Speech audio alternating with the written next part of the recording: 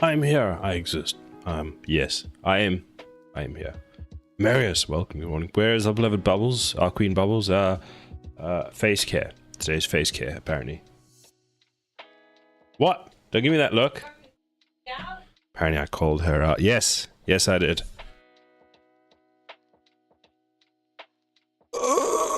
Marius, how was the rest of your stream last night? Looks like you went on for quite a bit after I left. At least an hour or so. Siler, yes, it is I. Who are you expecting? Who are we expecting, Marius?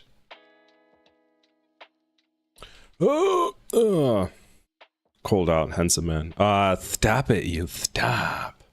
What? So, we have a few things to work on today, thanks to Marius. Helped me do small planning yesterday, fantastic. So the first thing we're going to be tackling is it's too big. I don't understand what she was doing, but it's okay. I know. I just wake up in the morning and that's it. Apparently it's different from when they've got to do like things to their faces. Who am I to understand? My mind is too small to be able to comprehend it. That's what I'm going to tell everyone. But yeah, so I've got a few things to work on today. A few things. The first thing probably is scale, because scale feels weird, should I say. Tower scale feels weird. Enemies. I mean, let's do this. Let's do this. Simplify everything a bit. Let's just put this is Jeff. Welcome, Jeff. I agree. But if it includes upkeeping the queenness, then it's good. True. All I know is stuff arrives from Amazon, and I just leave it for her. Because my mind don't understand it. Actually, we don't want that. This is what we're going to start with. I want to try something. How was the rest of your stream last night, Marius? Did you have a good stream? Did you make more progress? What am I doing? This is a good question. Towers. Yes. Is it a building platform? No. Oh, I don't know. Let's just do it the easy way. Well, I thought it was Shift E. It is Shift E. Then grid platform. Aha. It's called grid platform. So let's take a grid platform and throw it out. Then let's go to our enemies. And so tired of physics. Wait. I did, but ran into more bugs as always. So tired of physics, I might change the entire combat system. Oh, really? I do love how you keep gravitating towards these physics-based problems. Like, wasn't the previous project you were working on with the shooting and chaos physics and all that stuff also physics-based that was driving you up the wall? Yes. Aha. And then your next project is that one I sent you yesterday about creating physics on a planet. Like a small sphere that's floating that you could then just, you know, jump to and have that as your new gravitational sphere.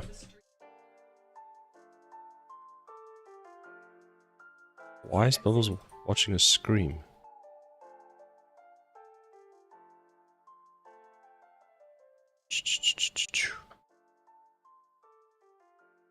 That's Jeff.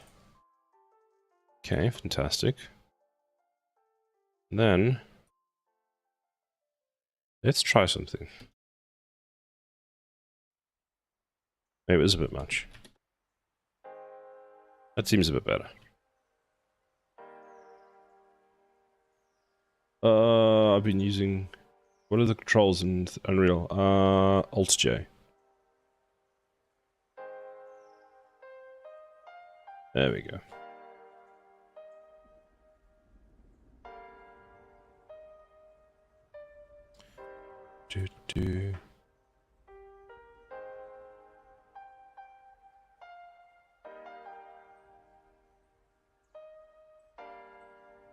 Oh no. There we go. So, Marius, if you're not going to be using the physics-based system, what are you going to be doing instead? Are you just going to have to create character movement systems in general for them? I suppose they shouldn't be too complicated in the sense that... what have I done? Oh, I selected the whole universe. Hello, developer Rex. How are you doing today? Some turn-based shit like stream avatars? That could work. Would that be where each character sort of has its own, kind of has a queue of events that it's executing? And if it doesn't, it just idles or jumps around? All good. Glad to hear it. That should be good enough. -2700. 25.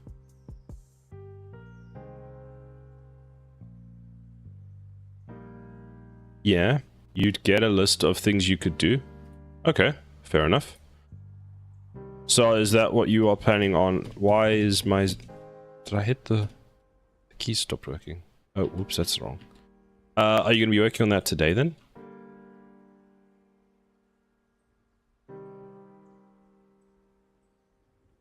But we'll see. Today's Environment Day. Ooh, does this mean we're getting grandstands for people to spectate when we go into the... one of the modes?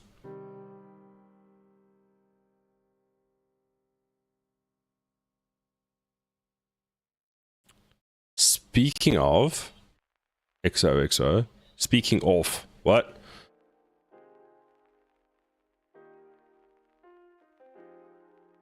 What does speaking off mean? Do you... Am I speaking badly again? I'm hiding? Oh.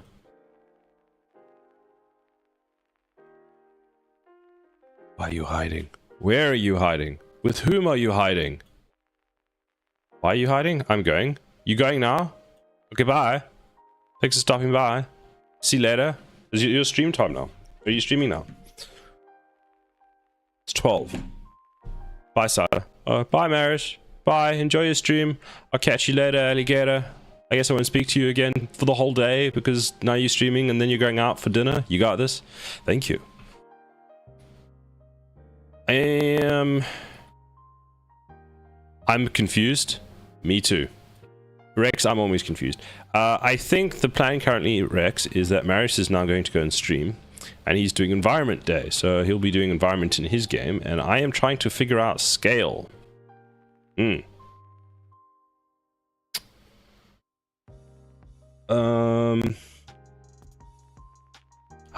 yes. So, okay, that's option 1. Whoops. This is going to be option 2. Because the scale of everything in my... Yeah, no, I want to move you. I just control. There we go. We could stream Marius. Okay, so if we change this to 1. Control Z. Change this back. Let's try that. Okay, that's what we want. See what that feels like now.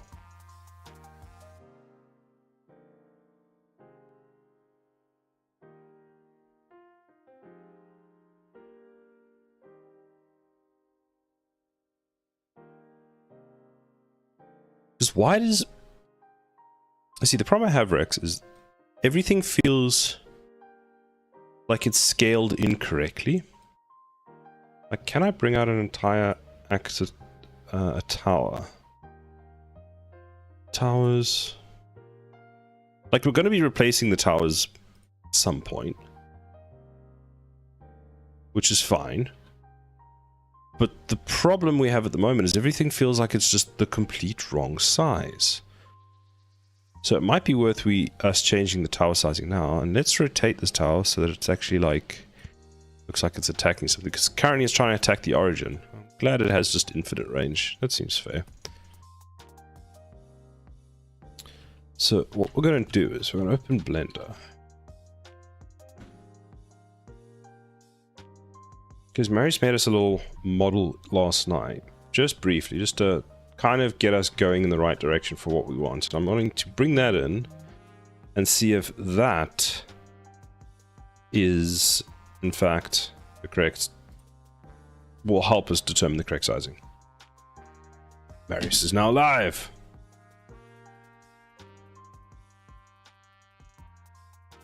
There we go, this Blender file.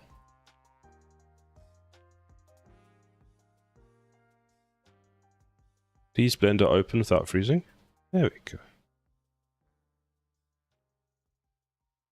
Did he add any materials to this? Did.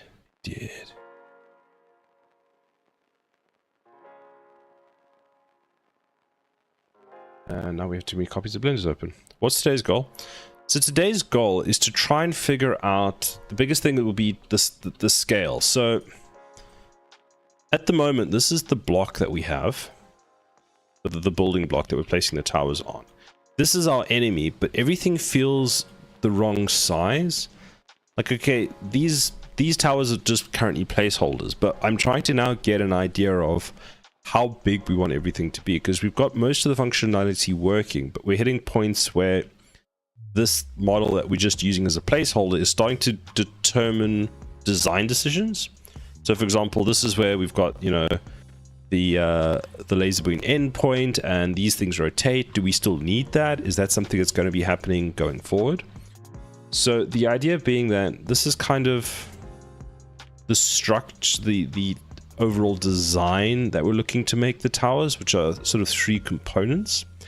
And what I'm going to do is I'm going to bring this into Unreal, place them onto various blocks, and see how they feel from a size point of view, and then determine are our blocks too big, are our blocks too small, the building blocks, are the enemies too small, are they too big, and that kind of stuff. So we're trying to get a bit of sizing and structure done.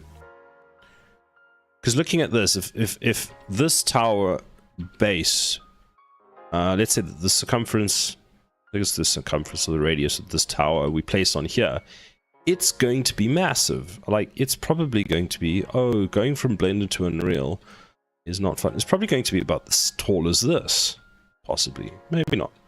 Probably about up to here, which is a bit, looking down from here. It doesn't feel right. Which is why I was thinking if we make the platforms about this big and then possibly reduce the enemy size to about half, that might be a bit better. Wiley, welcome back. How are you doing today? So yeah, we're doing scale today. So hopefully we can get somewhere with that. Cool indeed. And if I can remember how to export, I want an FBX. Yeah, that should be good. There's a lot of documents. It'll be my S drive and real. I have too many projects. This is tower defense. Let's go with TTTT.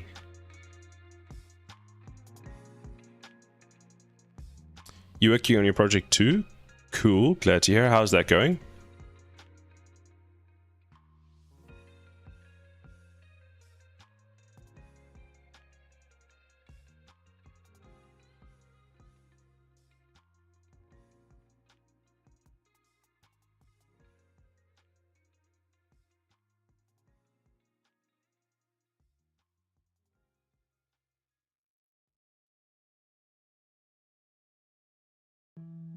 Do I try to use GLTF format? Usually I just export as FBX GTL.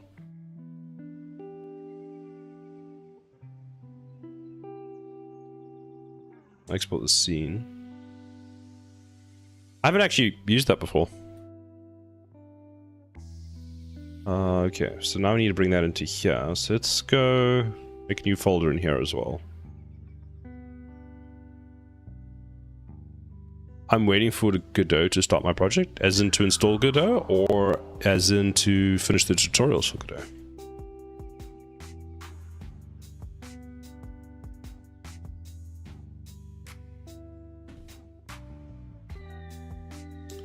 Let's change the color of this actually.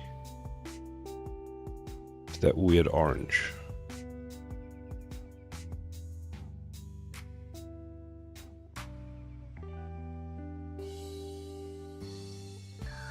For me, it was more handy format. Okay, I'll need to actually give it a try then. I've not looked into it, but I'll look into it then. Add it to my list of things. I'm working on flying portals with spawning enemies. Flying portals with spawning enemies. So, remind me what type of game you're building again? That sounds somewhat terrifying to have enemies coming from you from above. Where is the tower defense? There it is.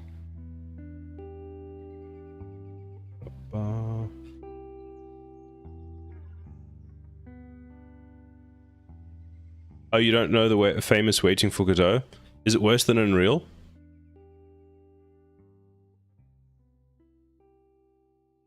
Ooh, look at that. Oh, that did not do what I wanted. Let's do that again. The play.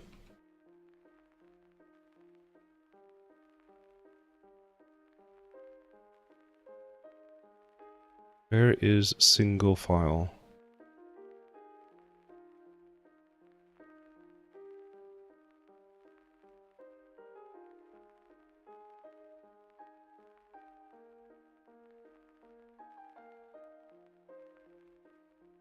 I always felt that Unreal took forever to load.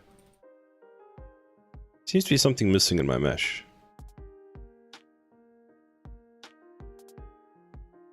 There's an extra piece here that actually hasn't copied over properly, which is kind of funny. And then we've got some normals that are the wrong way around. Fantastic. Yep, the normals are the wrong way around.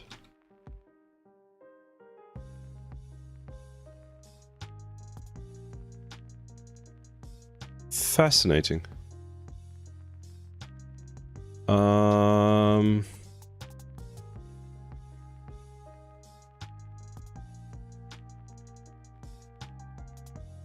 Blender, please.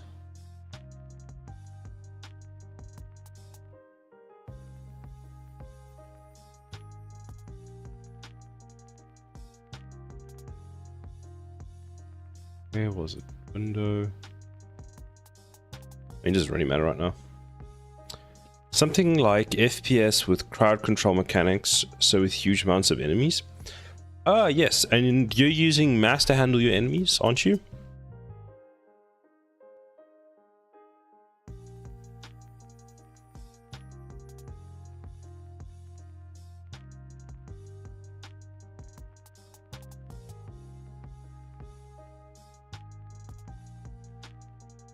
Is this link?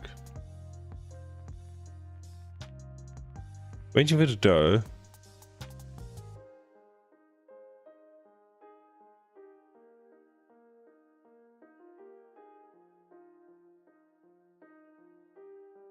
Ah, okay. Thank you, Rex. Keeping me informed. I do appreciate it.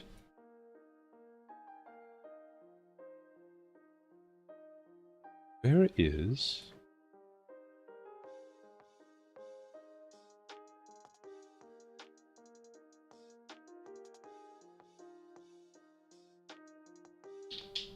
Nope, I'm using special ECS plugin for Unreal. Again, it's much more handy and have a very good and simple API. Would you mind sending me that plugin? If you haven't already.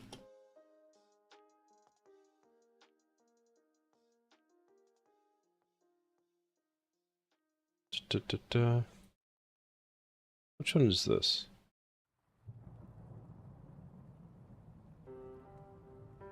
I see there was a guy by Nolan Games who I believe did something relating to apparatus. Real Engine.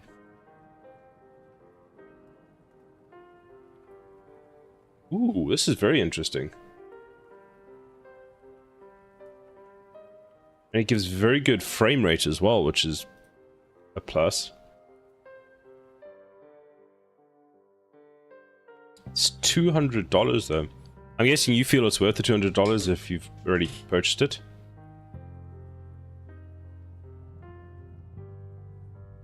Rex explaining your bad joke. Or maybe not explaining your bad joke, but maybe I'm just misinformed.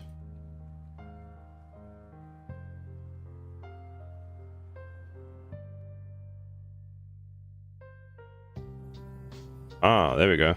Now there's the problem.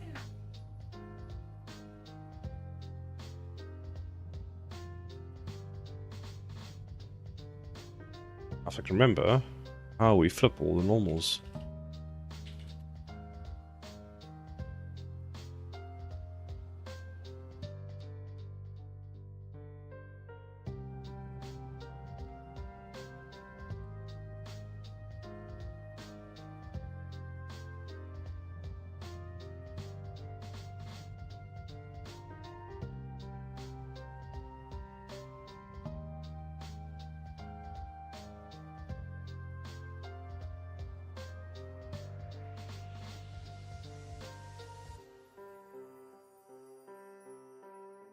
Do I also work on games in the weekdays?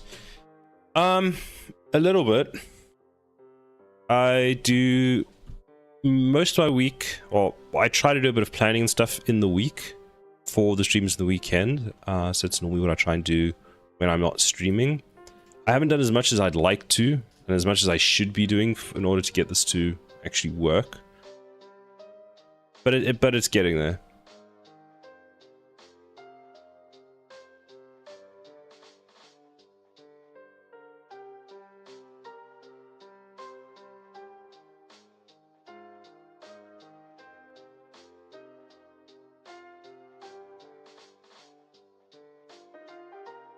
Do you get time to work on your game during the week, Rex?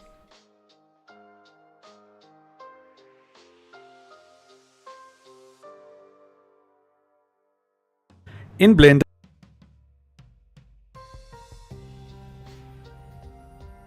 It's very loud. Thank you. Coffee, please.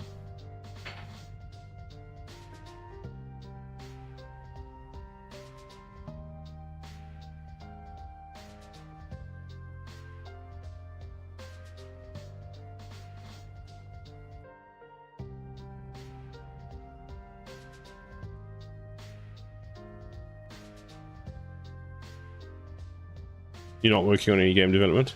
Why not? You gotta do it, Rex. You gotta do it.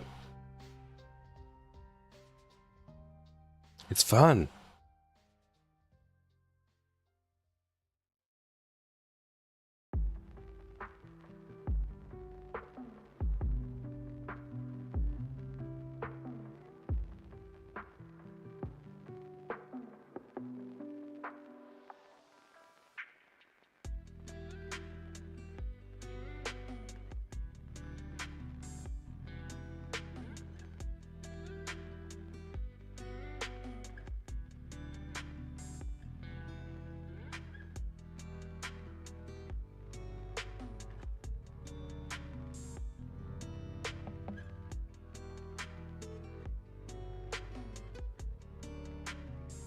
There we go.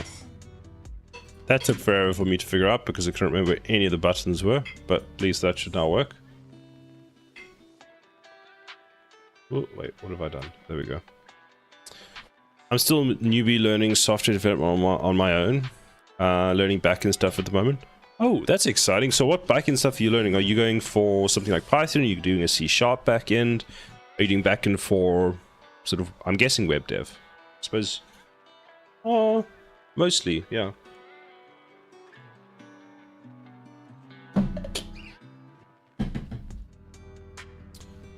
Let's go say hi to Marius quickly.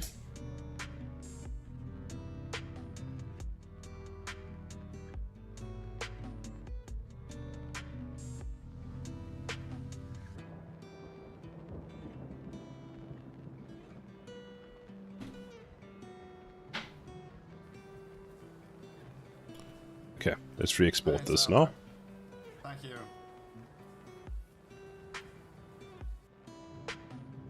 Export. Python SQL database management. Those will get you very, very far. We use Python at work for one of our backends at the moment, which is really good. What So what database management system are you using, or are you just using SQL to do the whole thing for you? It's not that interesting in web dev, but I still want to be a well-rounded developer. Well, sorry, I'm not that interested in web dev. Thank you.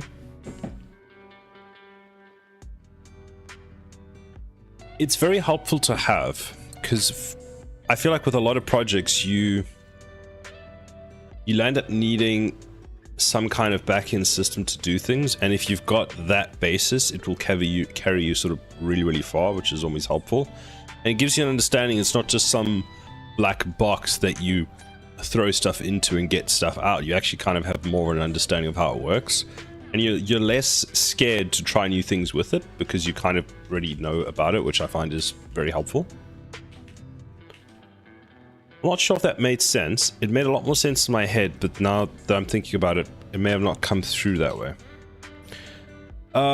Re-import, my absolute favorite not name, what would you call it? Favorite feature in Unreal. And look at that. So let's use material.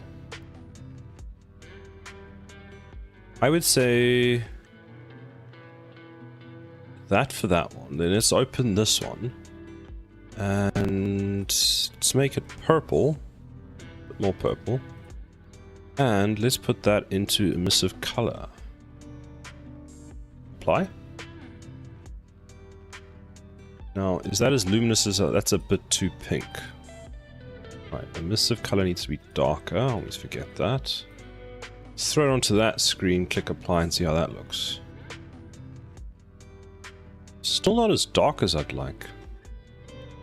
So let's do multiply.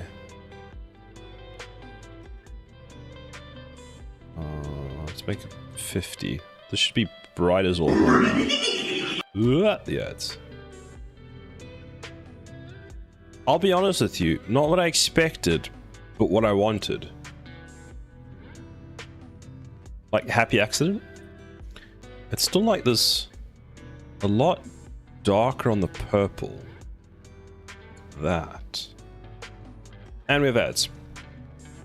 let's wait for the ads and then I'll answer your question.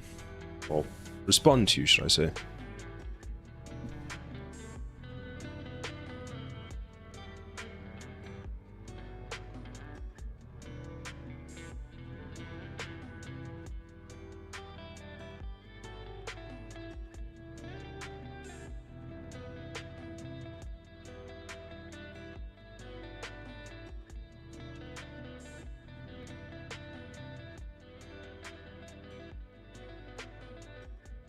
Oh, you're not getting ads? Well, that's good to hear.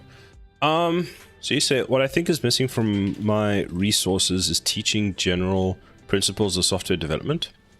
I can understand that. So like, one of the things that I found the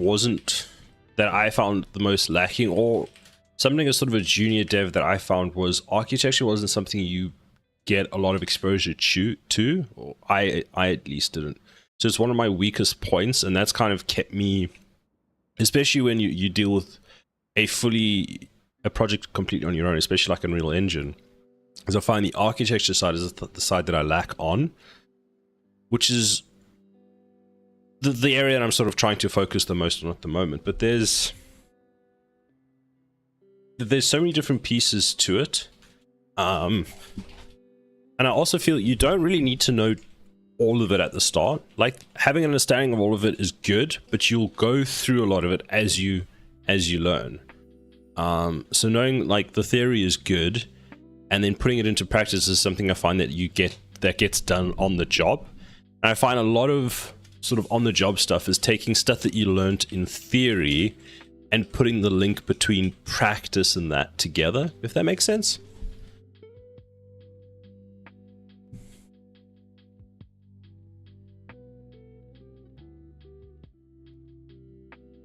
But I know, so like, for example, my company, the big thing for sort of junior to mid developers is, you know, focusing on your code reviews from a coding point of view, and what's the other thing? Design patterns. That's another big thing, is being able to identify design patterns. Because the thing about design patterns is you read the book for design patterns, you look at a bunch of them, okay, cool. And some of them are very easy to detect once you know them. For example, a singleton, because especially in like C++, if you've seen its declared structure, it's very apparent that that is a singleton. But you can then land up implementing that without realizing it's a singleton, or knowing that's the word for it. And having the link between the two is sort of something that kind of gets not lost, but that's where the theory practice and the actual practical application come in. So being able to physically identify, well, not physically, but being able to identify those. So that is our tower.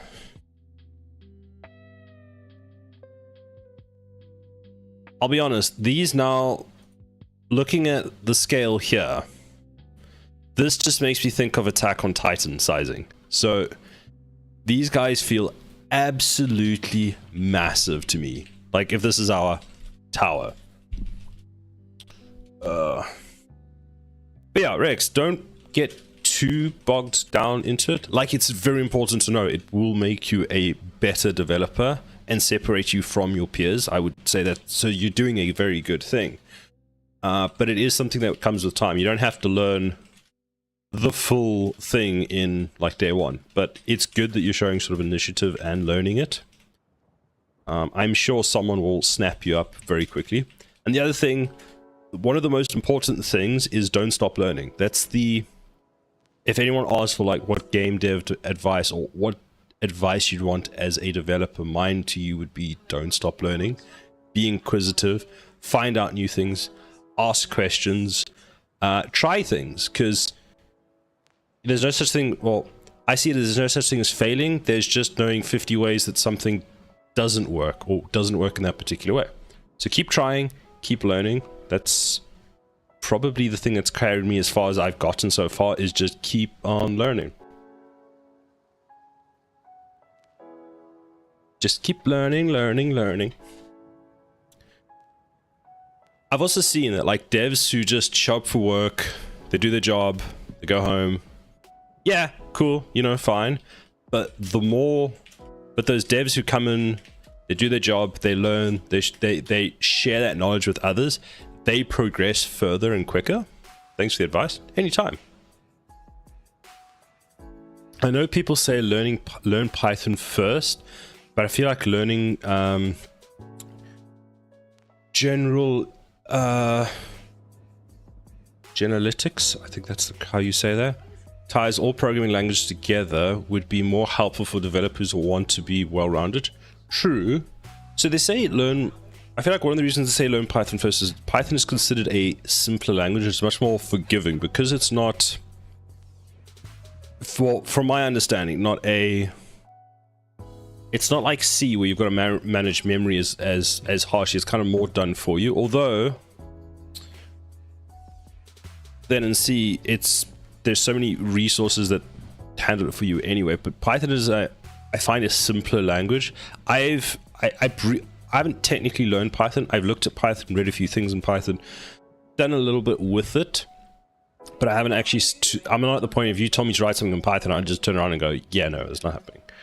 But I can understand why people say learn first. It's very helpful, and there's a lot you can do with it. I would say like the two for dev at the moment, if like web dev would be Python and JavaScript or towards TypeScript, just because that covers backend and front end really well. I want to go all the way, not just for a job. That is a good mentality to have. Okay, so now we have our towers, and let's think. This gives me very Attack on Titan vibes. What's the short? That wasn't it. Alt. There we go. Like, I don't know why this dude just seems way too big now. The tower also seems too big. The tower for this. Yeah, let's actually just copy this. We'll put that there. Tower for this size seems nice. But then the enemy seems too small. So let's put the tower in a few different places and see how that feels.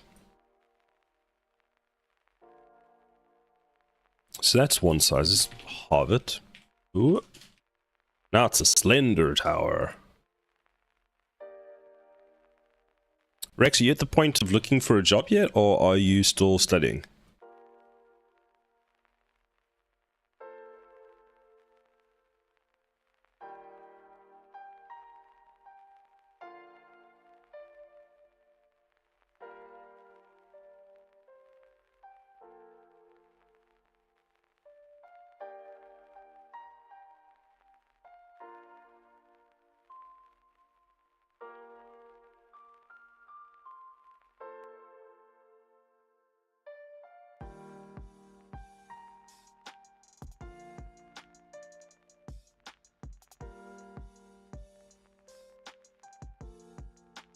So this is the kind of the four sizes that we can have. The sizing on the right feels a bit better to me because I want to be able to have, you know, 4 towers in an area. But now, do those feel... Now I think the characters, like this dude over here, feels too small. He's at 0.5. Let's move up to 0.75 and see how he feels then. Oh, god damn it. I pressed delete instead of end. 0.75.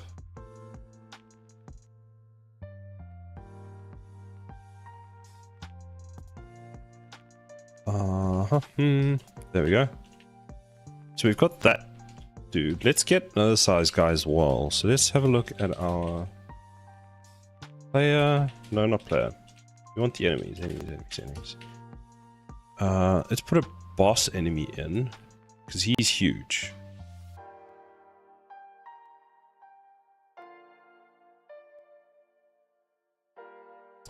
I mean, I'll go for a job if they know my current level and what I'll bring. Fair enough. Are you working? Are you just studying all these things, or are you actually making projects? Like, do you know what you're wanting to do? Because once you figure out kind of what area you're wanting to go into, if you can build projects using sort of the tools and the things that you're going to be using, that's very helpful. That's something I would say focus on, is building projects. Have a portfolio to show, or maybe not a portfolio, but being in a position where you can say I've done A, B, and C is always very helpful.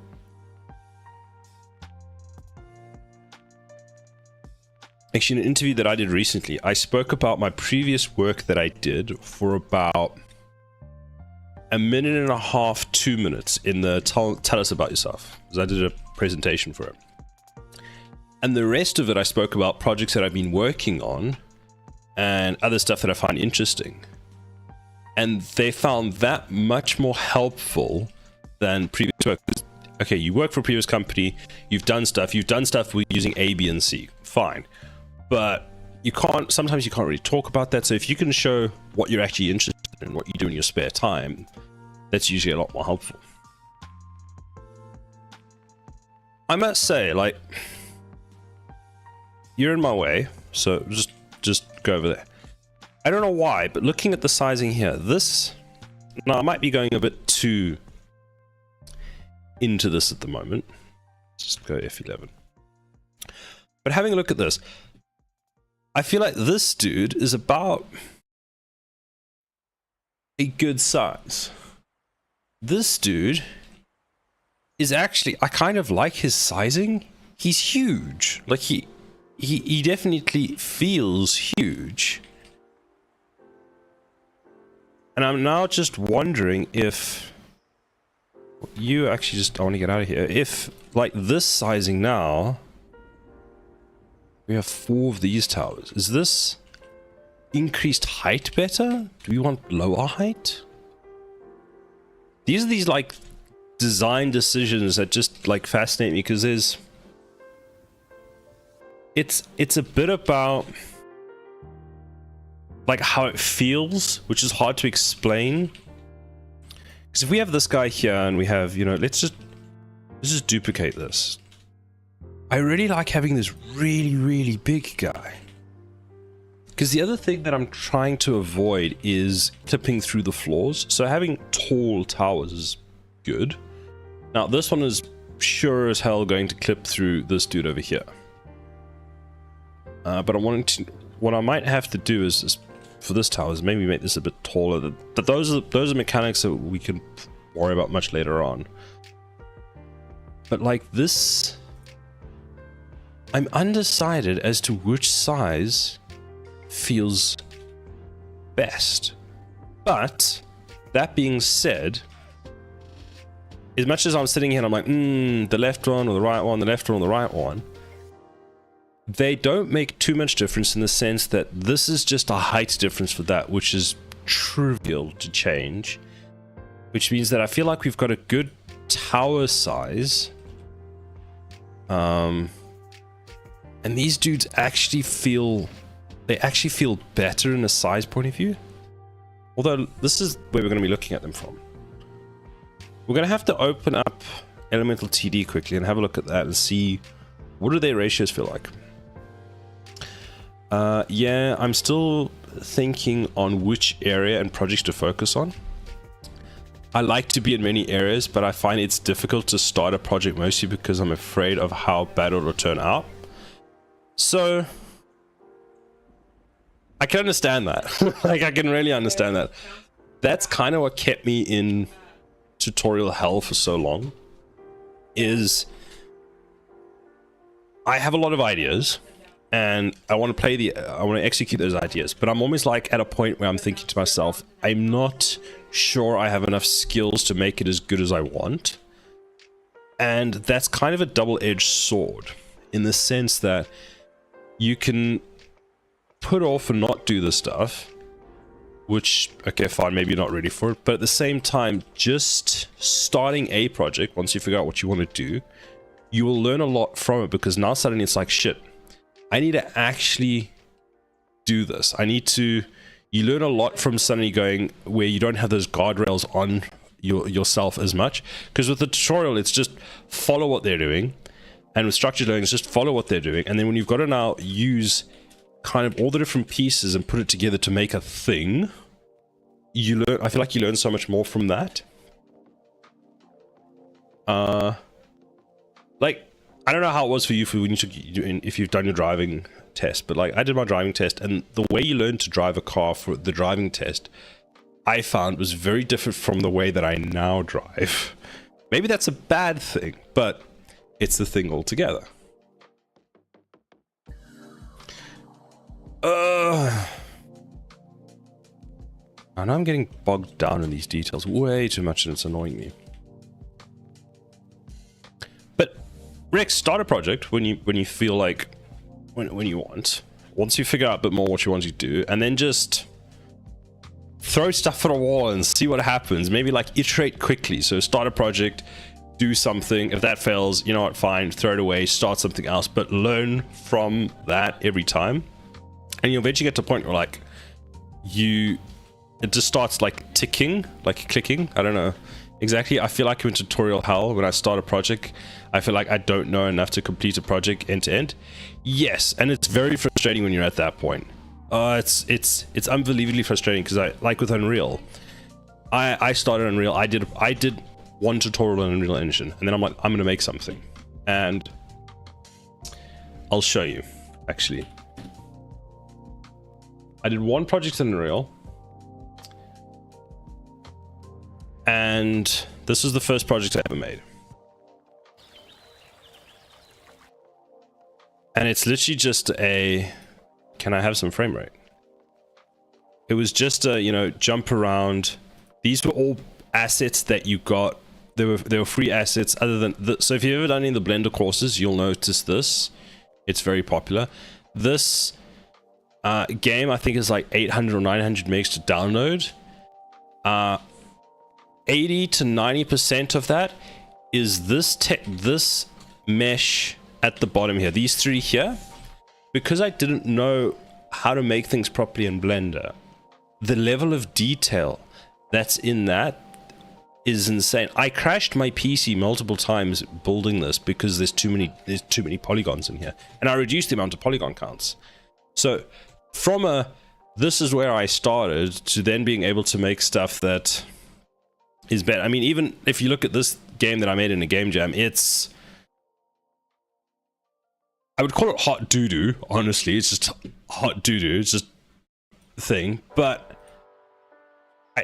if you look at the code and all the stuff that I did throughout these, it gets better and better. So like this was a 2D game that I made, and that's improved. And then this one, which I made for Pirate Software's Game Jam, this one was also another improvement. But from the outside world, it just looks like, oh, I made 4 games. But the level of improvements that I made from being able to make these was immense. Yeah, this was funny. Like looking back at this, there was a picture I had somewhere. I don't know where it is now. Actually, I might know where it is. Let me see if I can find it for you. If you saw what it started looking like and then where it was now, it's like night and day difference. Is it this one? Yeah, so this is what it started looking like, was this. And this is when it was finished. So it iterated a lot, and you won't believe how much I struggled to get these. All it is a pressure pad. So you touch it, when you jump on it, it goes down and thing. The amount of work that was.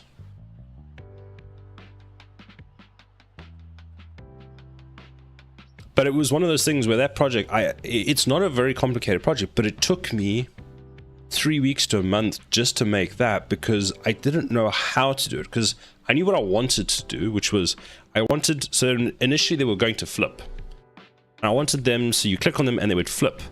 I could get them to flip, but then I couldn't get them to just flip 180 and stop, which now I can do in my sleep, but I couldn't get Unreal to do that. So I was literally Googling how to make a thing flip, because I had no idea. And even though I'd done tutorials, it was outside of the scope, if that makes sense. And then all of a sudden, so I did that and submitted it so that I had a project done. Cool. Then I went back and I did more learning tutorials. I learned some new things. And then you kind of, in another project or another tutorial, you see something used. You're like, wait, I could have used that in that one. And it's like, God damn it. It's like that would have made it so much simpler. There was another project which I used, and I built a platform that moved from A to B. I then discovered there's a blueprint node, or something that you can add to blueprints. For example, that is, can't remember what it's called, but basically it's, you set the start point and the end point and the speed that you wanted to oscillate between the two things, and it does the whole thing for you. And I'm just like, really? I manually made that. So it's getting that familiarity with all the things you're using and realizing that there's sometimes might be an easier way to do it. But I find like initially starting, having the correct terminology to search feels like half the battle. Like with, so I've done a lot of front-end dev. So if we look at React, for example, is you're trying to do something in a particular way and you keep coming up against like a wall for it's stopping you because you don't realize that you have to do it in another very particular way, which is not helpful because you don't know how to do it. But that just that's what I feel like when they say, oh, you need 2 years experience. It's that kind of smashing your head against a wall, not realizing why something's working and then figuring it out is what they're asking for. Not that they seem to know that. Braxton, good day. How are you? Agreed. Coffee's good. Coffee is good. I'm well, thanks. Thank you. I'm glad to hear that. Ooh. So we have daylight savings to, well, not daylight savings. Opposite of daylight savings. Or is it the opposite? We're going to British summertime tomorrow, so we're going forward an hour. Like the US did it 3 weeks ago. British summertime, yes, when the Greenwich meridian at 0 will be 1 hour ahead than meridian time, or what it is, whatever it's called. It'll be tomorrow, yes. So we go from 2 a.m. or 1:59 to 3 a.m. I think is how it works, which is a bit of a mindfuck, but you know, whatever. Braxton, do you have your time changed already? I think your time changed about 2 weeks ago. Do you find that you prefer one over the other? So for example, I prefer it being at British summertime, like, because, okay, maybe it's personal preference, because I deal with people in South Africa, which is at +2 GMT, having only that 1 hour difference, we're at +1, is better for me.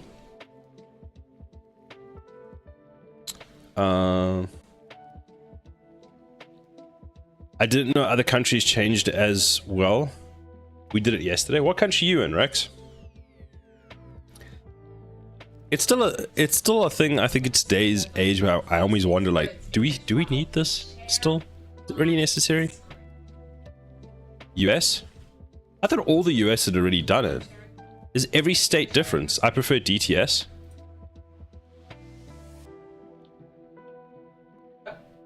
So you prefer the daylight savings time? Okay.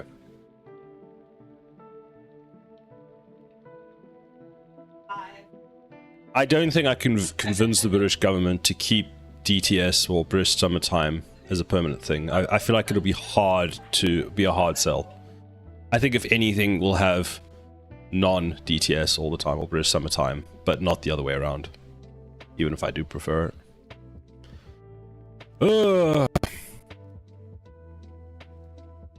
Okay, so these are the towers we now have.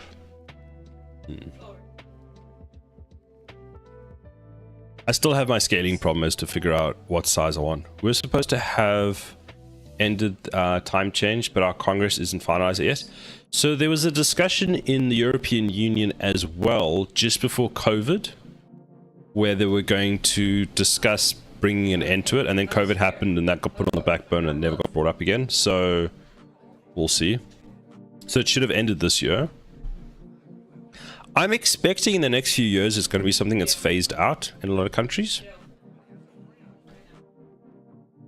Which I suppose is... I mean, for the coming generations, if you don't know about it, it's going to not influence you in any way. So, you know, whatever. Okay. Braxton, let me ask you something. What do you think about the scaling here? So, this is the platform we currently have, and I feel it's too, with a tower on top, it feels too big. Because I mean, if we're sitting up here, and this is your tower, it just feels the wrong size. So I was thinking of something more about maybe with a platform of this height where the 4 are, and having enemies a lot smaller, so maybe about that size. I think that sizing to me seems a bit better. I know we had all the paperwork done and we're basically waiting on Congress's approval. So I've been reading a book. I've been reading Barack Obama's book from basically before, it goes on from when before he was the president to run up to the president and then becoming the president, and his sort of time while in office. And it seems like, looking at it from his perspective and what he tells you, is Congress is it's just a nightmare to get anything done, because it seems that if you're on one of the two sides of the party, your automatic response is just to disagree with the other side. I mean, I'm making it probably worse than it actually is, and I'm probably paraphrasing massively and over exaggerating the things, but yeah. Right now they are a circus, so it's probably the same then. Same but different, you know?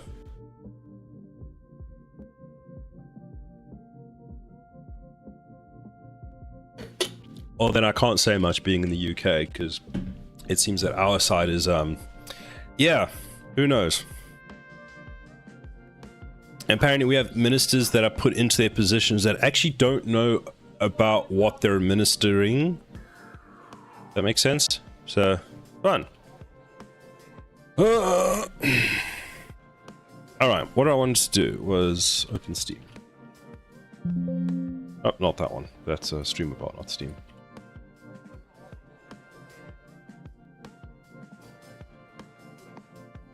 Yeah. It's not as opposed to addition. Apparently Lethal Company is 8 quid at the moment. Good to know.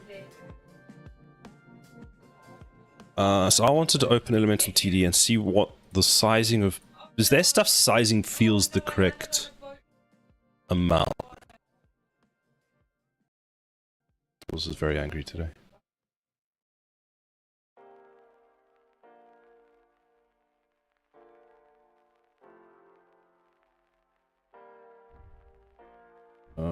I mean, any level at this point. Let's start with that one. Sure, why not? Okay, so if I put a tower here, is there a pause? Oh no, it just doesn't start. So, can I rotate? I cannot rotate.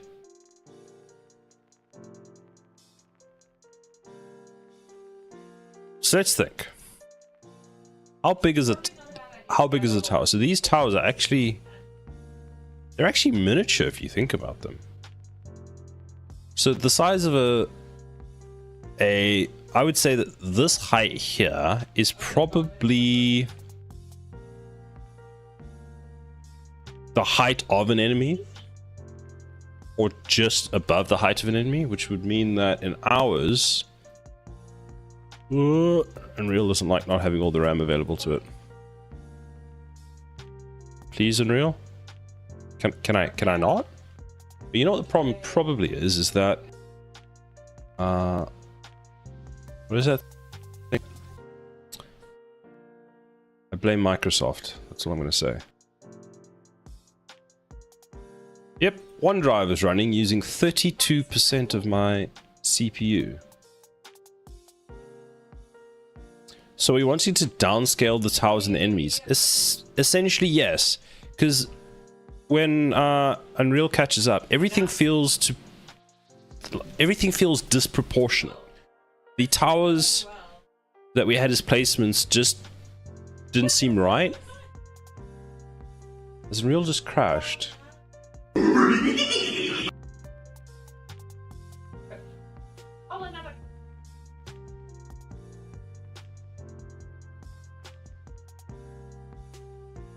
think I've crashed Unreal.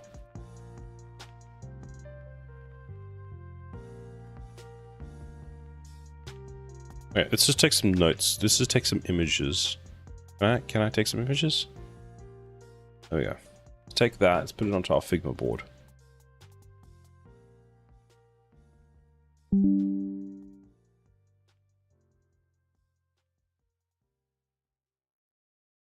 I'm wondering if the smaller scale ones will improve performance.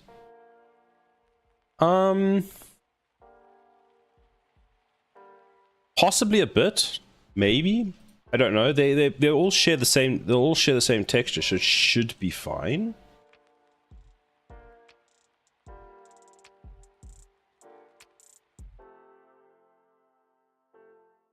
Okay, so there's that.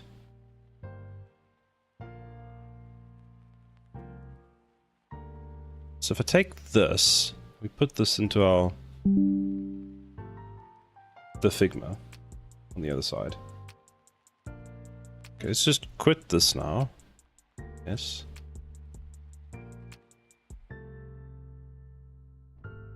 How do I close you? Back, exit. Yes. So has Unreal... Okay, Unreal's kind of caught up. Because the scale, to me, the scale of the towers all feels the wrong size when looking at it from about here. Because one tower taking up this size feels too much. So the plan was to split this into at least quarters. And now I'm trying to figure out essentially how high everything needs to be. So looking at this, I mean, if we look at what we've just seen, is that if this is our standard enemy size, which is, it's currently 0.7, let's make him 0.75. Would make him about that size. So from the other elemental, from elemental TD, we would kind of want this to be about that height.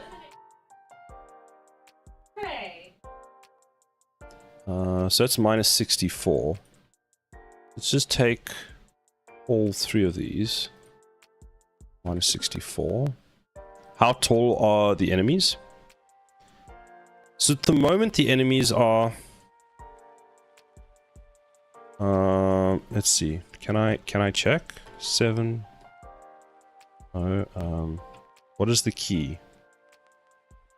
Show perspective front.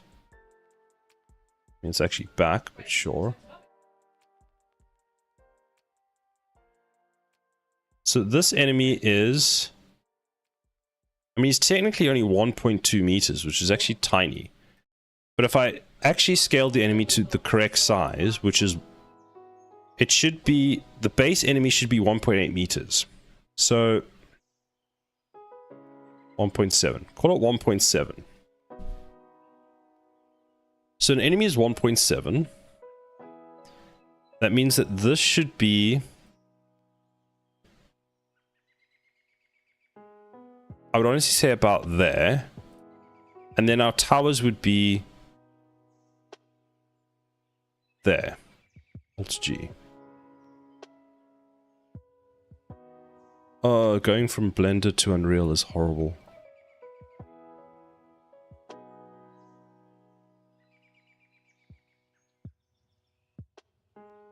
So that looks... It kind of feels better to me. So 1.7 is about the average human height, give or take. Yes.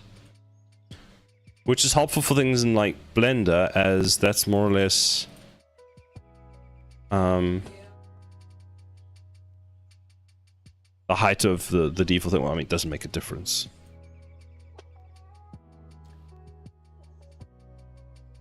Taller than me, but still decent scale.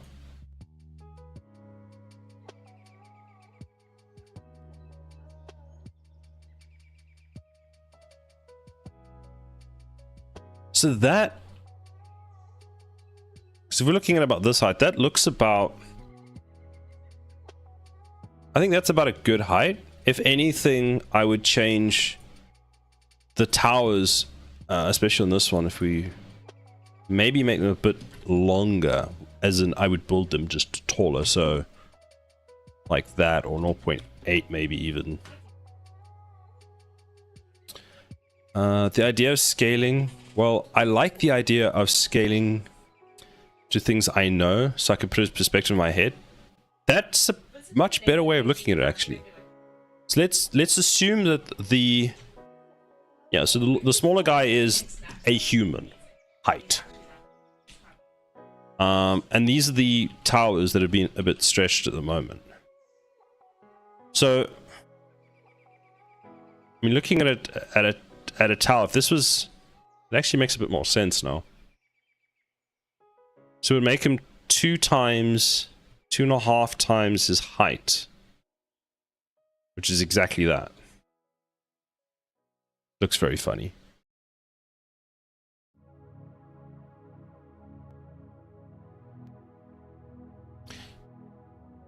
I feel like this is about right, actually, Braxton. So if this guy can be that size and we can have bigger enemies like these big boss boys.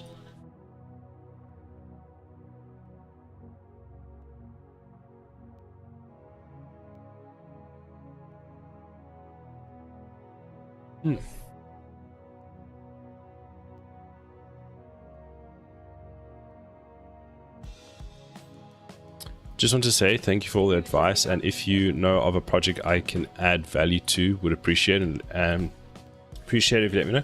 I will do so anytime, Rex. I'm glad I hope I was helpful. If you have any more questions, do let me know. And good luck on your journey.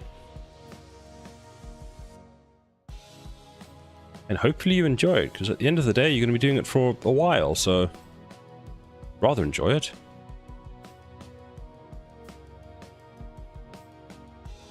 Yeah, so I would make the midsection have another midsection, so these are taller. So 2 midsections, unless we start off as... If we just hot prototype this really quickly, we go into modeling. We just duplicate that, and we... Right, let's do this. And...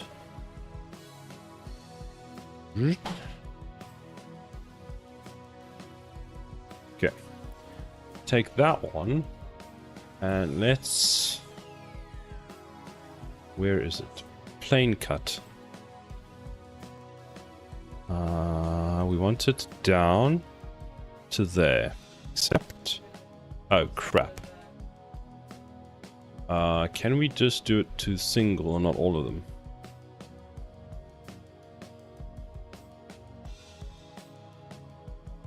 So modeling.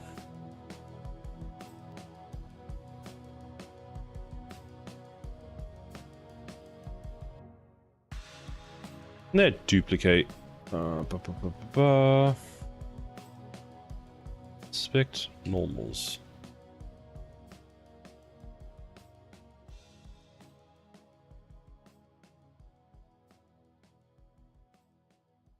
And if I take this one and then I edit it, what happens?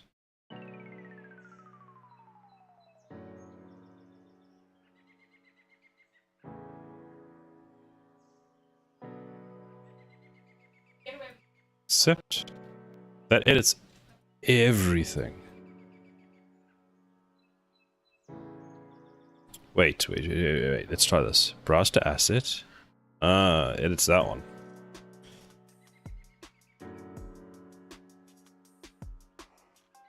I have an idea. Control Z, Control Z. Bottom.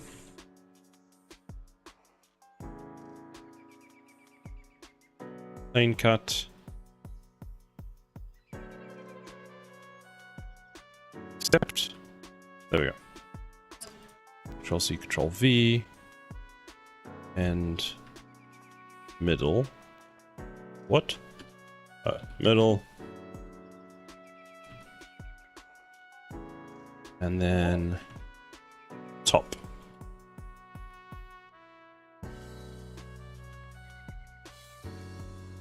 So put you there.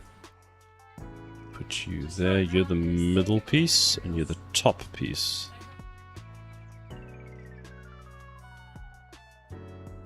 Plane cut.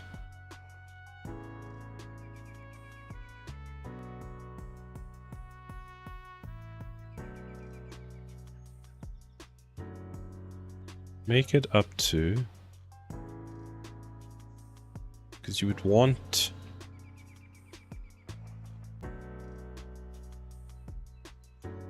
wait, let's do the bottom piece first.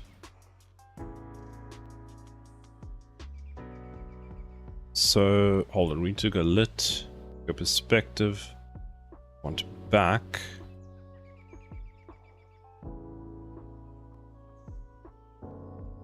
There. Accept. Plane cut. What do we want? Do we want that one? Would that be a piece? Which piece would we duplicate though? Or would Anything is better than building. Oh, I'm getting too bogged down on the details. Actually, cancel.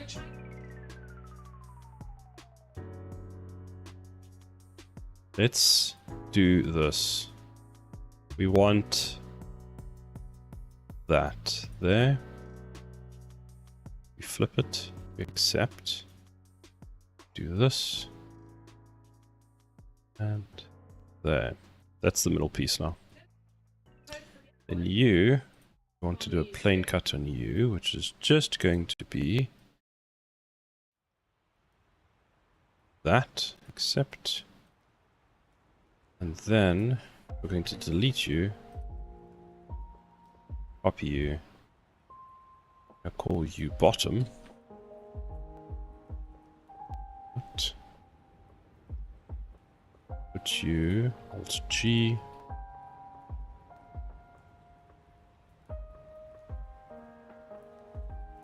Bottom.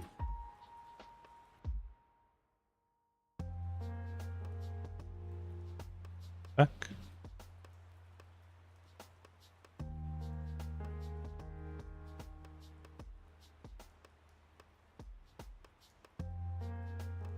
Accept.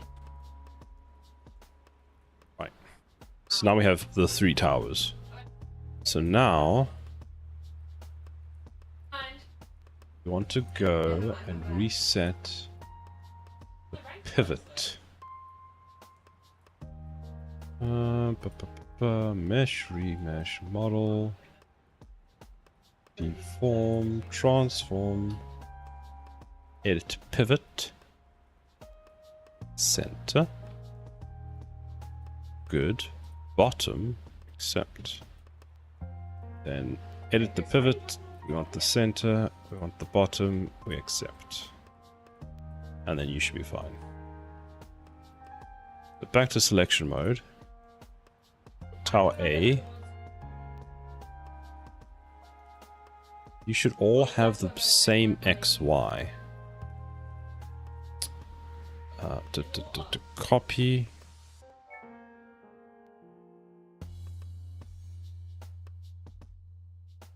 To paste.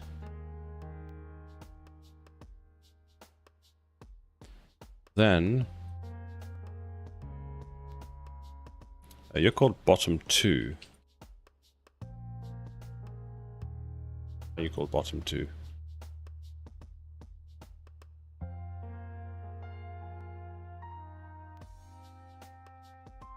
Yeah. Look! Look! What the fuck is this? Hello, Arm. How are you? Where's the lamb sauce? It's a good question. It is a very good question. How are you doing today?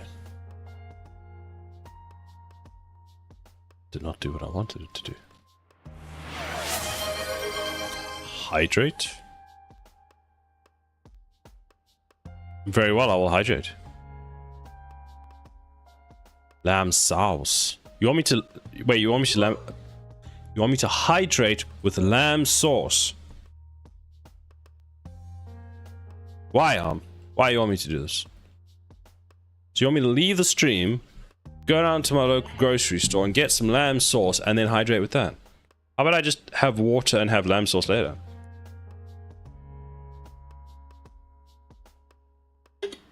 Not really what I want to do, to be honest. Not really what I want to do. But moving swiftly along, how are you today? Are you doing well?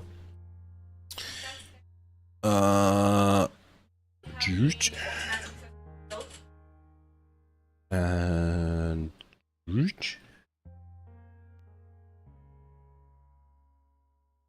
you up.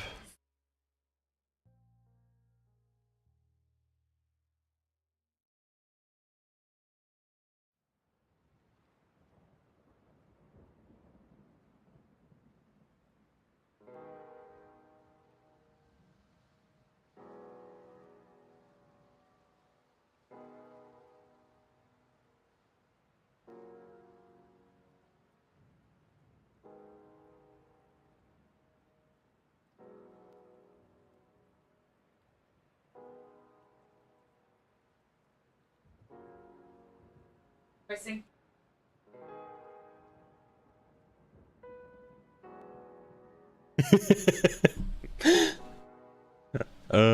I'm doing well. Got to turn in this job application soon.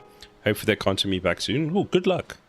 Keep me posted on. I hope you get it. I was just popping in. Let's try that again. I was just popping in FTM. I don't get service once I leave the house. Oh no. Well, thank you for stopping by. Oh no, this does not work. Braxton, I have to say these look like shuttlecocks. Yeah, they look like shuttlecocks. This is true. Their design needs a bit more improvement. Let's just say that. Group.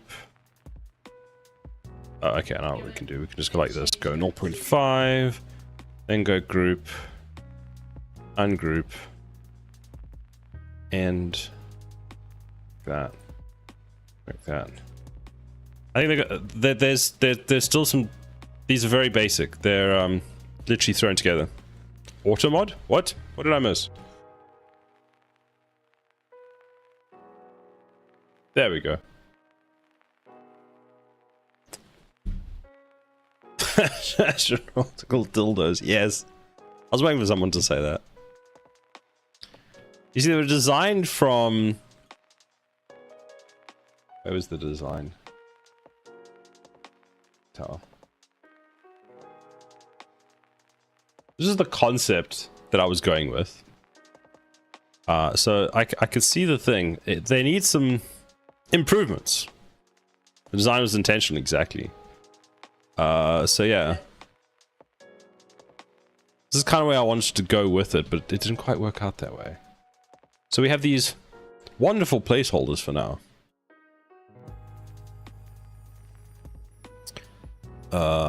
So what I want to do, I should probably move some of these out because at the moment it just looks a bit crazy. So let's remove all of these extremely slender ones and the 3 person high thing. So let's try to do it this way. There we go. I liked the design though, minus a few discrepancies.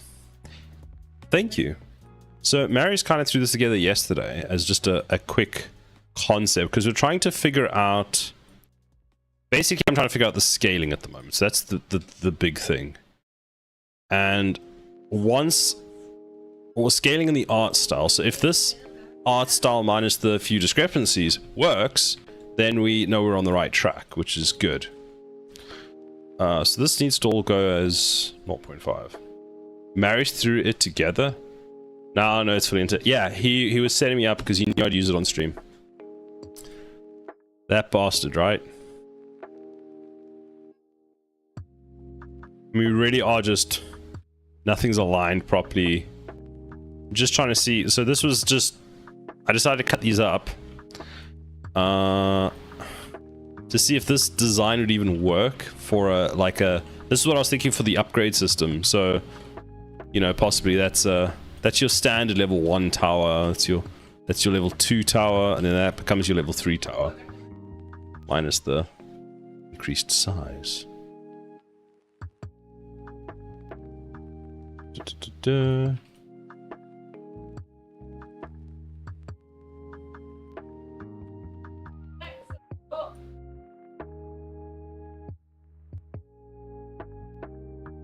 It reminds me of a chess piece with the design. Really?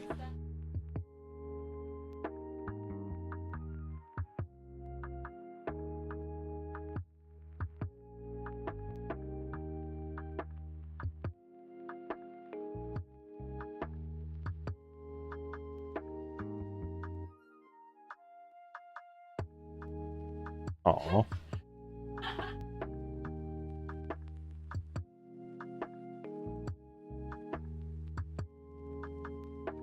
What is the button for top? Alt J. You think I'd remember this? Ah, yeah, damn it. This deselected. Okay. Finally. Oh, chess piece. Chess, yes. Actually, yes. Very much so. But I would say, from a sort of scaling point of view, that this seems about right. I think the 4 is definitely a good idea. You can have the front and the back row, or whatever you want. I'm happy with them being quads. I think the quad system works quite well. I may later, and what I like about this is it gives me the freedom to kind of, I can change their pivot points. So that's explained horribly. Wait, what I mean is, each one of these is a quarter, but I could have like a outer ring, outer bevel maybe, and then have from that their 4 individual sections, and then have the X points here, whatever it is. Horribly explained. Oh wait, I mean from the bigger side. But so this whole thing, for example, could actually land up being more there or more closer, depending on how we want to design the outside pieces. Because essentially these are going to be 4 pieces that clip together. But yeah, that's...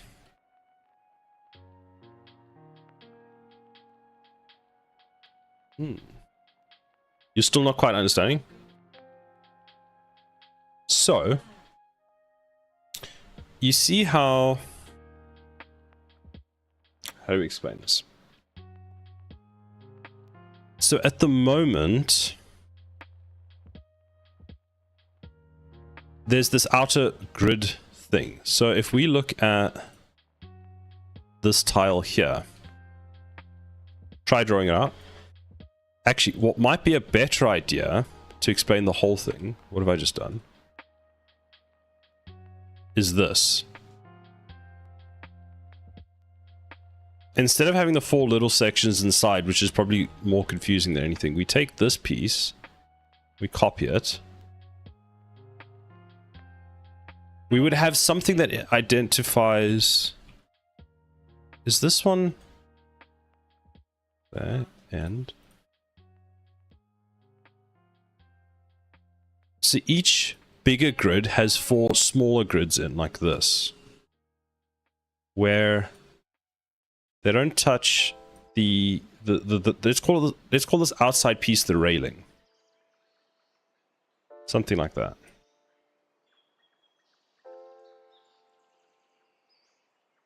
Let's use the outer one.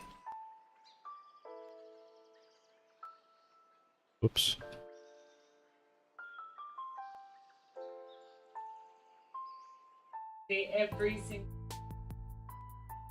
Okay, so each block would have 4 smaller sections that allows you to place a tower down. Good old design. And then from, where is it?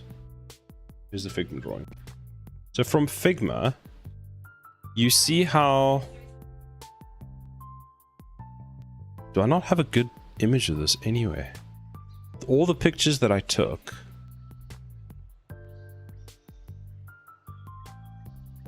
So you see like these towers here, they've got like this outside area, but you've got this middle section here, which is for building. So you've got 2 tower placements in rows. So tower can be here, here, and then it can be... Can I draw in Figma? I don't think I can. Well, I don't know how. Let's just do this.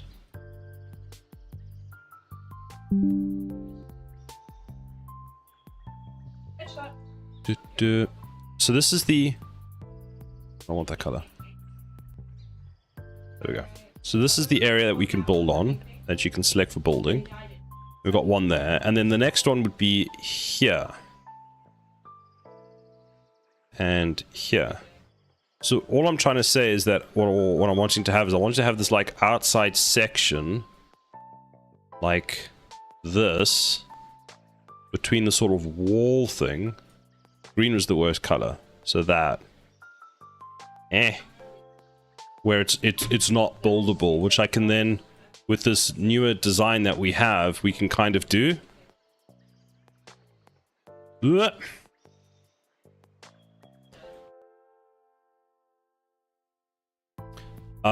then the question comes in. So what I'd want to do is make it a bit modular, maybe. Like a border to keep them inside, yes, exactly. But then what I think what I need to do is actually, I'm looking at it the wrong way. So if we keep it like they have their block here, but maybe what we do is we then have pieces that snap onto the end. So this is a piece that we could build in 3D. Let's use a color that you can actually see.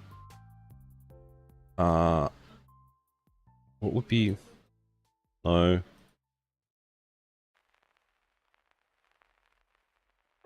Let's go with black. There we go. So this outside section here could be just a piece that we add to it. And then this could be another piece that we add as a mesh to it. This is just future design work, but it's something I want to consider. And then this one over here. So then all of these are like the outside grid areas. Purple. Oh, purple would have been a better idea. Let's use the other purple. This one. Yeah, that would have been a better idea. Well, now it's just a mess. We want purple. Fine. Purple. Purple's the color.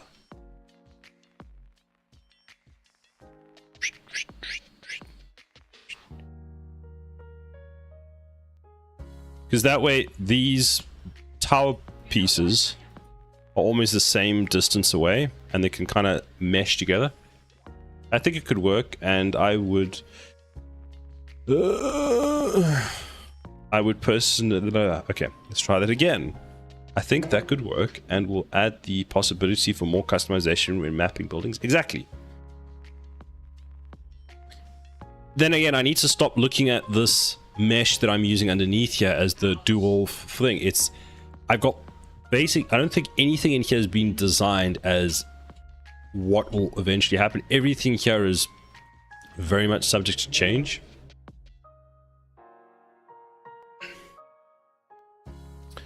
Which probably doesn't help, but you know, whatever. So what I'm essentially wanting to do is create the very rough idea for each of the towers that I want. So spaceship dildo as the laser tower I think is a good start, you know, and I'm wanting it to be, yeah, a proof of concept. It's just a proof of concept, exactly, and it will at least help us design sort of. So for example, we're probably going to use this middle thing, the purple cylinder part over there, as where we shoot the laser beam out, for example. I'm not sure how we're going to handle clipping. I mean, what we could do is this one shoots into this one and then powers this one up to do more damage. That could be an idea. Spectral cocks. Exactly. Oh, we have ads. Alright, while we have ads, I'm going to be right back. I'm going to get some more water.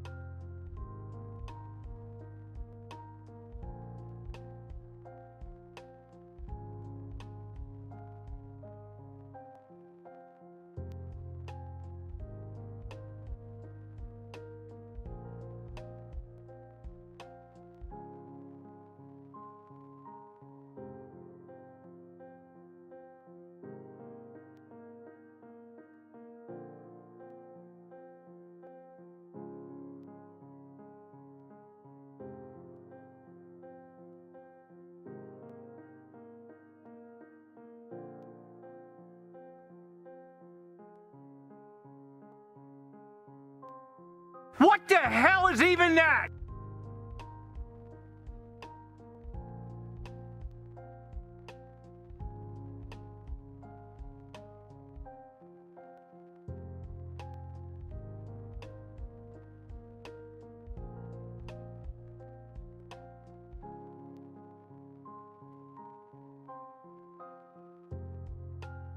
I was gone, and then I was back, and then I was gone, and then I was back.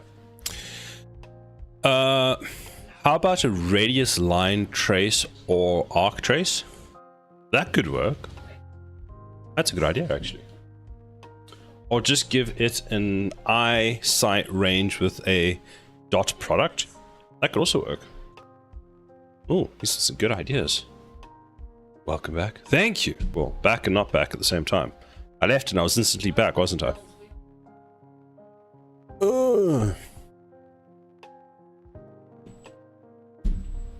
Like, it kind of makes me wonder how some of the games do it, like with laser towers. Like, if we look at, was it defense grid 2 laser towers, as an example? Oh, they're just super tall. Okay, so defense grid went with the kind of opposite approach of just make things, I say super big. Yeah, no, I don't want to look at that. Go back. Open. Where's the open image?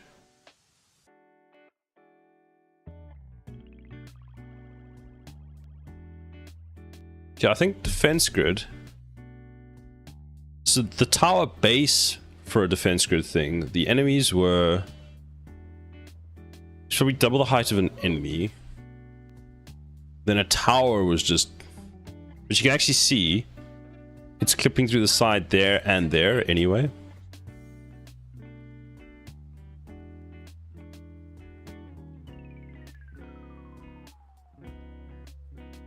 Have you ever considered becoming a prophet of sorts? What, in creating the religion of atomic? What would I preach about, What would I preach about? Doesn't hate it. Doesn't.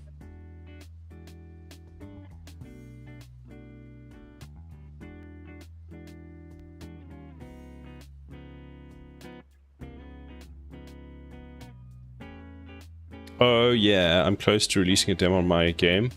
Gotta do some models and monster mechanics. Ooh, nice. Can I play the demo? Preach about the life of a toad. I already could do that. I'll make a new stream. I'll make a new stream channel. That's all I do is I preach about the life of a toad. Let's put that on over there.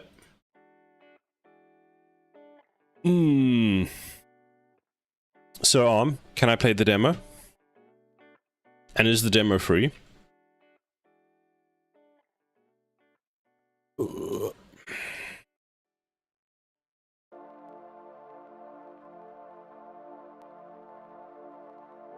He is known as the Frog Prophet. Unofficial name, right?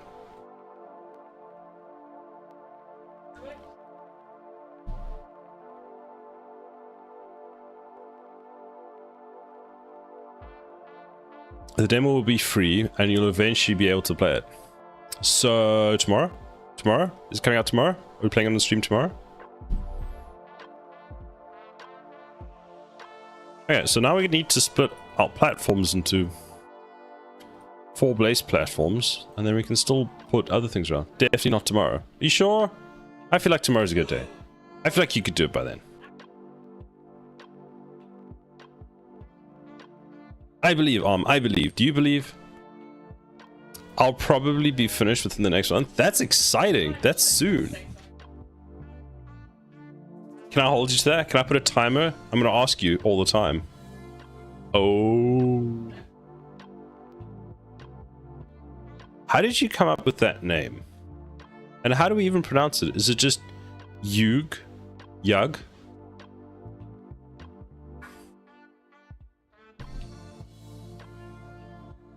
I spammed it. I was about to say, did you smash your head against the keyboard to come up with it?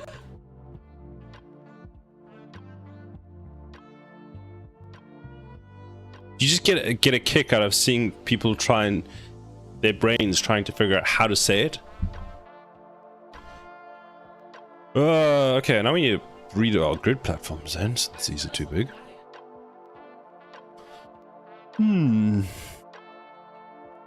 It's pronounced yuck.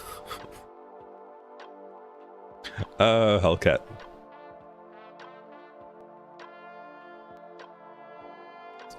I could do it all in 12 hours, but I would have to sell my soul to a couple of high-ranked demons.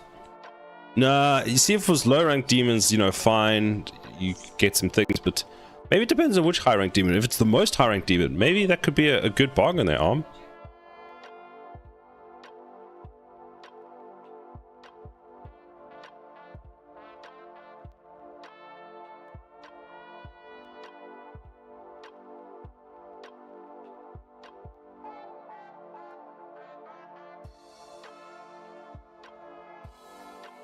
Seems like your message, Hellcat, got held behind for some reason.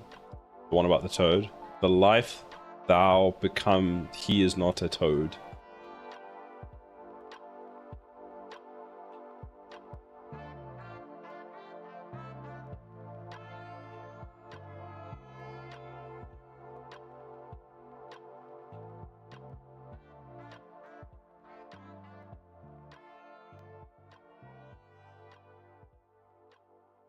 No, Arm, it's yeah. Would it be yeah?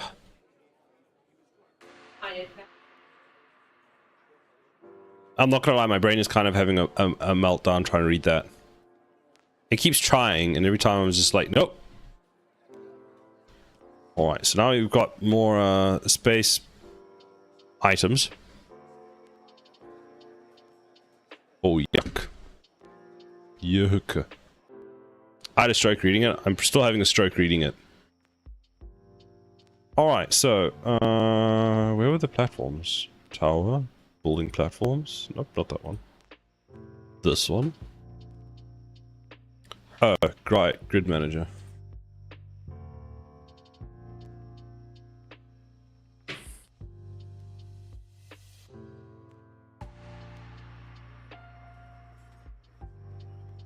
Let's have a look at something. If I could just play. Oh crap. Put that down over there, why not? Start F8.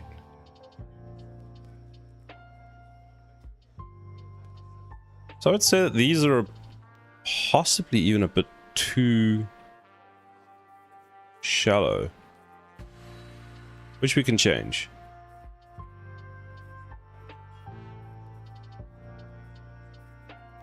Wait, what? Me too. Have you tried Scratch? Ooh. I haven't tried Scratch.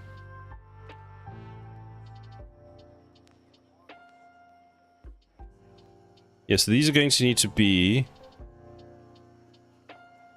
1.2. 1.2 is about the right height then. 1.25. This one, 1.25.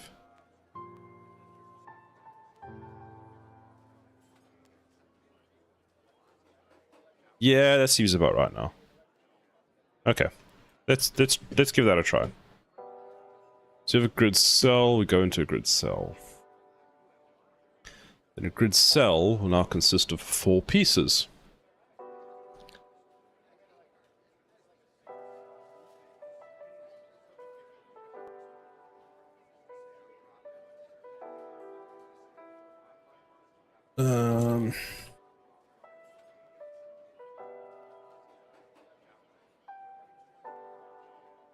I remember you gotta try and make 3D in Scratch.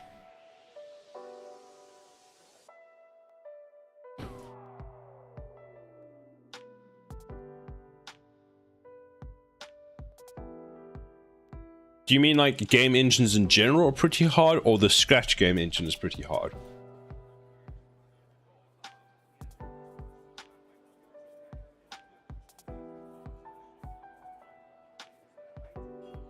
It sounds like you like pain if you're trying to do raycasting in Scratch. Just something I'm starting to sense here. making game engines is hard. Making game engines is very hard. It's something people greatly underestimate. Everyone's like, oh, we'll just copy what like Unreal did and do it better. No. I think people forget that Unreal's been developed now since, I think that started in 1998 as a game engine. Or 1999. Was 1999 the first game that was released in it, which was like Harry Potter, Philosopher's Stone on PlayStation? So we're now in 2024.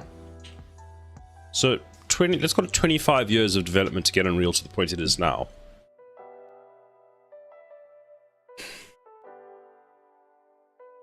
I would have to disagree. I've made a simple 3D game and it took me roughly 3 weeks and a little coding knowledge. Okay, a simple 3D engine, yes. But I've heard of people be like, oh yeah, I'm gonna remake Unreal Engine. I'm like, yeah, no, bro. But 3 weeks is quite impressive still, I must say. Call me impressed. Arm is very impressive. He's releasing his game demo hopefully at the end of the month. Let's go have a look. Unreal has way too much stuff in, indeed. Unreal's quite impressive actually with what they've done. So is this just... This is just empty. It's just this. So 1, 2, 3, 4. Take all of them. Make them half the size. So rename this. Apparently that opened visual scripting in the help section. Not quite what I'm looking for. My calculator is ugly, it's just a cat? What do you mean? My experience for making engines comes from a few years of Minecraft modding.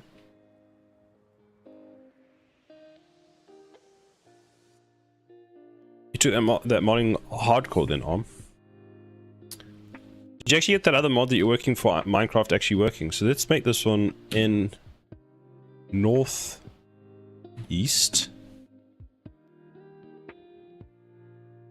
northwest,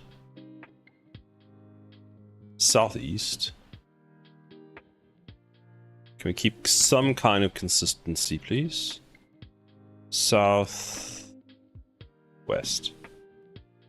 That. So then you will be, so if you're going to be northeast, your position will be, I don't actually know. So it'll be positive, so 50, 50. Let's go perspective top to make this a bit simpler. So that's wrong. You would be there. That's your quadrant. You would be there. That's your quadrant. You would be southeast, would be there, and you would be there.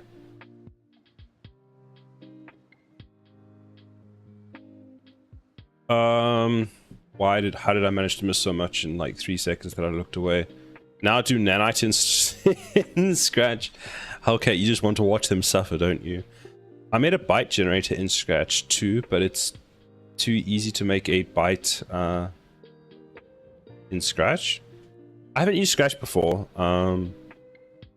so I haven't done the pathfinding in Scratch either. I've heard of Scratch. I've never actually looked into it or used it before. It seems quite interesting. I think people mostly do 2D stuff in it. I've seen some cool map generation stuff in Scratch, which looks fun. Map generation is actually something I want to start looking into at some point. So you're meant to be working on another mod, but your game has taken more priority as late. You've got lots of fingers and lots of different pies then, Arm. So this is a...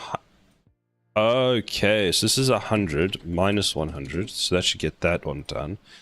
This is 100 and minus 100. Nope. Normal 100. Yep. You are minus minus. This is 100 minus 100. And then you, last but not least, will be minus 100 and 100. Save. Easy. I can tell you how. So basically there are 2 blocks for hitboxes as a costume. Giraffe path? Patch? Giraffe patch? What? I saw Minecraft Remake in Scratch. It was pretty surprisingly well made. Oh, is that what you mean by giraffe patch?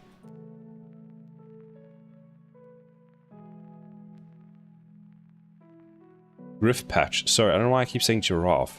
Griff patch. Is that the guy who made Minecraft in Scratch? What do you mean for the pathfinding?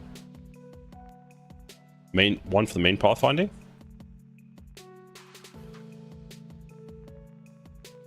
You see, at the moment, in Unreal at least, pathfinding is... the pathfinding that I'm using is mostly done for me. Because all my pathfinding is just one nav mesh, and that's it. Which is apparently too high. I did work on with an Marius, if you want to have a look at his stream. He did pathfinding, which was pretty cool. We need to increase all their Z. So their Z sizing needs to, I think for the time being, stay the same. So let's increase their Z to 1, or keep it at 1. Compile and save. I'm glad we did every other one. Oh, that could be cool if we had some that were offset every now and then. Make a different grid for that one. Let's not break our current one. So you didn't... Can I not? Fine, we'll just... What is it? It's shift right and then shift left. So shift right, left click, left click, left click. You need to use another costume for the original look of the enemy. Then make a path sprite. Then we start coding. So make it so that you turn when one of the hitboxes touches. That makes sense. I suppose that's quite a clever approach. While I'm helping, well, I'm going to take my leave for now. For those who haven't dropped this guy a follow, or I'm going to take your socks and burn them. Arm, you're very violent. I do appreciate it. Thank you, Arm. Thanks for stopping by. I'll catch you soon. I don't know when I'll catch you again, but I will catch you soon. Have a good rest of your day. And let me know how your progress goes. I guess that solves the problem if Arm's going to burn your socks, is don't wear socks. Right, so that sizing is now correct. Fantastic. Or better. Still think they're too high. Let's use that. You don't have socks in your house? Do you live in a very warm country where you don't need socks?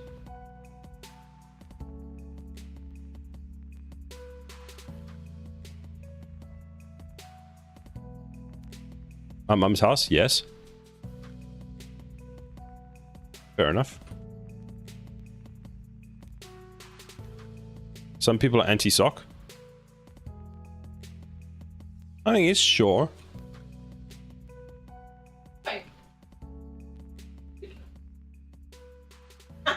Are you anti-sock if you don't have any socks, or are you only anti-sock if you refuse to have any socks?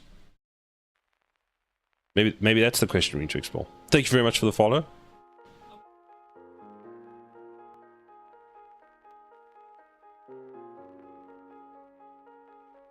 Decide on a sizing for this. It was 1 meter. 1 meter does look a bit weird. Well, it has to be 1 meter. If I calculated it, it must be right.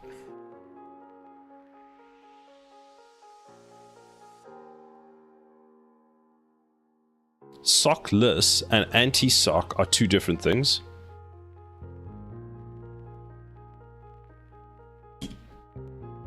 Aha. Drop this guy a follow, or I will take your phone, computer, tablet, etc. and break it. It's very violent. Very violent. I appreciate the enthusiasm though. What if I can't follow? What if someone can't follow? For example, I can't follow myself on Twitch. It's funny that you can't. You can become... So wait, hold on. Let's have a look at this. So you can be sockless because you're anti-sock, but you aren't necessarily anti-sock if you don't have socks. Yes, exactly, Raxon. That's what I was trying to say, but you've phrased it better. So now we need to change the pivot points of each one of these. Ugh. So each one of these now has to have 4 pivot points.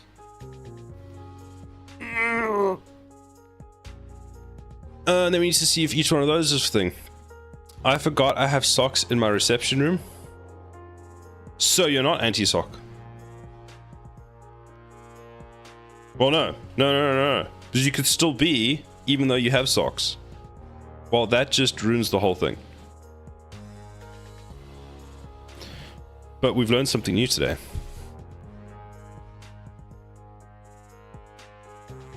Oh, crap. That was wrong. And now we have the fun part of how the hell we're going to handle this section. We could cheat.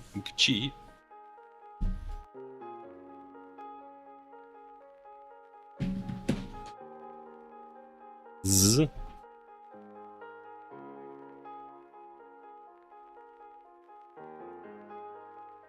Honestly, I'm wondering if instead of just doing all of this, we just keep the same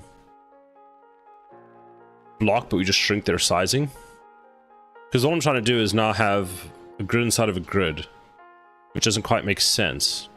Like, I know what I probably said just makes no sense, but we already have a grid manager which handles all the grids.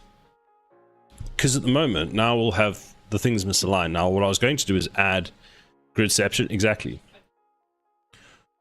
What I was going to have is add, you know, something so that this then actually moves the pivot point there, and each one of these can have 4, which keeps the grid sizing, which makes it, I suppose it makes it easier for placement.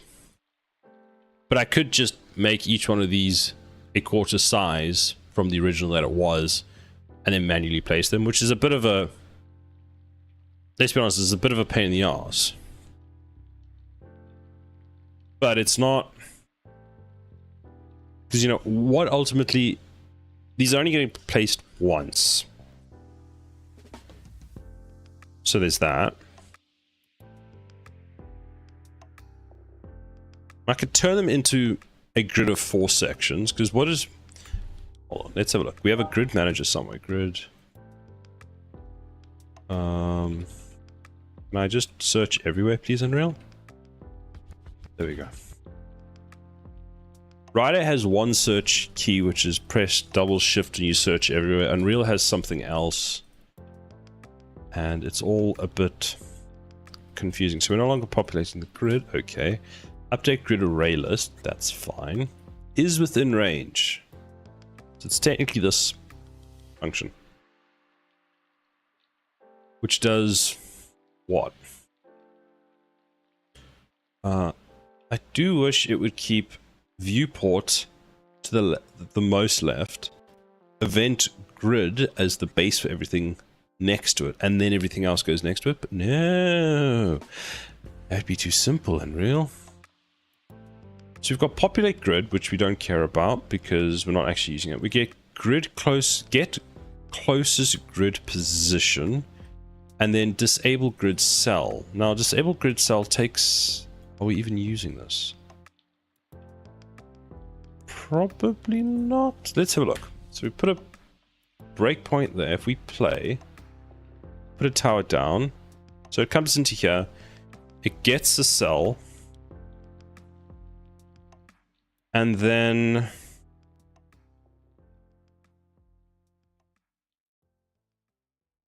you see, we're going to multiply. So we currently have 22. There's 22 indexes, which means there's 23, which means that if we take 23 and multiply it by 4, that is 25 multiplied by 4 minus 2 sets, 4 sets of 3. So 100 minus 2, 4, 6, 8. So 93, 92. Is that correct? the weirdest math I've ever done. So 23 times 4, 92. I got there. So it will be 92 individual items inside of the array that we would need to keep track of, or we have 23 items that each keep track of where they can have an item placed. Okay. So there's something we need to consider. Then, is within range. What does this do? Gets the closest X, Y.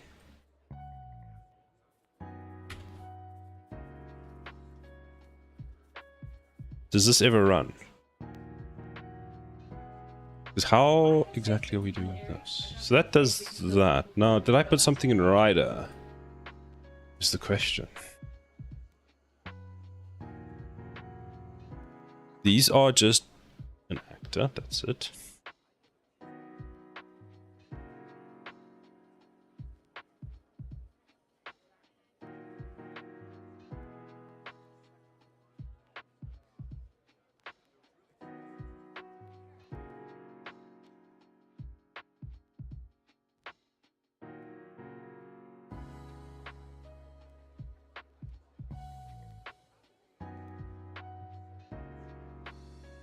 What do we have in the game instance?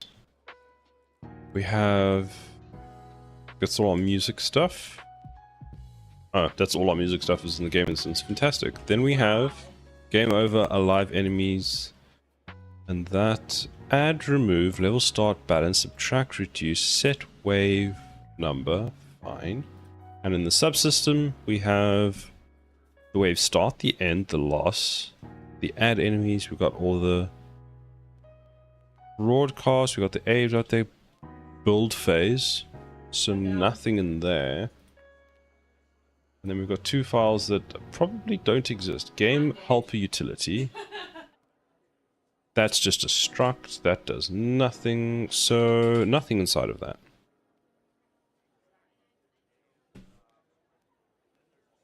So what code is handling? So is in range. Is this running?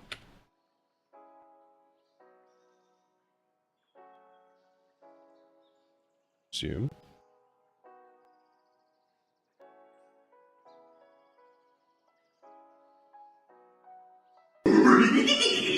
Oh, ads are starting. Let's take a quick ad break.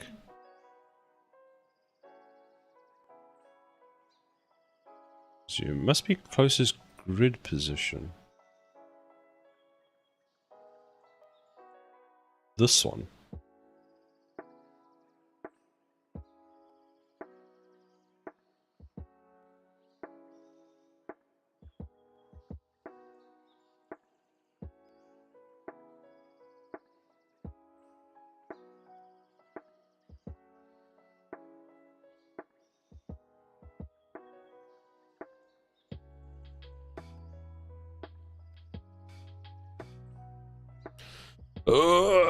Let's drink some water while we wait for the ads.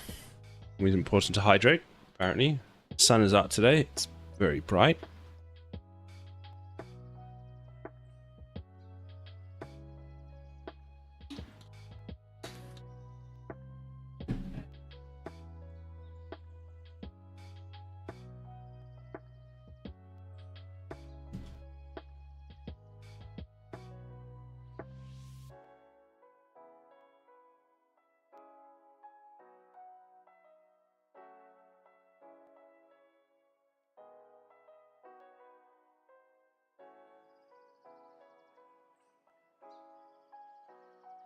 Ads are almost over. Apparently ads are over. Fantastic. So, I think we're just making things way too complicated. So let's just delete all of these.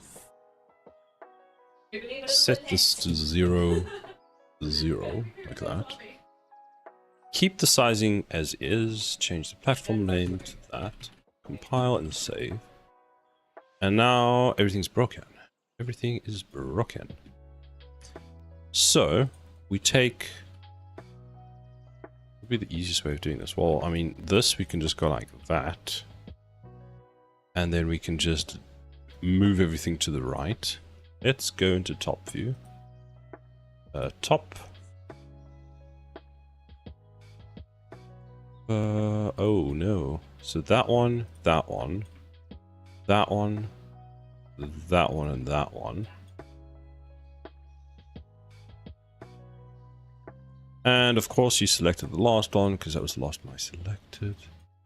Silly me. So you should be about there. Although, shouldn't you all have the same... So 2,500, 800. So this should be 2,500, 600. And you should be 2,400, 2,200. There should be 0, minus 200, 200. There. Fantastic. So then... Is there no mass select? Oh, there is. Take all of that. Duplicate. Oh, crap. Shift click that. Duplicate that. So these should all be, if it was 2,500. Thank you. So 2,500 minus 200 gives us 2,300. That's exactly right. Right. Then we can duplicate that. No, let's do it the other way around. So let's think. You and you need to have one duplication over.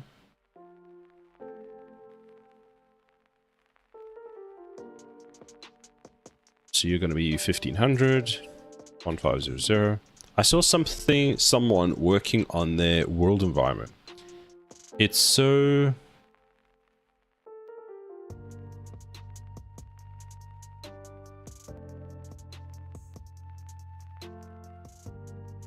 Fringingly?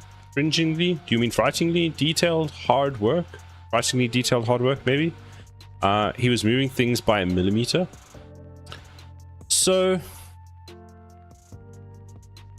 Some of the environmental artist stuff that I've seen is like, it's insane. What I'm doing right now is technically silly because the 0.1 or the 1 degree for this makes no sense, especially at the level that I'm doing it with. Oh, frigging. Sorry, yes, frigging. Indeed, it's a bit insane. Oh, that's too many zeros. Duplicate all of this. Which way do we duplicate this now? I'm guessing this way.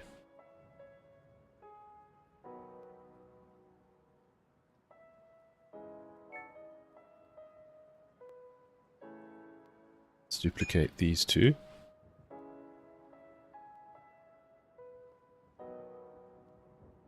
Duplicate this one. So this should be a 4, this should be a 4. Wait, should it? Oh, something's so broken here. Wait, Alt-G. Let's have a look. So that should be one set of 4. Why does it look like everything's in the wrong place now? Oh, because I think everything is in the wrong place. You see, what it should be... Let's see. So this should probably... Let's see. This should probably be there. I press Alt-P. Just P. Is it P? Is it P? Exit. Oh, not Alt-P. Okay. 1, 2, 3, 4, 5. Doesn't seem right now. No controls yet. I wonder if I've moved this base platform all out the way. Something's wrong. Something's definitely wrong here, and something's definitely wrong here. Something's wrong here. 1, 2, 3. Hold on. Thank you. So these should all take up 4. What have I done? What? Silo, what have you done? I think this row is the wrong way around.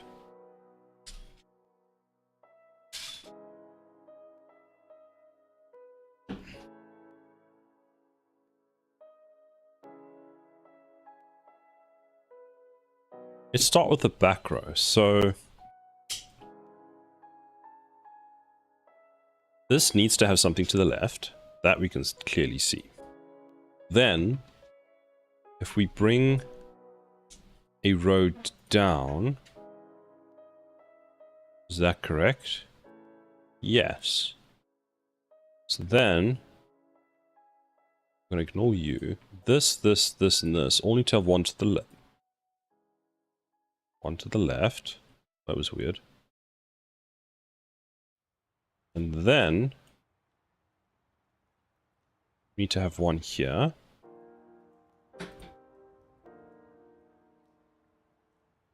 Like that. Then you need to come here.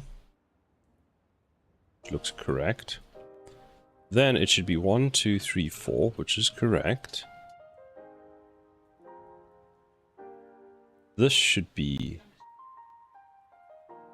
Wait, 1, 2, 3, 4. 1, 2, 3, 4, which is correct. There. There-ish. There-ish.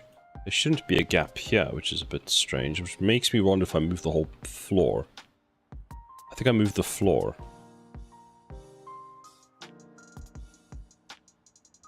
Doesn't quite make sense.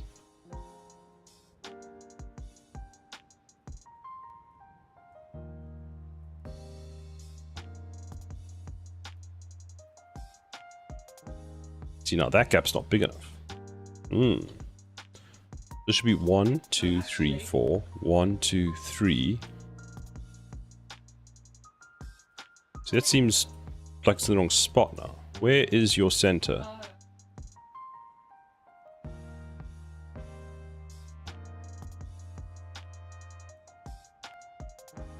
See, to me, if that's correct... 1, 2, 3, 4, that is correct, but this is not correct. To me, this whole thing needs to move over. So that's 1, 2, 3, 4, 5, 6, 7. Still doesn't make any sense. But I mean, I'm not going to get bogged down in the details of that, so let's not get bogged down in the details of that.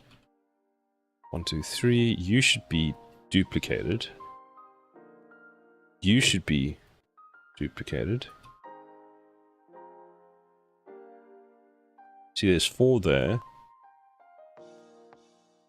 This makes no sense.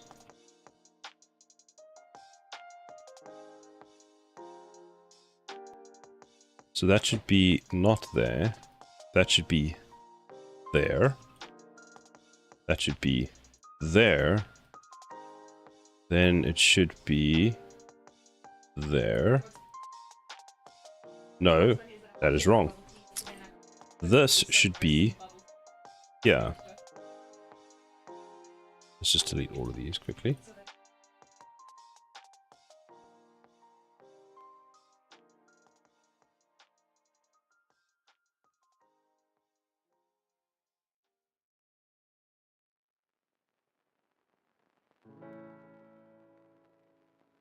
Maybe doing the other way would have worked better.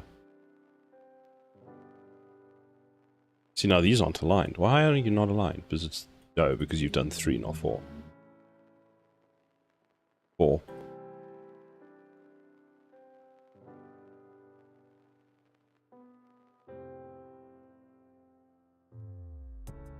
What did the original diagram look like? Okay. So it should be coming around this path here. See, you're all wrong there.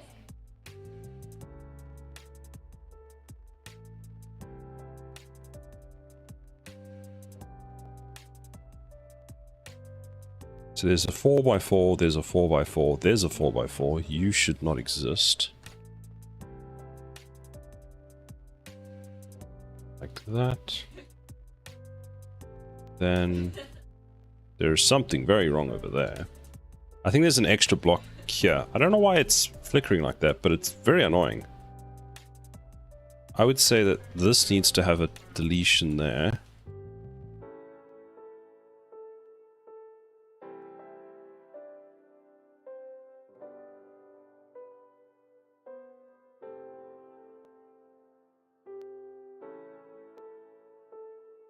Oh, look how many floors I have now.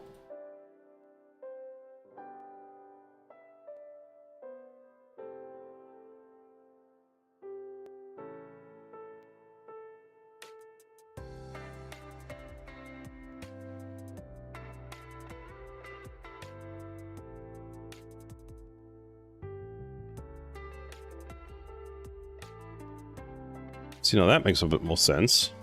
Kind of, but not really. Ah, but those ones are wrong. Oh! Is this a game you're developing, or are there more like exercises to help you learn the tools better? Both. So yeah, both. It is a game I'm developing to eventually release, but it's been a lot of learning. As you can see, I'm flinging my hair out because I've made some errors. Well, not really. Yes or no?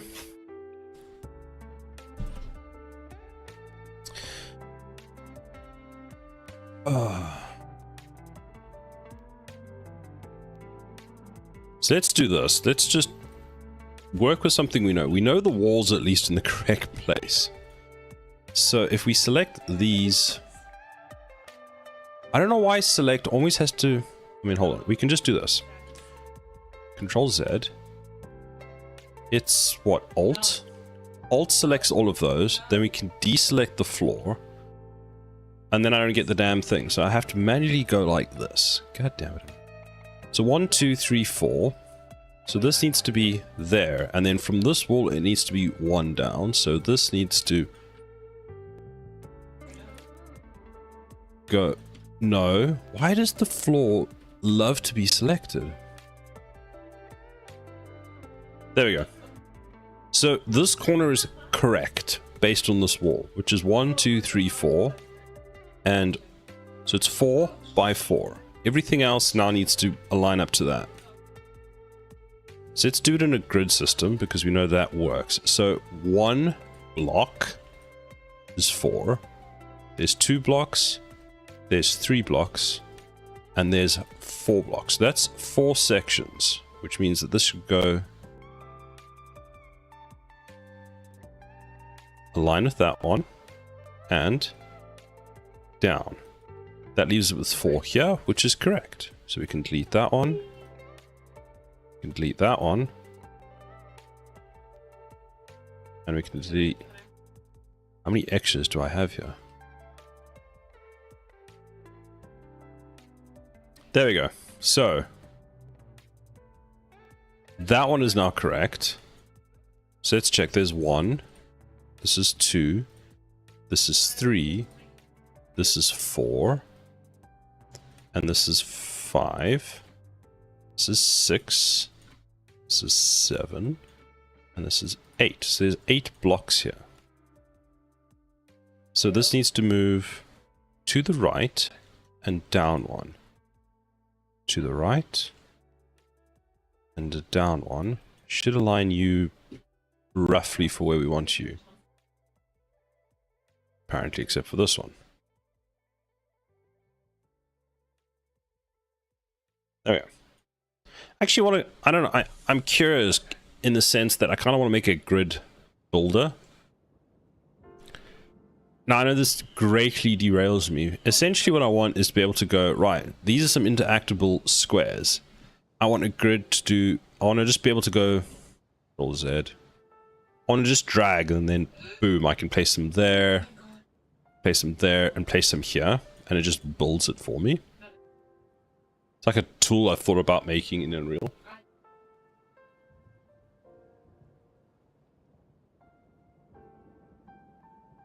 Okay, so then we can take all of these. I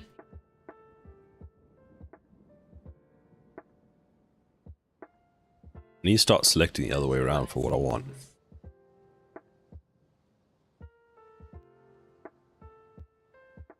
Now, Control Z, because of course the fucking floor is connected.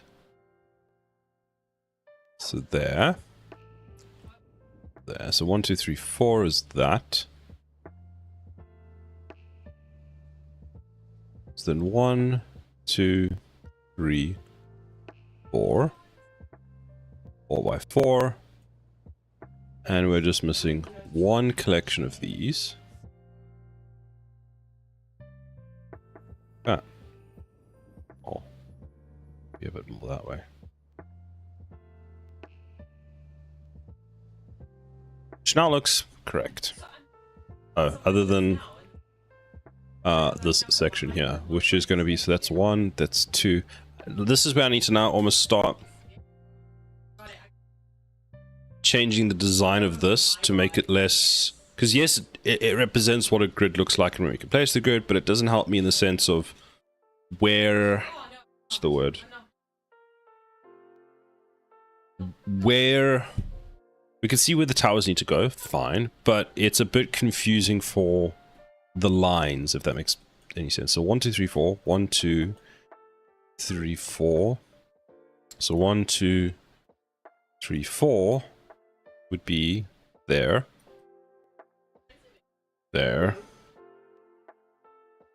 and that should be it. So now if we click play,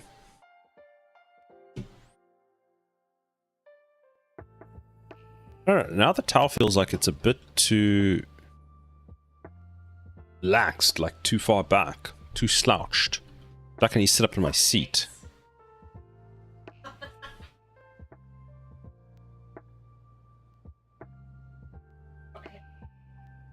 I mean, already, other than the size that some of these are too big, that feels... The towers are wrong, 100% wrong, but that feels better.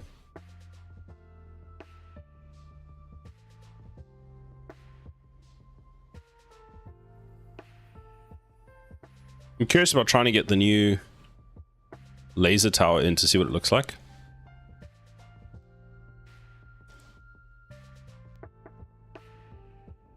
Yay. I mean, that's coming along to what I was wanting. So let's open GitHub. What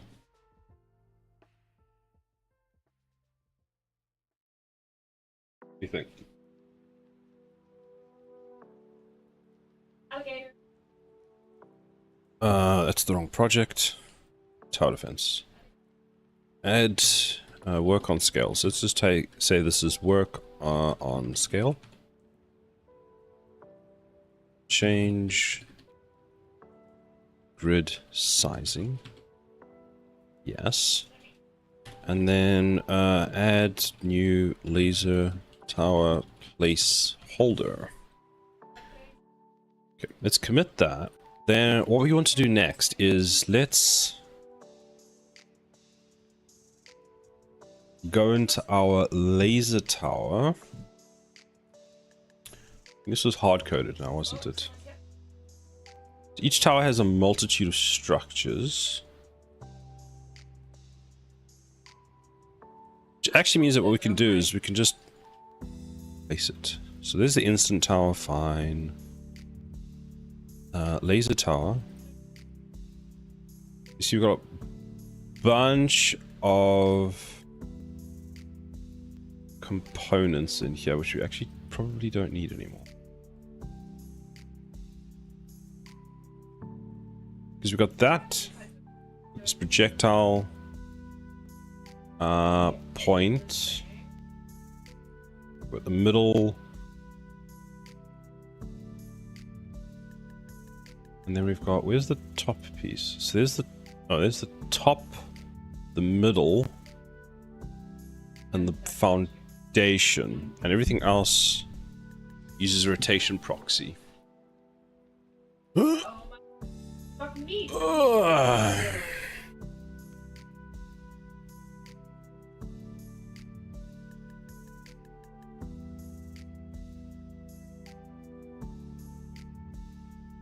So that's our Niagara particle, that's our other one. This is the midsection. What if we turn these? Oh, we've already done that. So let's try. So we've got tower, projectile spawn point, which is attached to the tower. So it's a tower mesh. So let's try laser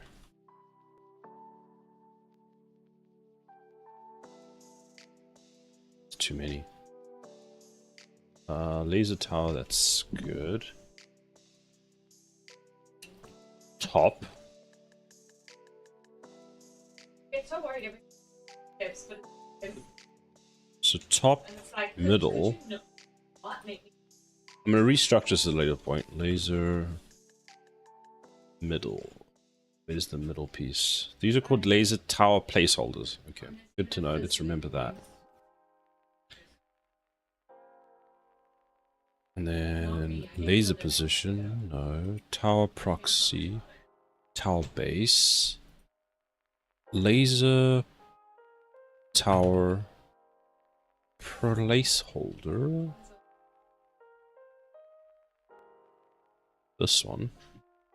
Okay, now we can kind of get an idea for this. So there's that.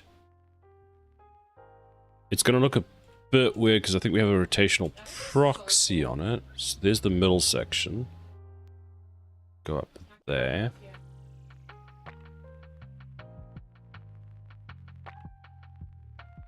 The turret goes up to there. The laser projectile spawn point. Don't actually need. Laser Niagara particle.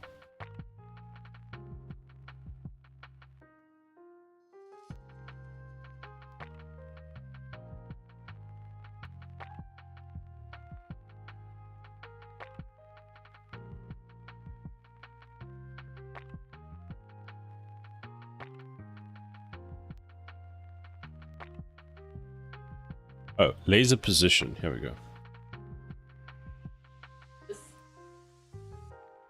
Let's see what that does. Let's see what that looks like. Okay, play. So laser tower's a wee bit big. Stop. It looks terrifying, I'm not gonna lie. Absolutely fucking terrifying, like that. That is the scariest thing I've ever seen. It worked very well. But absolutely fucking terrifying. I've never seen something that is as terrifying as that. There's this rotational thing. Can we just disable it? I think we can just disable it from here. So if we go to the tower CPP, tag struct instant tower actor. Here we go. Begin play, set relative position for the decal. this has been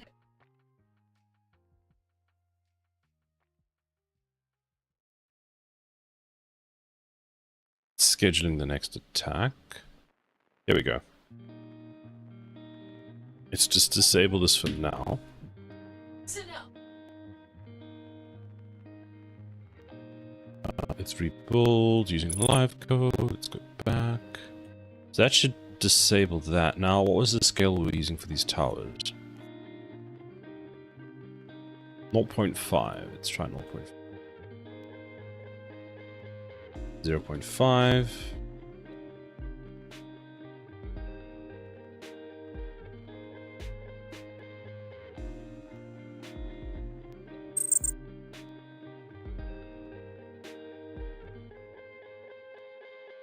Where'd the middle piece go? Did I make it too small? What the hell? I shrinked it into existence, out of existence. Okay.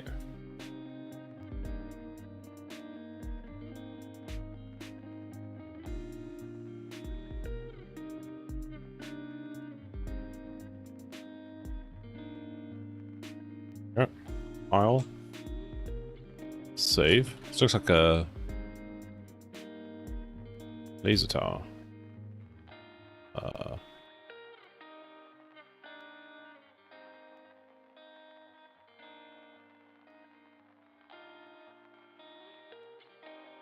Stop.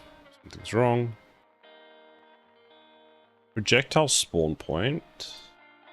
Oh, laser impact. Let's go like that. Actually, want to try something. If we make this 0.75, 0.8, 1, just a bit, just a smidge bigger, just for, nope, we don't want to change that one, we want this one.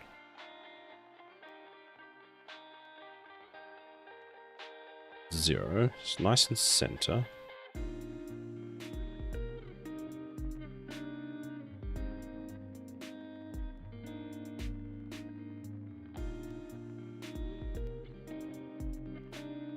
Let's put a laser tower down now and see what that looks like. Start.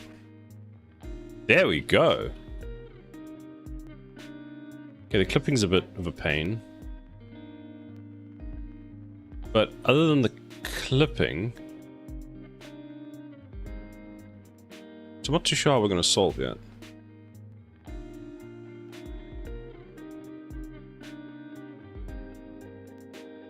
I mean, that's looking like something.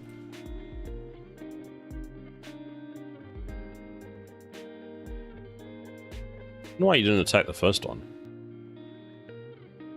Might make this a bit further out and then have the laser point rotate around, depending on which enemies it's shooting. So as much as it comes out from, I mean, this is more of a design thing we can look into later, it's not too difficult, but as much as we've got this as the focal point for the laser beam, we kind of shift the focal location to the outside edge as much as possible. Oh no, we're going to lose. Actually, what happens? Can I cheat? Let's see. Delete. Delete. Delete. Now it breaks the game because it doesn't call the on death thing. I could just have a delete all button. Ugh.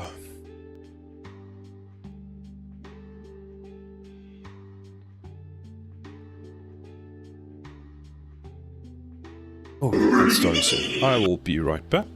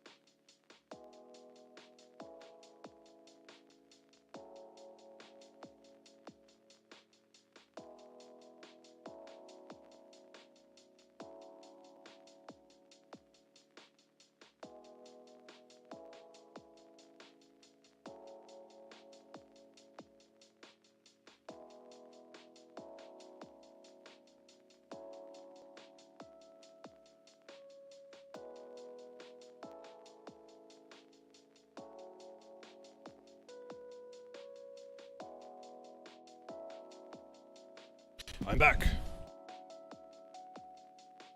Is my coffee finished? Please don't be finished. Oh. A final sip.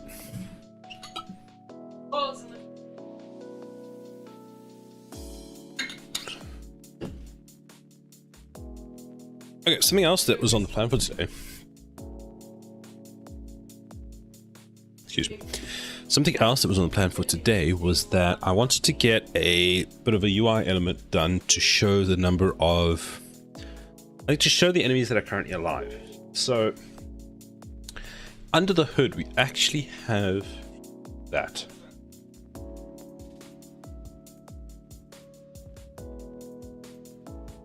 What I mean by that is, let's first save this. Disable rotation on towers and add laser prototype design. Okay, cool. Now,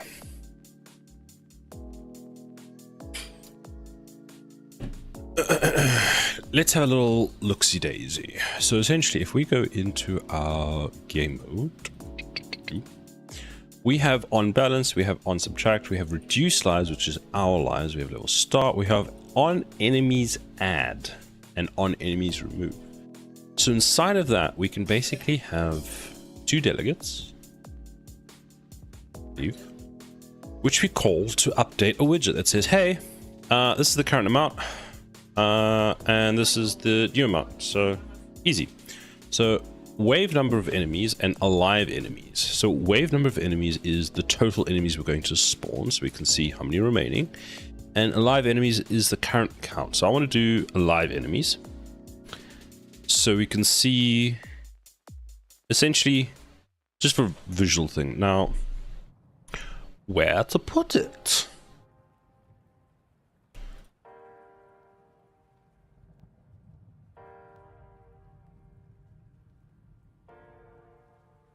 If we go to our HUD, we've got next wave starting, blah, blah, all that kind of stuff. So, in theory, we will never display the enemy count at the same time as one of these two, because they will never exist. So let's start off by putting it basically there. Let's make a new widget. A new widget component. Where will it go? In the core? Nope. Widgets. Components. What's that? I saw something that was very bright yellow. Media playlist, was it that? Must have been. Oh, not as exciting as I expected. What is audio? Hold on, audio. Analysis. Interesting. Those who've used dialogue. Ooh. Rather cool. Rather cool. Reverb effects, sound effect preset. Chains. Meta sounds. I want to play with meta sounds. Submix. And this is what we call getting distracted. Okay, so go back, user interface, widget blueprint. So let's create a widget blueprint, underscore. What are we creating again? Remaining enemies.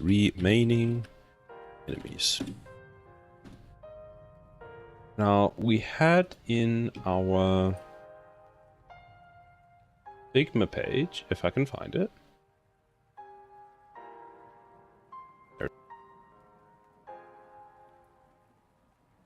or not. There we go. In the UI, we had... I thought we had... Outside are very angry.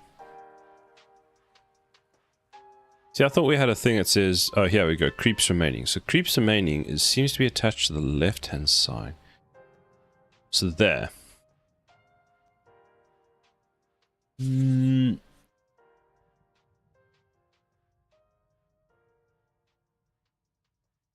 think what we'll do is I'm going to put it where the score is. We can put wave, and then under wave we can go enemies remaining. So let's go with text. Let's go desired. What? Desired. Let's make this a variable. Remaining text. Remaining text. Then you will be a variable. And let's say enemies.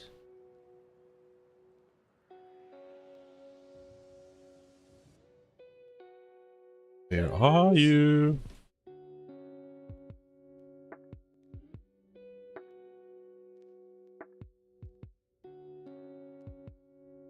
Oh, right at the top. Remaining enemies. Remaining enemies, colon. Actually, let's just go enemies like that. And then put a number. 0.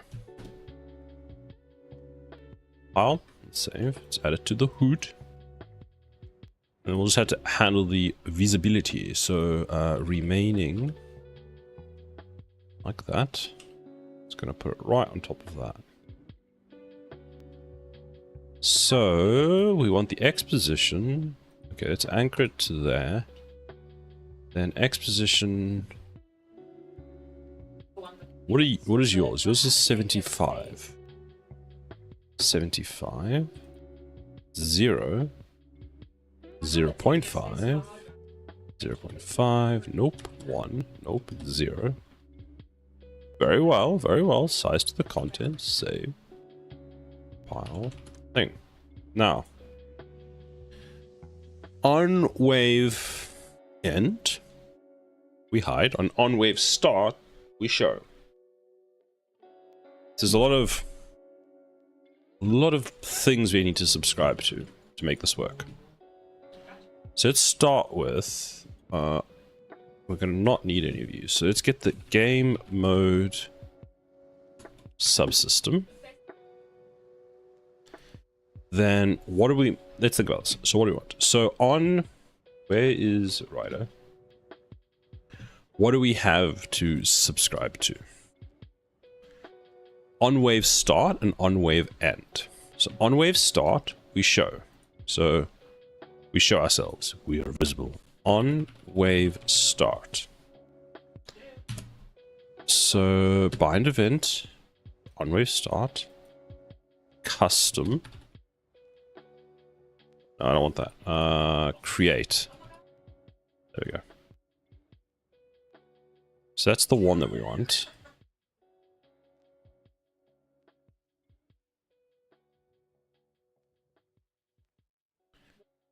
Create matching function. On wave start. Then want another one. On wave end. Bind event. Create. And create. Oh, excuse me. On wave end. Like that. That. And don't we have a on enemy on, yeah, we've got on enemy add and on enemy remove.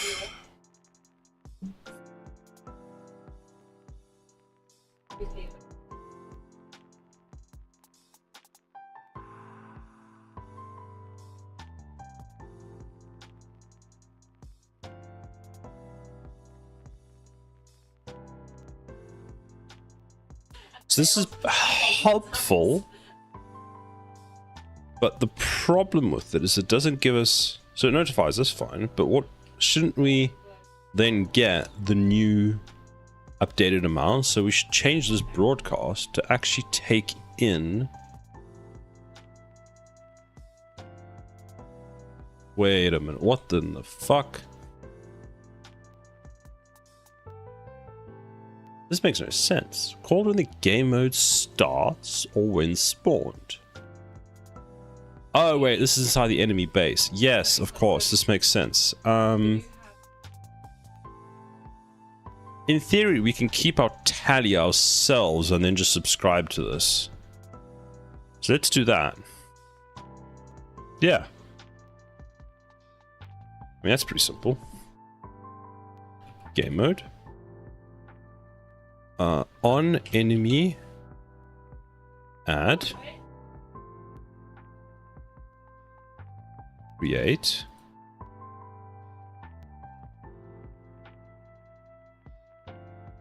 On enemy add.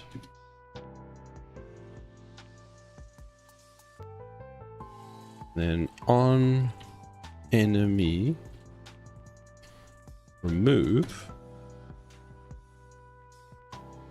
Create. Okay. And that should be everything we need.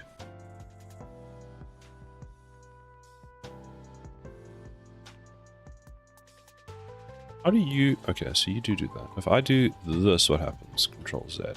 Do not want that. But we want that.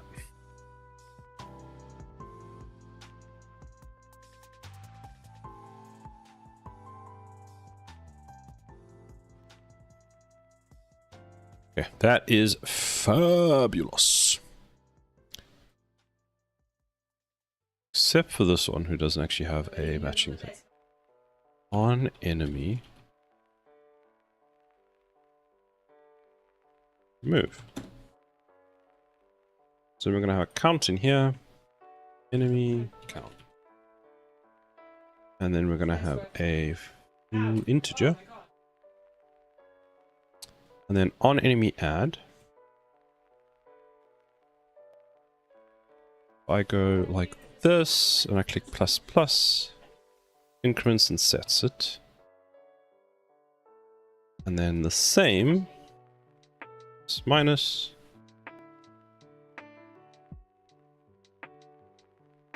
Like that.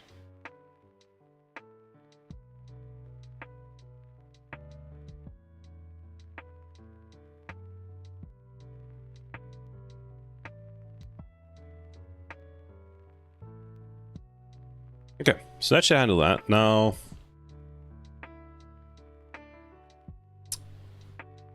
fine. So, get this text, set visibility, true. That, we set the visibility, and then we do the same, but we hide the visibility.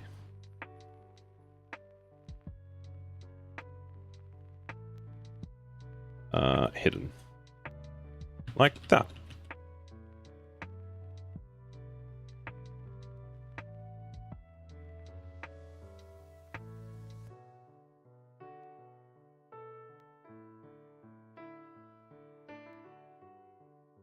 Cool, got all our delegates. We got all that set. Oh.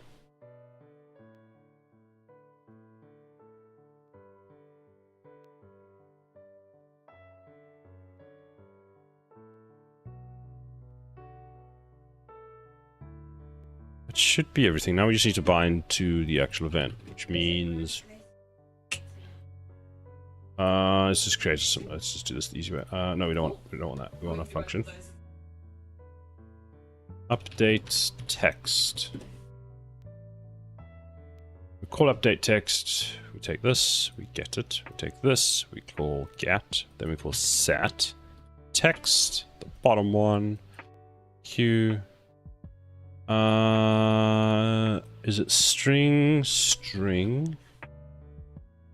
It's append string.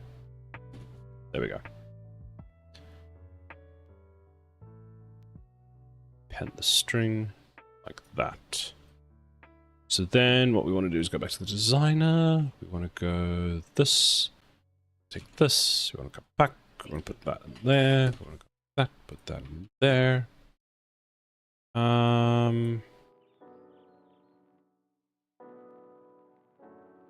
That goes there.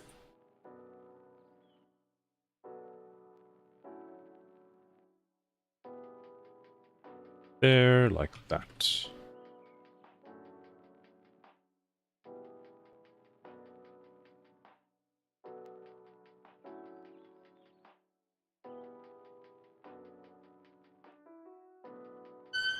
Okay, so that should just work. Like magic. Something like that. Is there a space at the end of this? There is. It should just hide and vanish as we kill and create enemies, and hopefully... Why was there an error over there? Why is it visible? So wave hasn't started.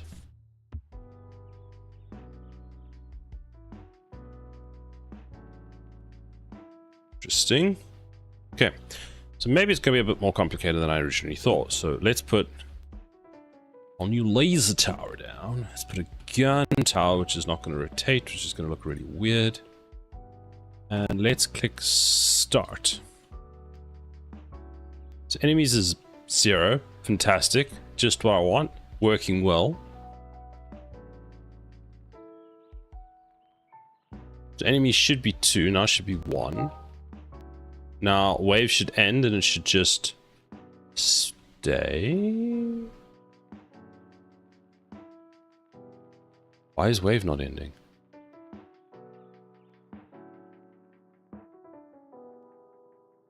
Have I done?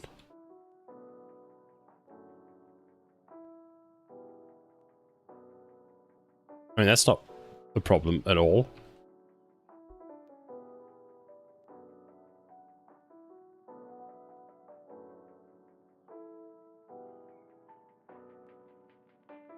Oh, because I'm never calling update text. Really?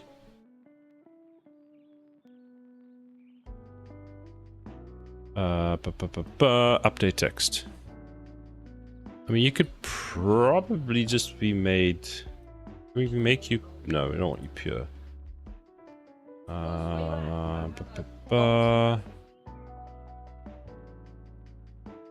Yeah, I suppose we have to be an execute node because of what you are. Fine. Okay, so that should technically now work. Add 2 laser towers. Start. 1, 2. There we go. There we go. Okay, so now it's working. 2, 3.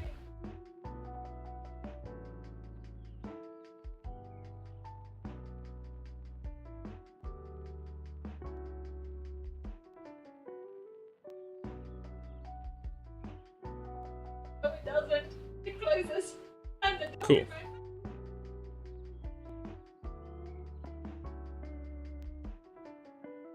What I want to do quickly is change this. So in enemy base, if we go to the H, we go edit anywhere, UI. That do this.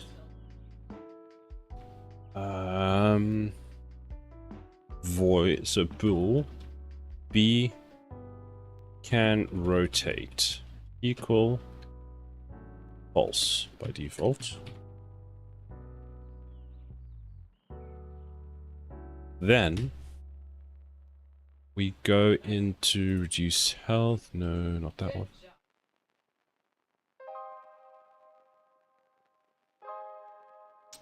Where's the rotation thing that I just changed? Oh, this is an enemy. Whoops. No, we don't want that in here. We want to go into tower actor CPP. Add it in public. And then what we want is if we have that and B can rotate.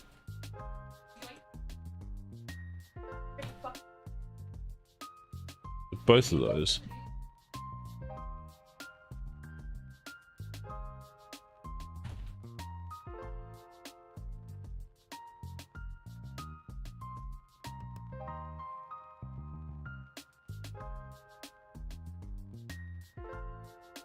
So Oh crap, I need to restart Unreal. Let's close it properly so it actually saves. Because we actually want some of the towers to be able to rotate, and now that I'm thinking about when we design the gun towers, those are going to be want to be able to rotate. That's going to be a big gun on top of a building that goes.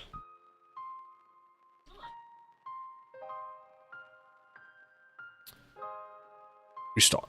So that should simplify that logic. Well, I mean, not really simplify, it just makes it a bit easier to handle.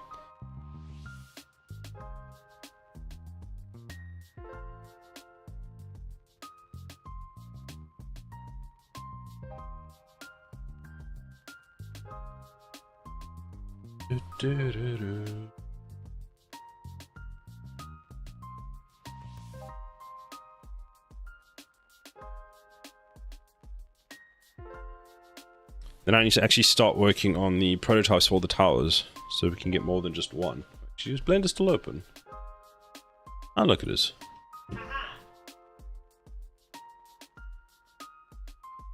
Surprisingly correct. I hate Blender's controls.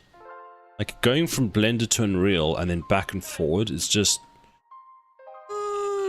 We can turn off the normals now. Face orientation. It looks pretty good.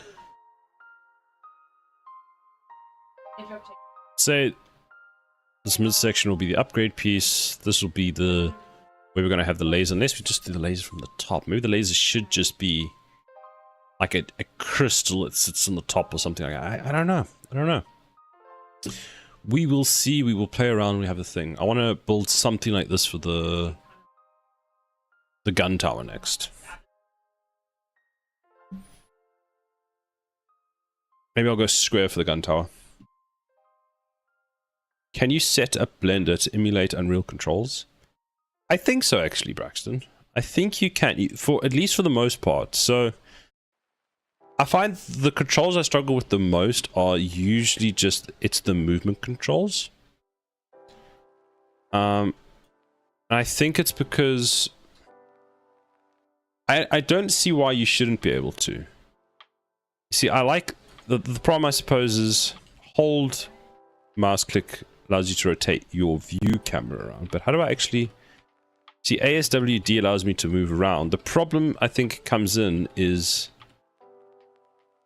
see, that's just moved everything, and now I've turned something else on. What does S do? No, D.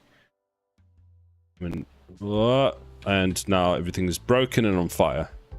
I think have I just duplicated everything? I'm showing distances, that's what I'm doing. S to scale. Oh, yeah. S is to scale. So S is to scale, D is to duplicate. So I suppose the problem comes if I have... Let's move out of edit mode. So if I have this selected and I press D because I want to move around, now all of a sudden I have more pieces. Weird places. I'm just gonna close this down. But what have I done? What is going on here? So I think I broke some things. It's just Control Z, Control Z.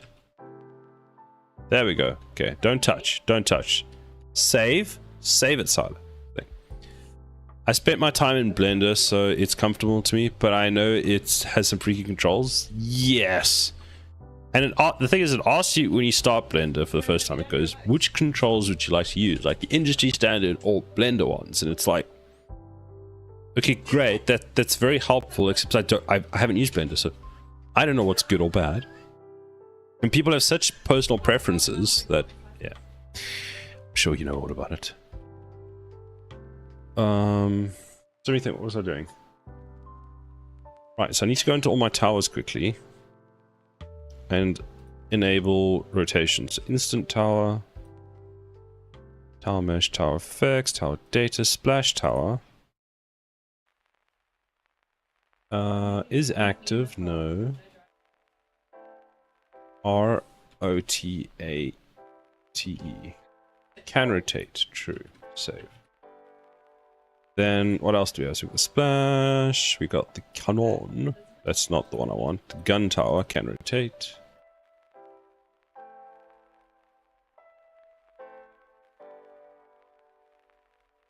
Save. That's why I was mentioning before that you might just be able to choose a preset to help control the fields. How do we change that? File.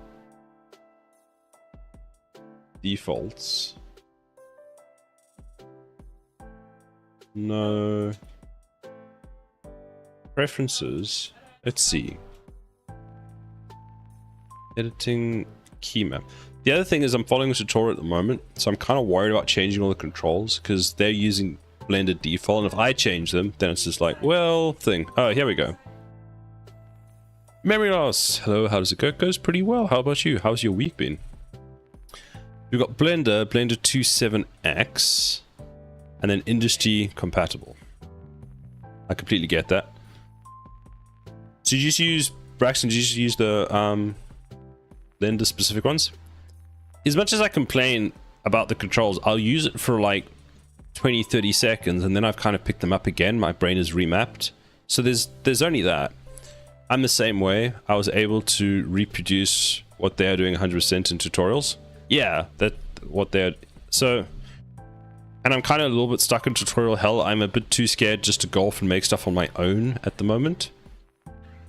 But I'm getting there.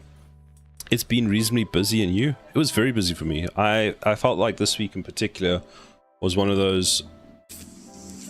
Because it was a 4-day week, I had 5 days worth of work to do in 4 days, which didn't help. I tried to set things up to feel like Blender since I'm used to it. That's fair.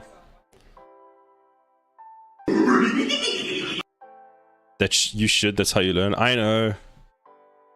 And the thing is that I know it very well, especially coming from like Unreal. Like, I'll progress more by just going and actually, what do you call it? Just making something. But now we have ads. Oh, I ran out of water.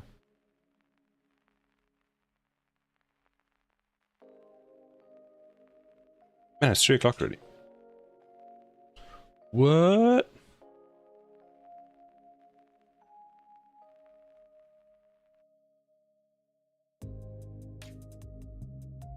Wait, is that true? Did LEGO release EVE Online ships? Oh.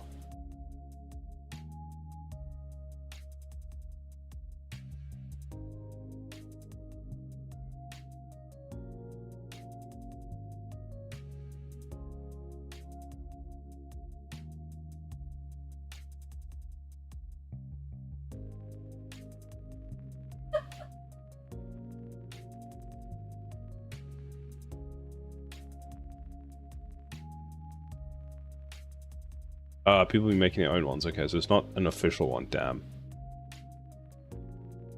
So I saw this, and I saw an advert for it, and I thought to myself, if this is the LEGO that's released, I've got new LEGO that I need to buy.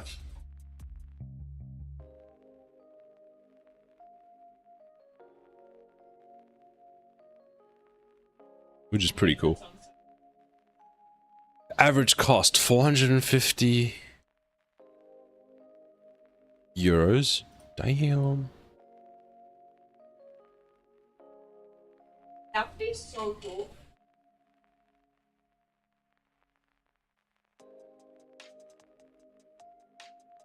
But anyway. Save that and close that. We should work on this tower defense game together. What are you gonna make? You gonna make the models, or are you gonna help me with the programming? I keep getting stuck at different pieces like memory loss. We need to have a we need to have a project we work on. Maybe we work on this one together. Now, spare time. So these are the space dildos, or that everyone's been calling them, which are the current design in game for the towers, which came from Marius when I showed him this design for the laser towers. Program and real side 4.5.4 looks good. It does look good. I want to upgrade, but I'm kind of worried. So this was the concept that came up for it, which kind of inspired it, which was pretty cool. So there's a lot more work that I'm wanting to do on these. They're literally just placeholders. but they're placeholders that I feel are moving towards the right direction, especially from like a scale point of view. I'm using Blender controls. I'm like, why is it so hard to move? Anyway. So what was I working on? I got sidetracked. Right. So the enemy button at the top is fine. So this is not working. So we can see the current number of enemies. I didn't put any towers down.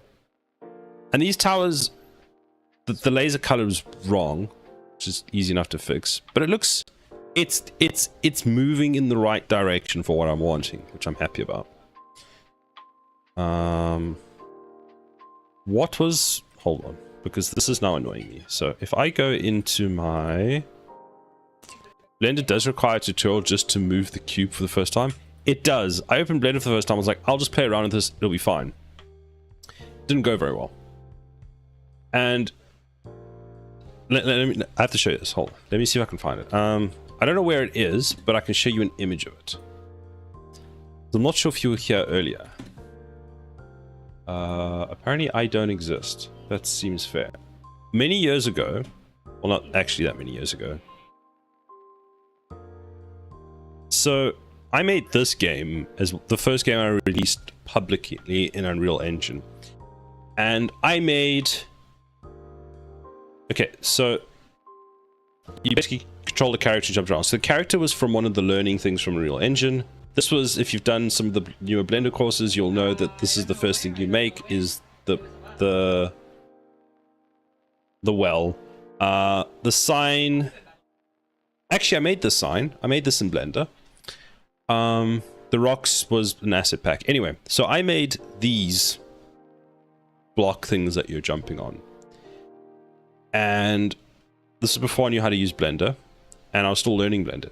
Long story short, the game released, this is 800 megs, this game. It's one level, and 80% of the game is this model, which is just three times over. And the reason is, it's such high fidelity, it's like 1,000, I think this is 250,000 polygons or vertices or something, because I didn't know how to do, because I didn't want the rock to be flat, so I was like, I'll add detail by, you can use the smoothing, the modeling tools.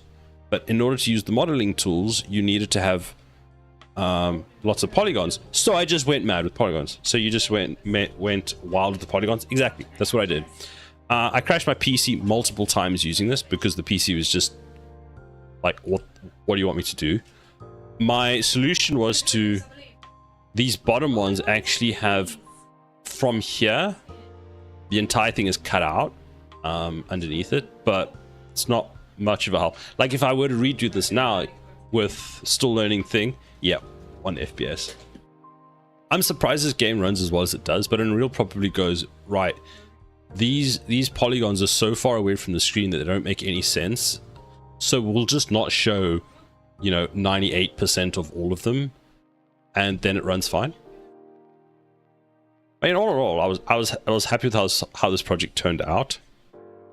This was the first game I released in Unreal, so I was like, yeah. I also made all these shapes in Blender as well. These Nordic symbols. That took a hot minute.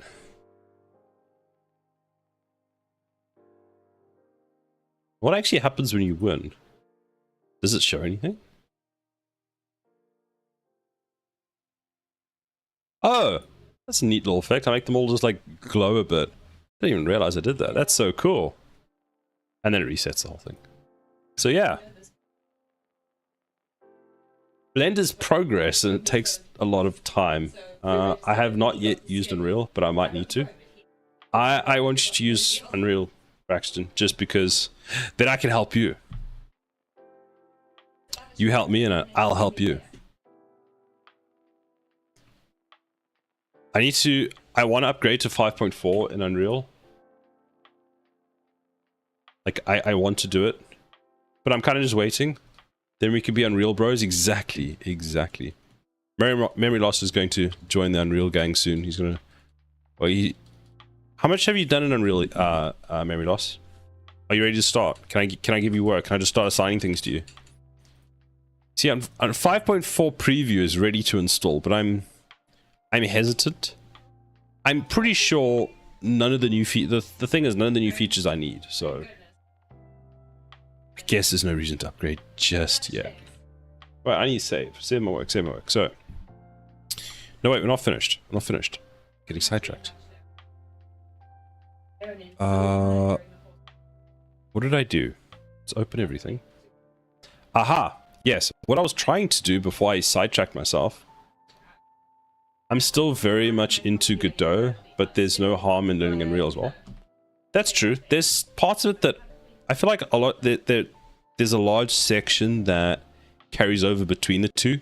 It's just knowing where the buttons move to for some stuff, and then how they want you to do the workflow. Like, I feel like the workflows are different. But Godot is something I wanted to try Godot, and I'm also wanting to try GameMaker at some point, just to get more exposure. So, what I was trying to do was I wanted to go to the towers, then I wanted to go to the tower mesh. We have this color, which we can open, which is this hex color, which we can copy. Then we can go back, we can go to our towers, and then we want to go to the laser tower.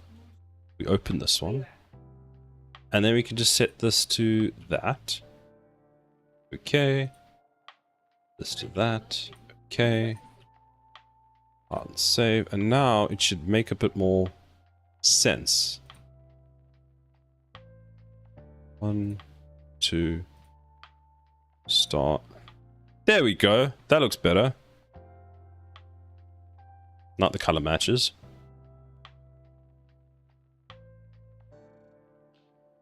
I think what we do to solve some of the clipping issue is this inner sphere thing extends all the way out to the end, and then from there we have the pivot point that actually attaches at the edge, and then that rotates round where it needs to. I think that's how we solve that. The going through the floor, it's more annoying than anything else. Like, I don't like it. We need to find a way of solving it.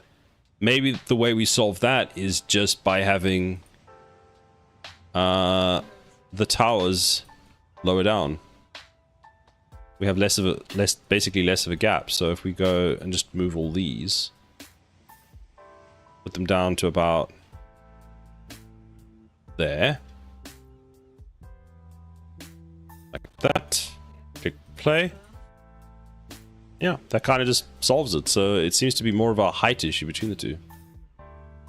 And then they won't clip through here because they'll be lower. 2, 3, 4.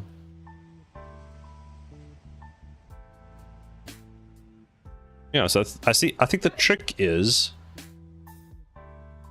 to have this not too high, which is easy enough to solve. Let's just move you to there and put you there. Are you just gonna walk through because I've moved you? So now you can just walk through everything. When our towers can just pew pew pew you. We'll just keep you here until you die. What have I done?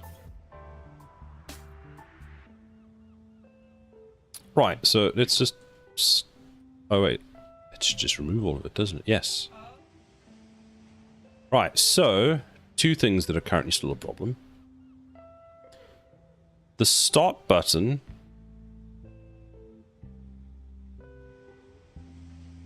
actually might just put it there. 115 for now. Not that we ever see them at the same time. What does that look like?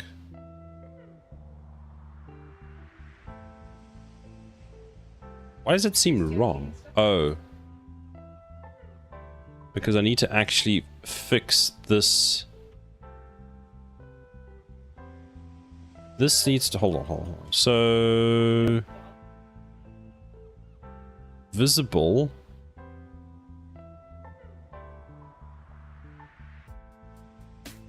I mean, you're not wrong. Begin play? No. On level start. What the hell is this? This is the wrong file altogether. Whoops. It's this one. That could have been awkward. On wave start, we set the visibility. On wave end, we hide the visibility. On pre-construct, we set the visibility to hidden. So once it's placed, it should be fine. So that should now... There we go. So now we can stop and put everything back to where it was, because I kind of like it where it was. Can we not do a... Let's do this. Because we actually want to see it when we're using it. What I mean is there's another node called construct. Event construct. There we go. That.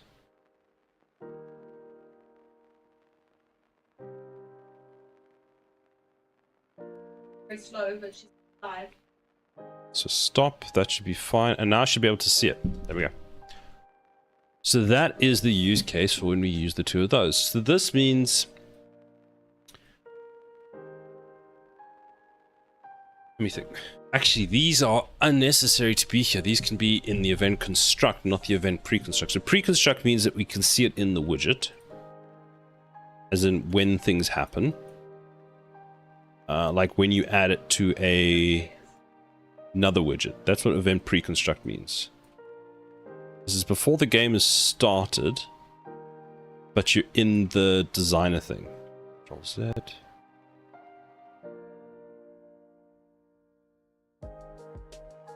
Which is actually really helpful. So basically, if you want to see the changes affected in the widget while it's in designer mode, this, you do it in event pre-construct. Otherwise, if you just want it to be not visible in game like that, we can do it there. So that should solve all of that and work nicely. So we can then commit all of that work.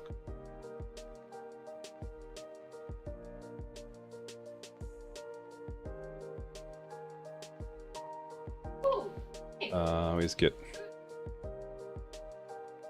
So there's a few things you changed. So first and foremost, the tower actor, this laser tower, update, laser tower color.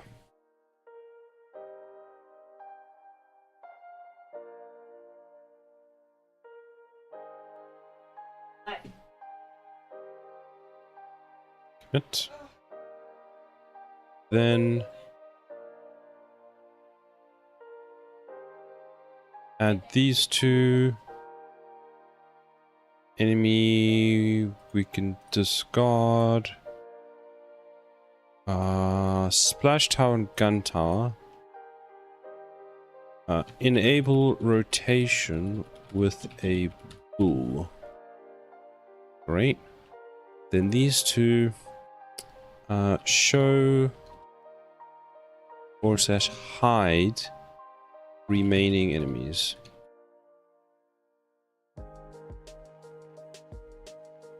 Fantastic.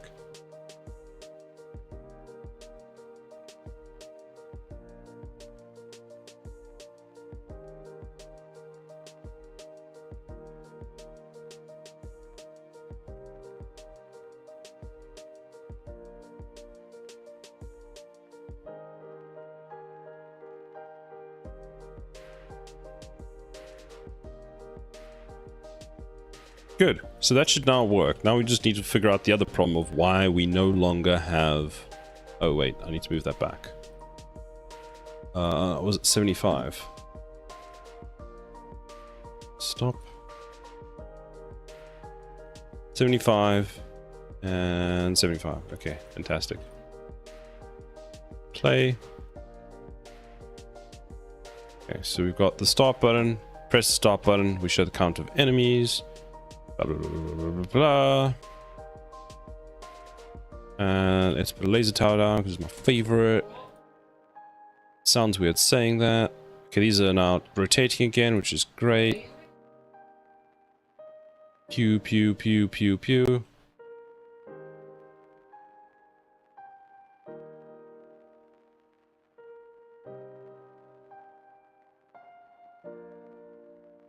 So then enemies end, and for whatever reason, we just don't call the next wave, which makes me wonder, what have I changed?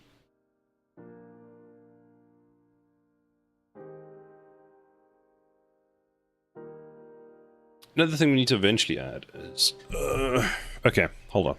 Let's mark things off the list. So code... Codex. Let's have a look. Dex. Combat system, no. Improve. What's in here? Add a building subsystem. We don't really need that. Towers can be sold for 100% during the build phase. It's not necessary for right now. Improve player mechanics. Tower and platforms feel too big. Let's call this improve overall scaling, which I think we've actually done a good job of. So we're going to tick that off now, because now we've got a good idea of where we need to go with that. So good. Improve UI. Build towers from expandable. Just should check which towers are enabled and then show them. When not enabled, don't show them. That, I would say, is done. Tower info. This is a quick win. We can add a lot of this information. I think we might do that next. Tower spawn and effect when damaging enemies. No. There's another card. Where is it? There was a card for... Or did I not add it? Enemy count. I don't think I added it. Let's add it quickly. Improving UI. Let's add another one. Show enemies remaining.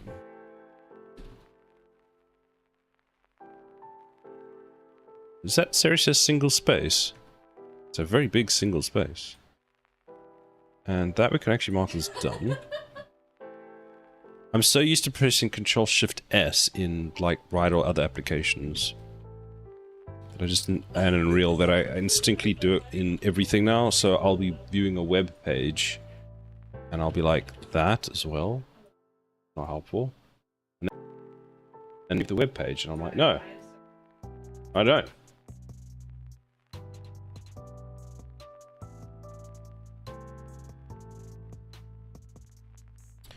Alright, so that's done. Now we need to figure out, why have I broken the wave system? Why is the wave system no longer working? And why... wait, let's have a look in Rider. Just check something. A little squiz. We go into...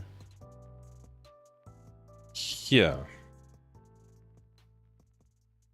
Enemy base, enemy. That's towers, players, enemy CPP. Here. We have handle unit death, which calls on player death. Wait, what? Why is it on player death broadcast?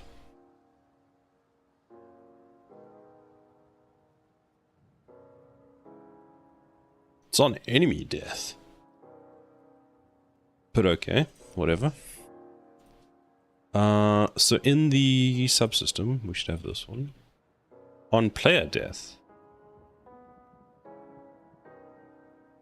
Death?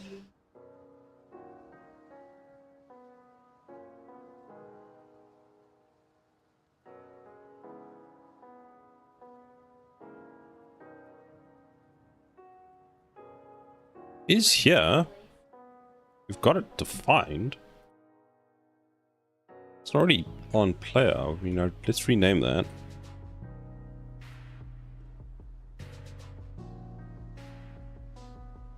Okay, on enemy death. On enemy death. 10. Okay, so it does. It gets broadcast, but does fuck all. Got reduced health, we've got all of that.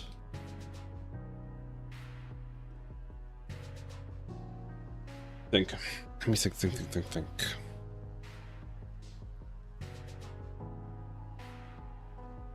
Update the health widget. Take damage, set a player input, tick. update health widget. So fine, whatever. We have another one inside our player subsystem, which is on enemy add and on enemy remove. So where are you called? So on enemy add, on enemy remove. So inside the game mode, that's setting you up here.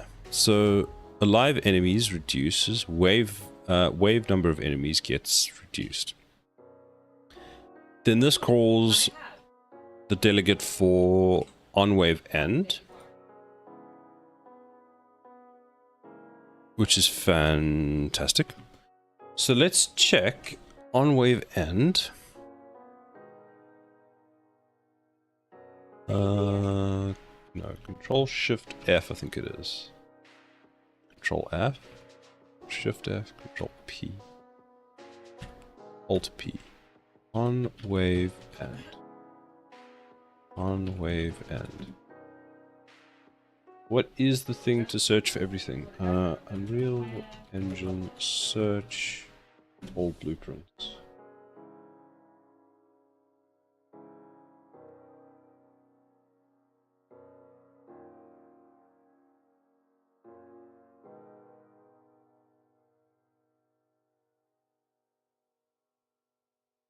Everywhere?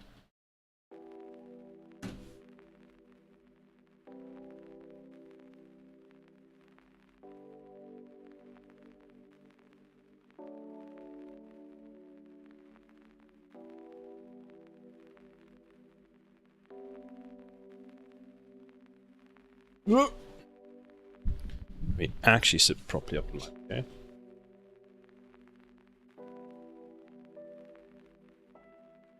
Hold on, that was credits. Oh, look at that.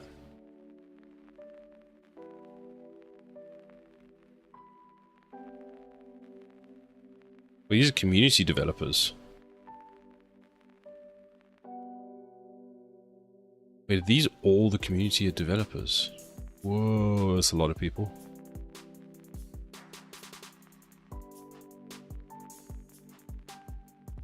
Excuse me. Then where's Epic staff? PQRSTUV. There's contractors, partners, Microsoft Corporation, Nvidia, Oculus. Special thanks. Thank you. No, thank you. And I was trying to go to editor preferences. Input.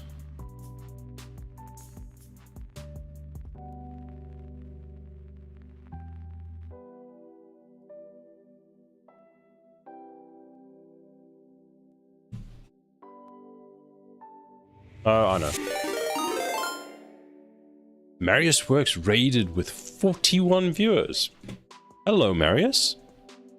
Boom. Hello. How are you today? I can't be fancy like you, Boom, and put you on my shoulder like you did in that one day.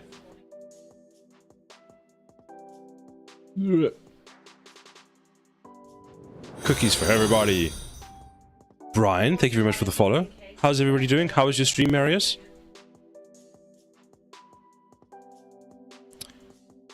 Do you want to see the new towers that we have? Well, the new tower that Marius made very quickly yesterday. Anima Rain, hello. Stream good, environment bad. Why environment bad? What happened? What did the environment do to you? Tell me about this environment. What has it done? Tell me about the environment, what it did to you. Don't worry, I broke my spawn system without even touching it, so I've got that working for me today. It's just, I just suck at it, but getting there. That's fair. We're getting there. Anima Rain, how are you? So I took those towers that you briefly designed for me, and I was sorting out the sizing a bit. So we have these. We now have a new sizing system, which works a bit better. And we have our laser towers, which look kind of fantastic, even if they are a bit space dildo-y. They're getting there. What the fuck? You actually made a 3D model out of it? What do you mean? You sent it to me.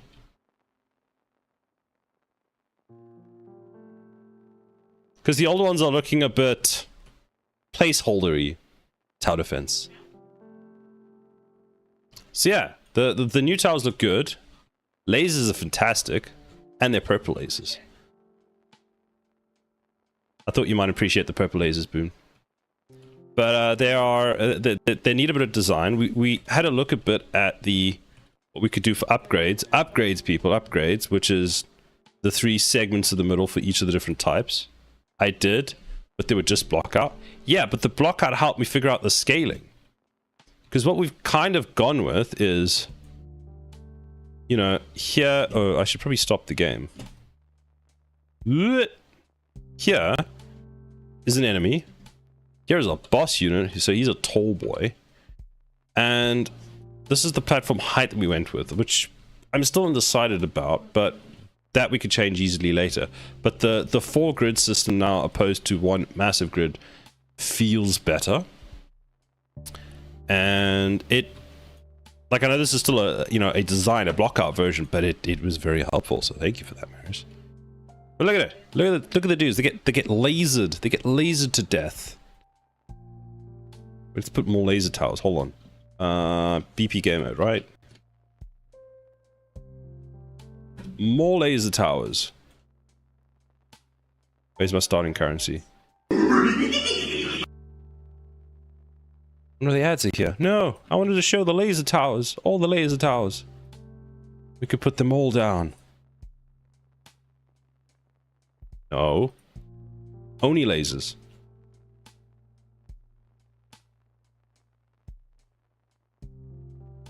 You go over there. We don't want you.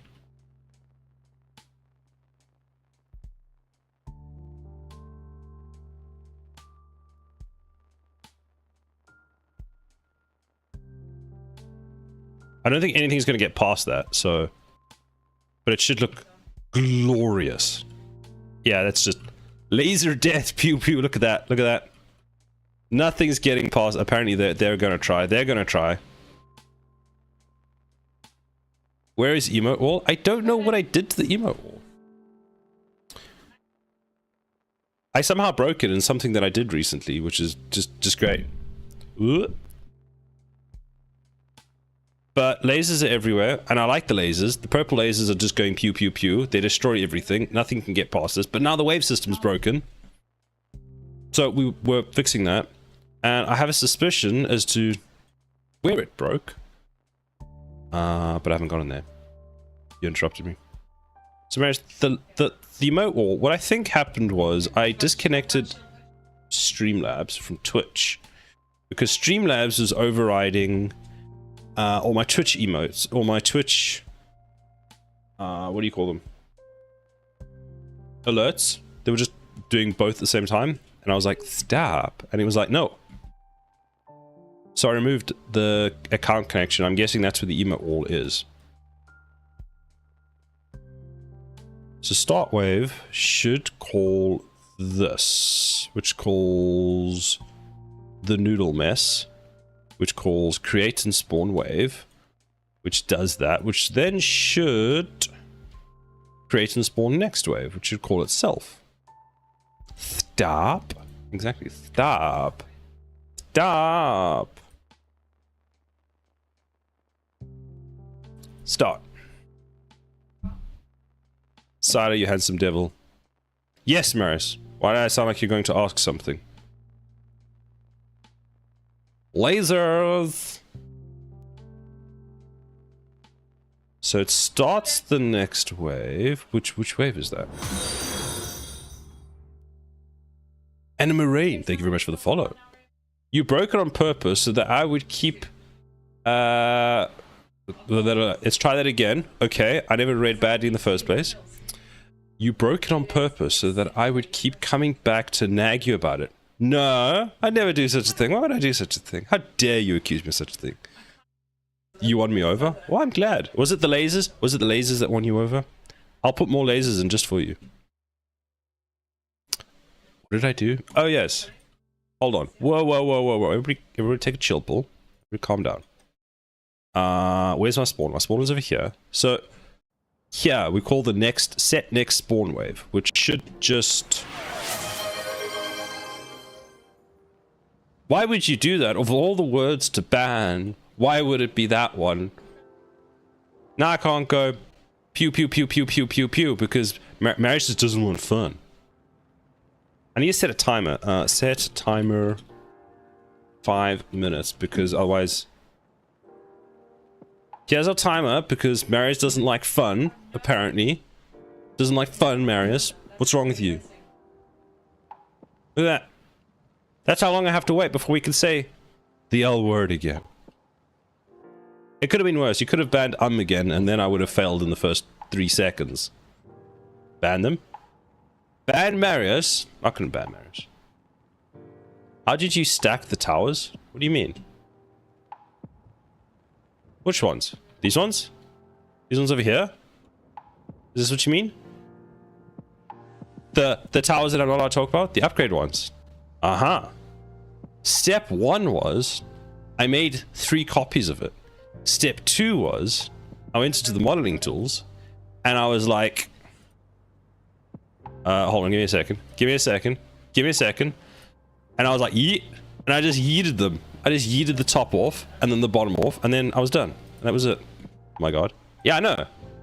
Now, you're probably like, why didn't I do that in Blender? Because I could do it in Unreal faster than I could spend 3 days figuring out in Blender, is basically. But it looks great, doesn't it? And the code to handle this would be pretty simple. I was gonna say it's in and tricky to be like, yeah, I got the code for upgrades in today. Pfft, it was a good stream. But no, no, no. If you're happy with these towers, clap your hands. No, that's not what you said, right? But if you're happy with these tower design, I'll make some more for the other types. That'd be very kind. Could you show me how to do them? Clap your cheeks, Marius. Stop. Just because we have suggestive content. How dare you, Marius? You've got a filthy mind. First, I need to fix the things, Marius. I need to fix the things. You see, I broke the spawner, and I spent so long working on this last week. I know what the section of code that I need to look at looks like, but I don't remember what it was. I could draw you a picture of what the code looks like, but I don't remember where it was. It's up, it's like in a section over here, and it does an if check. What towers are you working on now? What do you mean? I need to make a gun tower is the next one I want. So I'm doing gun. So what are the 3 options? We have gun, and we have a splash tower, which I have no idea. I had an idea for the gun, which I want to run past you, the gun tower, or anyone else. Like, let's do it. I have an idea for the gun that, let me show you. So 2 things, because this is a double, okay, stick with me for a second. We're going on an adventure. Once upon a time in a galaxy far, far, nope, that's the wrong one. What I've done is, you may know that inside the gun tower, we have a pivot. We have a pivot thingy somewhere. We have a thing that goes rotation proxy. The rotation proxy is somewhat useful. So what I've now done is I just added a small little check. Little one. Or I didn't butcher anything. A small check over here. A small little check to make sure that we can turn it on and off, because the laser tower currently doesn't need it. Because otherwise, the laser tower was terrifying. The entire top part of my laser tower... Wait, I can show you. You have to see this. It's the thing of my nightmares. Rotation? No. No. Oh, it can rotate. Lasers were said, damn it. I was really hoping you didn't notice. Like, I feel like you tricked me into saying this. Cash in, baby. Fine, fine. Now I need to find out where it is. Just the page. Manage requests. That was 21 days ago, 5 minutes ago. Reject. There you go. Complete. Complete.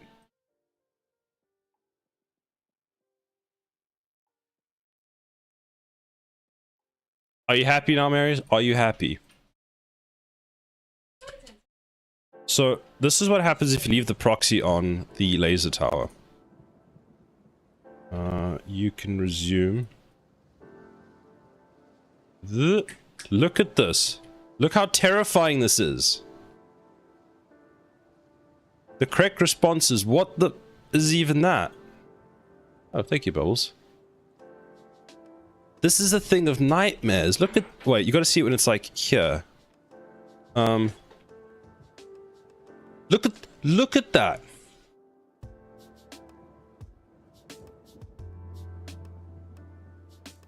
Scammed out of your own stream. Exactly. It's glorious, but it's terrifying to look at. It's just, it's extremely funny. Well, I find it extremely funny, but it's also terrifying to look at. It's just, no. 10 out of 10 would separate again. Of course you would.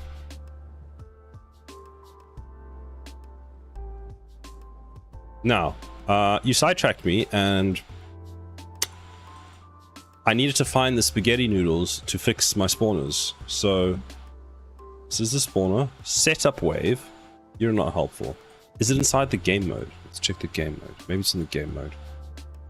Spawn or end game. Here we go. That. Pasta that. What?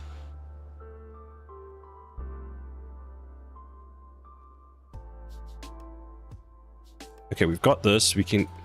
No, you go back. You spaghetti noodles, stay back.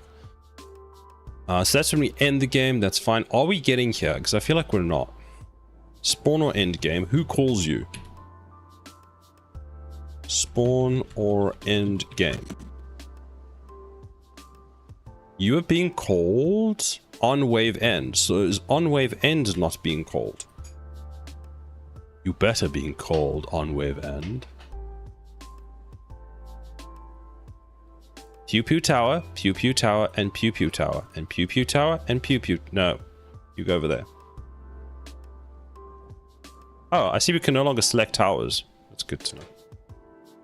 Look at this. Look at this madness. What is this? They're all bowing down to the enemies to kill them, and then they just stop. That's good to know. I mean, it's not a problem that on wave end is no longer being called. I need someone to blame, but I only have myself to blame.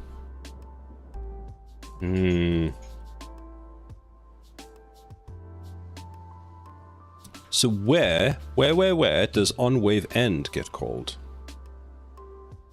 On wave end. So on wave end...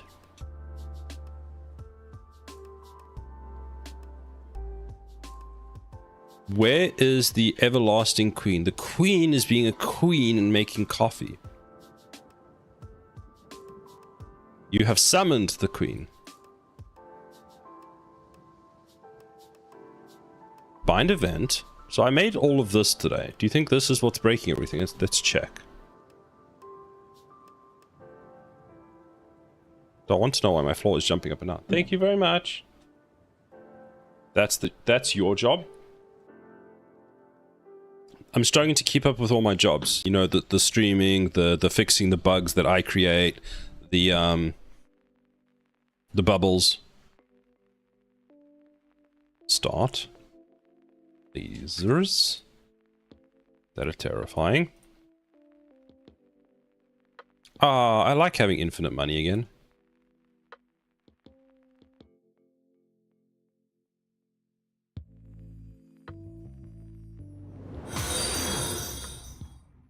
Fox Hello Games, welcome. How are you doing? Thank you for the follow. You got any vision for the gun towers or only for the laser towers? I do. Well, yes and no. So I kind of, let's think.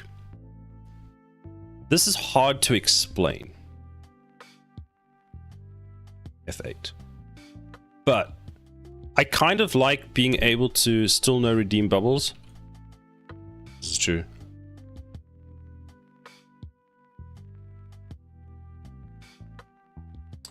Thanks, doing fabulously. Thank you for asking. Glad to hear it. Fox Hollow Games, don't you also stream? I feel like I've been in your stream before. I'm fairly sure I've been in your stream before.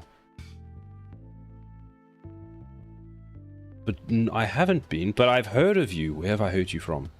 I do. I will check out your stream next time you stream. So many streams inside of a stream. It's streamception. What was I doing? Yes, Marius wanted to see the tower design. So, the tower design for that one is somewhere on one of my monitors. I'm not saying I need more monitors, but I need... Please, please, please. I've raided there, and they've raided me, so that might be the connection, Sila. That would make sense, yes. That would be it. So this is laser pew pew pew. Kind of. This would be.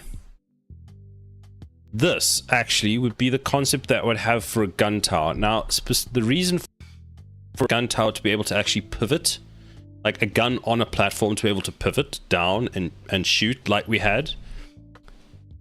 You've heard of me. It's working. It is working. We don't know from where, probably from Marius or something, but yes, it's working. You're becoming famous, Fox. You're becoming famous. Wait. So, Marius, I would say laser pew pew pew. No, not laser pew pew, but gun pew pew pew, or it can be a laser tower, whatever. This is what I had from a design point of view. I like the... where's Blender? I like the... What do you call it? This kind of design, but I was thinking maybe you change it to a squarer design for the gun tower. Something like that, if that made sense, Maris. Sphinx streams. Hey, I'm also working on a tower defense game in Unity. How goes your work? Will it be tile or path based? I think we're going to probably just, for the time being, we're focusing on sort of path based. Or I think that's tile.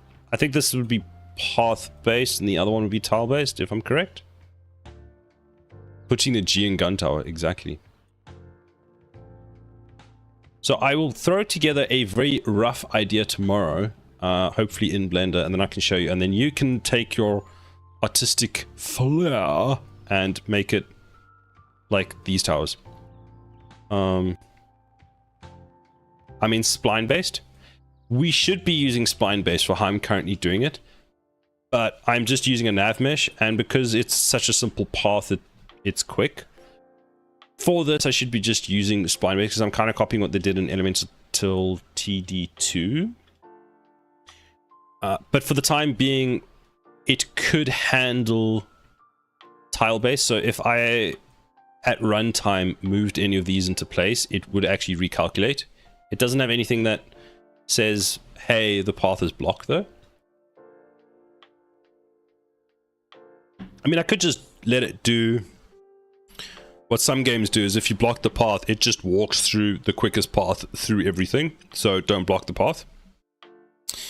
I'm making my game in Unity 2. Oh, you're doing a 2D one. Ah.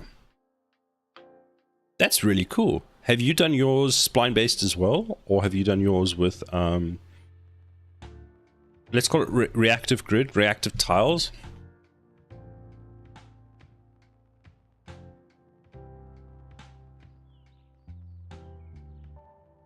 I mean, any tower defense 2D, yes, that is true. Someone mentioned trying to do a 3D one with like planets and stuff coming from like different zones within like a planet, so close orbit, outer orbit, and that kind of stuff, which I think would be very complicated.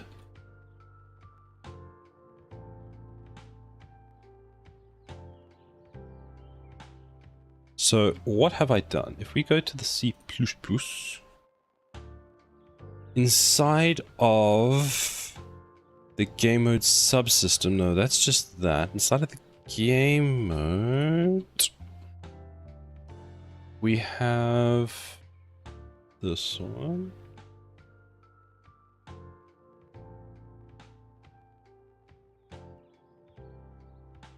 That'd be quite cool. Won't it be complicated? Just very disorientating, I would assume. I think it would be very disorientating, and I think the path perspective would be hard to well, not hard to show. You can show the path. That's fine, but I don't know. I think the whole concept would be very confusing. Like you'd have to do it very well in order for it to make sense to the player.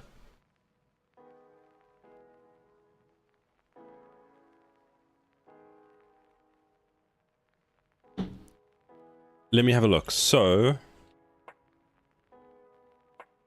we have, okay, let's stop this. Let's go to the gray mode. I need the spawner and then I can close everything else. Sure. Then inside the game mode, we want to call, when does on wave end get called? So on wave end should be called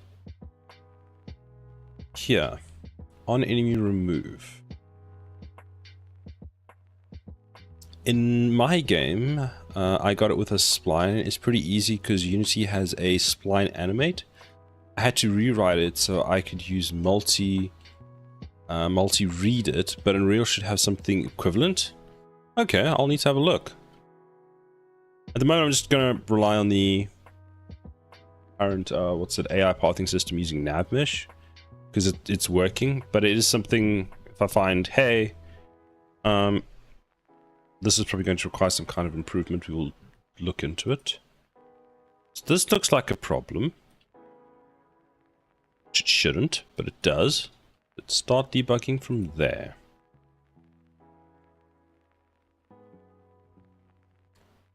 Did I break something? What have I done? Unreal, what are you doing?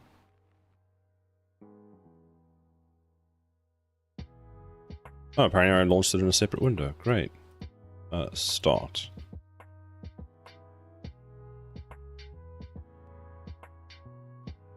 Yeah, we know about that. Okay, so you're at least coming in here. So 1, 2, 3, 4. Wait, stop you. Resume. Have I gone off the edge? Okay, no, not yet, but kind of have. 1, 2, 3, 4, 5, 6. Switch, turn that back on. How many were left? 2. Resume. Last one should tick over. There we go. So now, step. So live enemies is 5. What?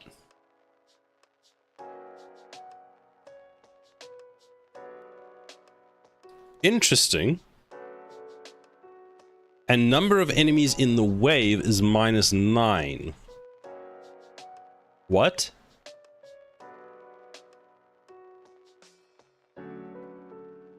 That makes perfect sense, Unreal. I wonder what the performance would be like with a nav mesh with a lot of enemies. So nav mesh, from what we've seen, stops. The biggest problem, so nav mesh performance seems pretty good. We've found so far the biggest limitation that we've landed up hitting is more with the AI movement component. So if we have lots of enemies, even using mass, it was the AI movement component that was causing the problem, not really the nav mesh calculation. So we didn't even hit that upper limit yet. So we'll see. I forgot it. If people call me Rex Debugger, Rex the Boogie Rexer. What? Riker or Rex the Boogie Riker?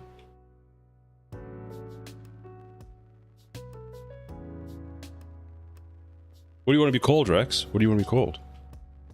Rex Debugger?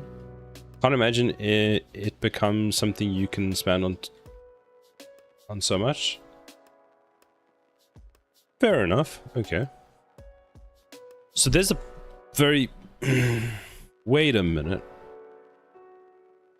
Did I subscribe to the wrong event? Did I bind to the event or did I call the event? Can't imagine it becoming something you... Oh wait, hold on, you've read that. Yeah. I'm really bad at jokes. Rex, I don't think you're bad at jokes. I think I'm just bad at reading the jokes. This is probably the problem. So don't blame you. Blame me. I had to multi-thread my spline. Multi-read my spine. No, multi-thread, sorry. Multi-thread my spine animation myself. Because it was taking too much time. Move from having 1,000 enemies and starting to drop to almost 5,000 without a drop below 1,144 hertz. That's pretty good. That's very good performance then. I don't think Unreal would do very well with more than 100, 150 with how it's currently set up. But that would require an improvement on the movement component, but maybe a spline would just solve that altogether, so who knows. Winter Sky Legendary, thank you very much for the follow. How are you doing today? So that's a fun bug.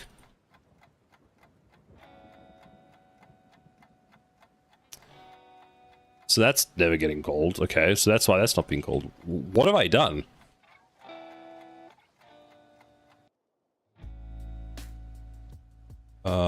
No. On wave end. So you get called here and you get called here. On enemy remove, you get called handle unit death. That makes sense. Okay, so it must be coming from somewhere inside blueprints. Of course it is. Where's Unreal gone? Did I press... I stopped Unreal. God damn it. What you can do is run a single AI along the path, record points along the path, interpolate your enemies with a cache path. That could work. Especially if the path is linear like I currently have. So what I could do is just calculate the path once using an AI thing and then get the rest to follow. Do I program using blueprints too? I do. I currently have a problem in one of my blueprints. And I think I'm causing the problem, should I say, in one of my blueprints. Yeah, that way you have the best of both worlds. Indeed. I will be right back. Just give me 2 minutes. So, BRB.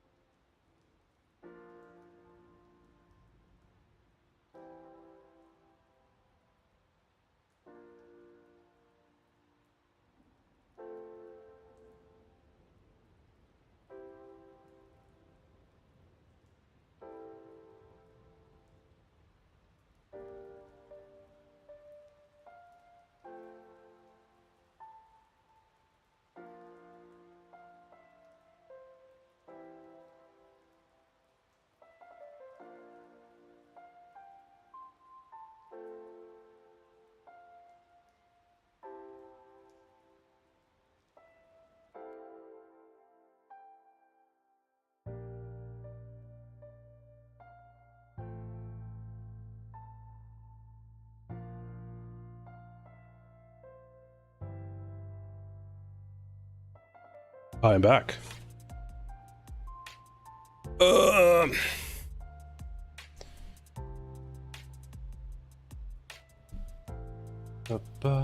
Sonati Fire. What did I break? What did Sila break 2024 edition?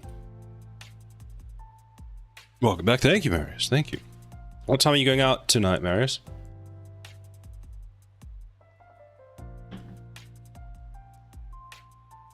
You learn solo now? Guitar is too easy as well. Everything's too easy for you. Modeling, game dev, guitar. But yes.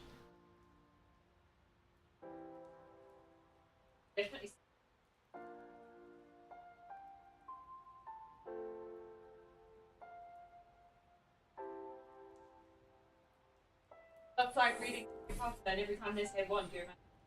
Alright, pull that.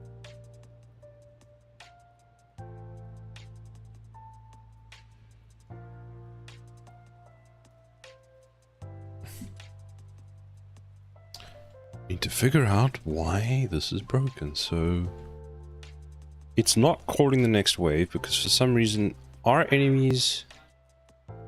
Let's check. So if we go into the spawner,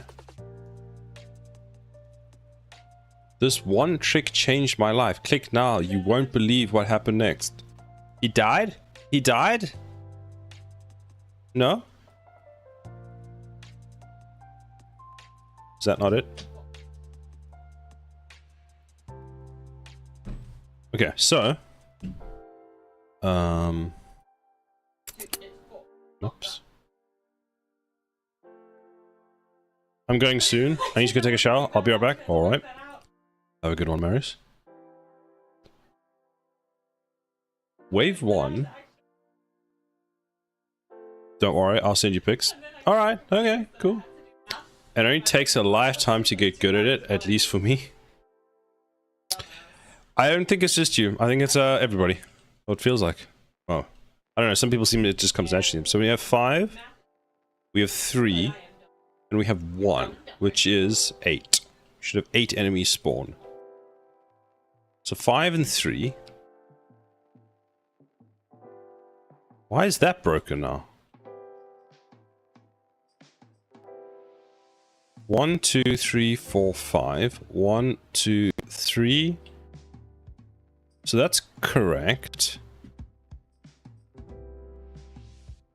More importantly, why are you? I fixed you.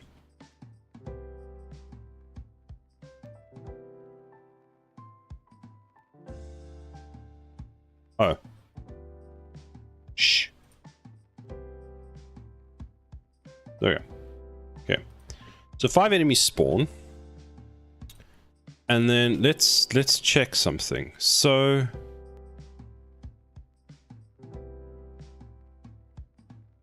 I mean we can just do it here, can't we? Bind event to on, bind event to on, bind event to on, bind event to on. Okay. Bind event to on enemy. Oh, we've already got that. Add remove. So let's do a print. Enemy removed. Let's make this -1. Let's make the text bright red so we see it. Let's see how many times this prints. 1, 2, 3, 4, 5, 6, 7, 8. Start.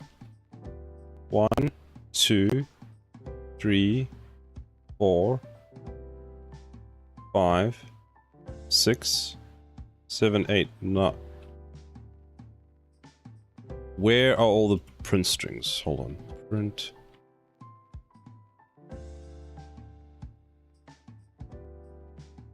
Delete, delete, delete. Oh, I just made like 300 of those.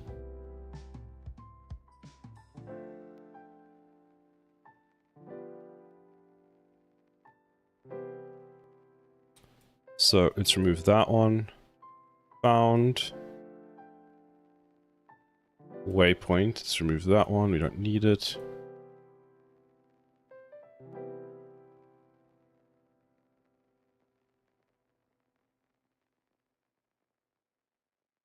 Need none of that. Spawn next wave. That can stay. That can stay. That's actually helpful. This one, deselect. Not really helpful for right now. Cell tower has been called. Not very helpful. Towel upgrade, fine. Next level button press, that's fine. Populate grid, that's fine. That one's useless. That one's useless. That one's useless. That one's useless. Oh no, that's the one we need. One click.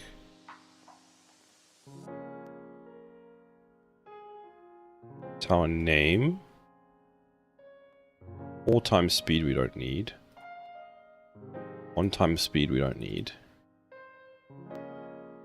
Invalid parent material.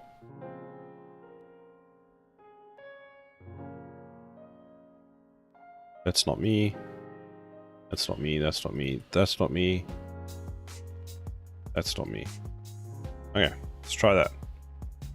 That's a lot of stuff I opened. Let's just close alert. Right, now, let's just use some laser towers.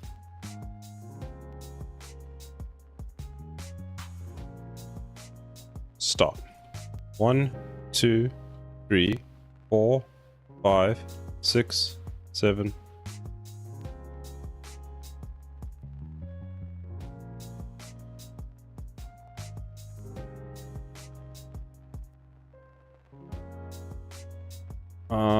Hold on. Let's do this.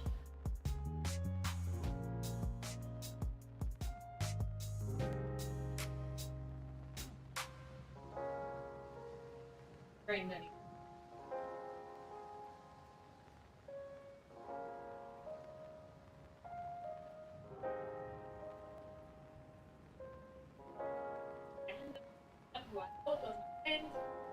String append. This goes into that. That goes into that. That goes in there.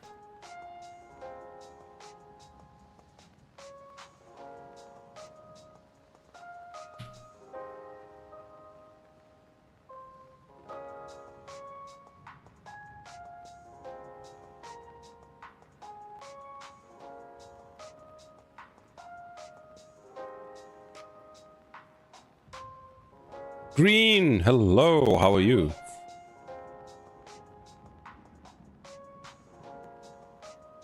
How are things? Pretty good, pretty good. You want to see too many laser towers in an area? Ready, ready, ready, ready? 1, 2, 3, 4, 5, 6, 7, 8, 9.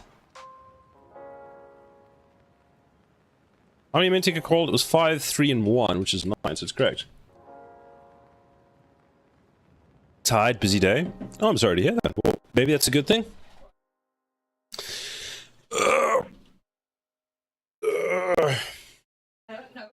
Oh. What were you busy with, Green? Were you working? What's the problem? The problem is, for some reason, I'm not calling the next wave, and it seems that I'm not calling the next wave because the counts that I'm using to check are incorrect. So what I was now checking, essentially every time we remove an enemy, we call on wave, on enemy something. And that's not being, that is being called the correct number of times. I was worried that was being called too many times, which is strange, but it's working. I got to hit the store soon, so not yet done. Oh no, oh no, Green. What's up, my fellow procrastinators? Hello, Maggie, how are you? How has your week been? I've been popping in and out of your stream. You look like you're making good progress.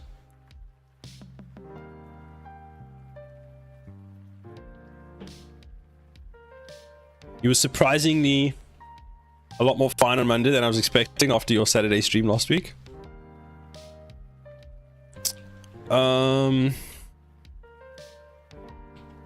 So, basically, the way I solve this is by knowing when I'm spawning the last enemy, then open a gate that fires when the last enemy has died, which is called from an enemy counter, so that when the enemy dies, it tells the counter to decrement, and when the counter hits 0, that last enemy is spawned, so I let the next round start. Just joined as well. So I'm doing something somewhat similar. Essentially, when we spawn an enemy, we call enemy add, and that adds an enemy. And when an enemy dies, we call enemy remove. We're also setting the wave number of enemies somewhere, which basically, when a wave is loaded, we basically set the total number of waves for this thing. And then every time an enemy is removed, we just decrement those, and then we check if both are equal to 0 or less. We broadcast that way at the end of our wave. My brother has a game. Has the same. Heavy flu. Oh no! That's not good.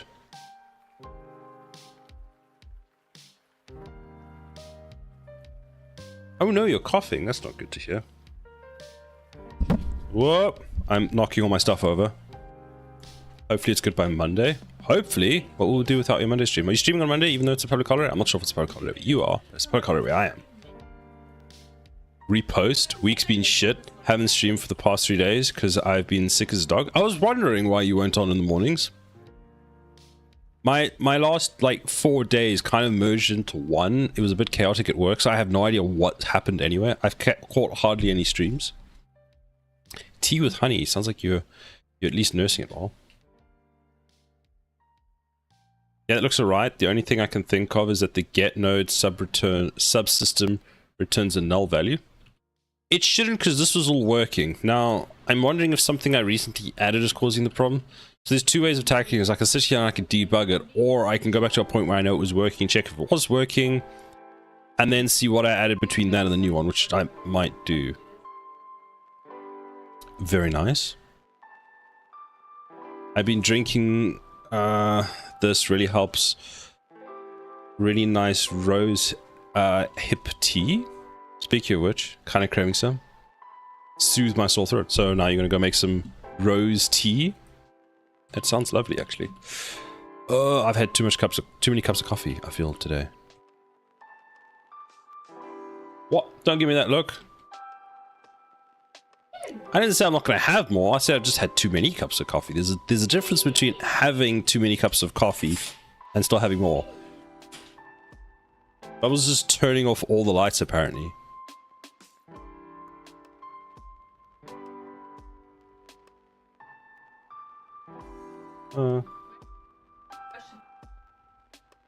There we go. I'll just turn on my side light, which is just my other screen. Try not take in too many T's and L1s. This is having the kidney. Basically same as coffee. Body got to filter out.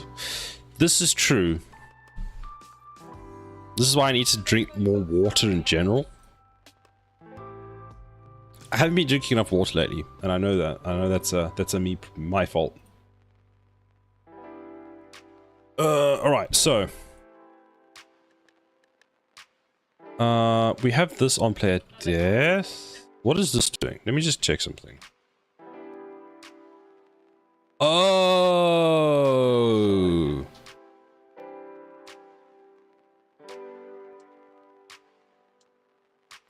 I think I know what the problem is.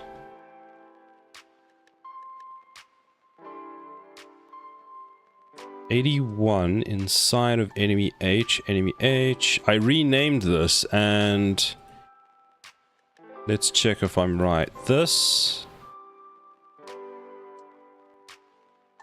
is an H. I'm sorry, what?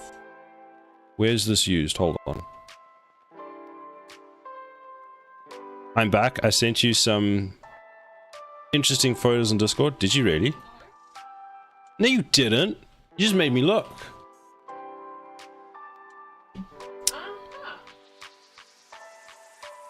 Okay, I know what the problem is. I have a very good idea of what the problem is. So we just go like this. Go like this. Let me shh, we don't tell anyone. Anyways, What? Really? This is what Mary sends me on Discord.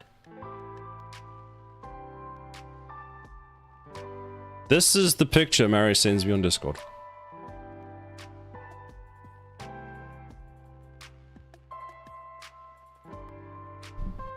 Hold on, hold on.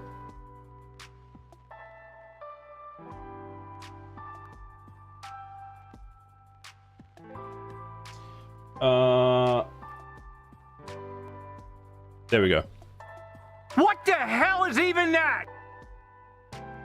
Marius, you are too funny. You are too funny.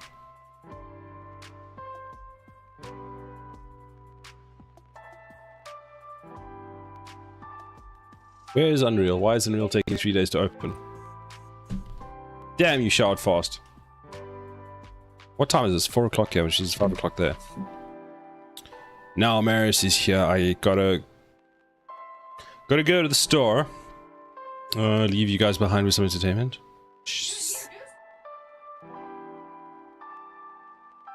Sounds good, sounds good. Buy snacks, Green. Buy snacks. Buy cookies. Buy cookies. Send photos of cookies so we know you bought cookies. Or don't. Do what you want. You're free.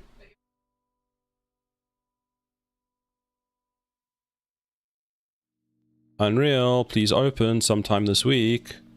There we go. Right, let's see if it works now.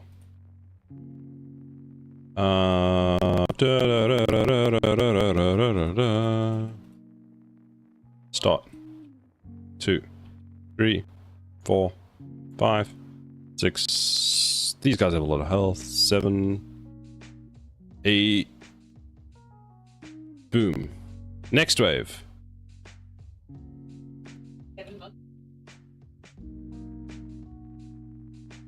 Snow going out later. What?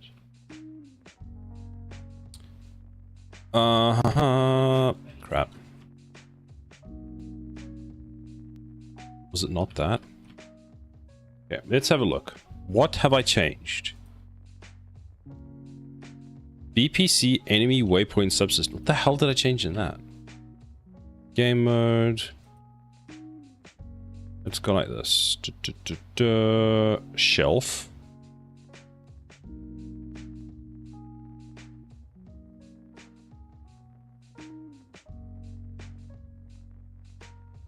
That's not what I want. Repo. Where's the shelf command go? Is it just Control Shift S? Apparently not. Okay, fine. We do this. We go like this. There we go. Very nice. Good to move away from floating platform. What? I hope there's a stream tonight so I can think. Alright, right. Now I understand. Discard all of that, yes. Changes. And let's go with... Let's see. What do I want?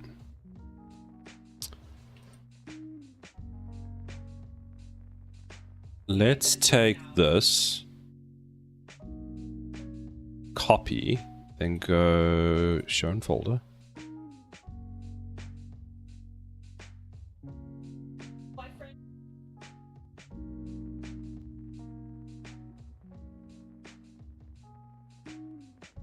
There we go. Now we can go and start Unreal and see if it works. Hope to catch you guys later. I'm off. See ya, Green. Have a good one. Thank you for the cookies.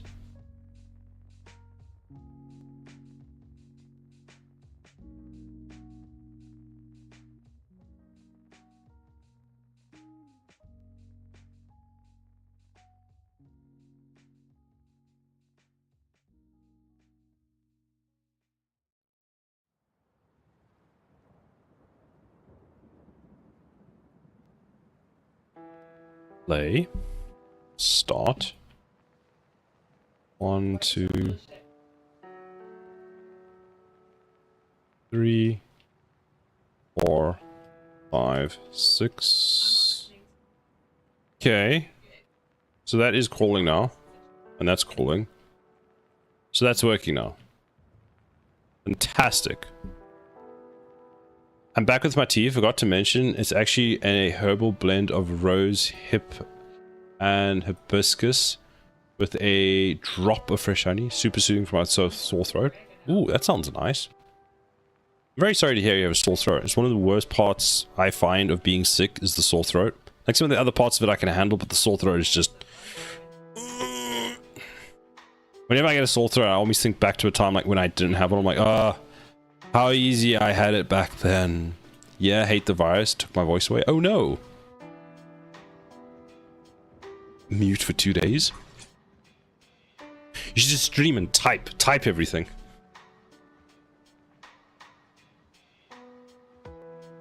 I suppose like one of the minimum things for streaming these days is having a voice. Like I've seen people do it without a voice, where they just type, which is, you know, fair, which is possible, it's doable, but it adds another level of interactivity. Is that the correct word? Okay, so that works.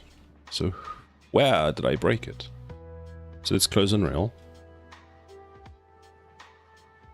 Let's join the main branch again. So fix spawn bug.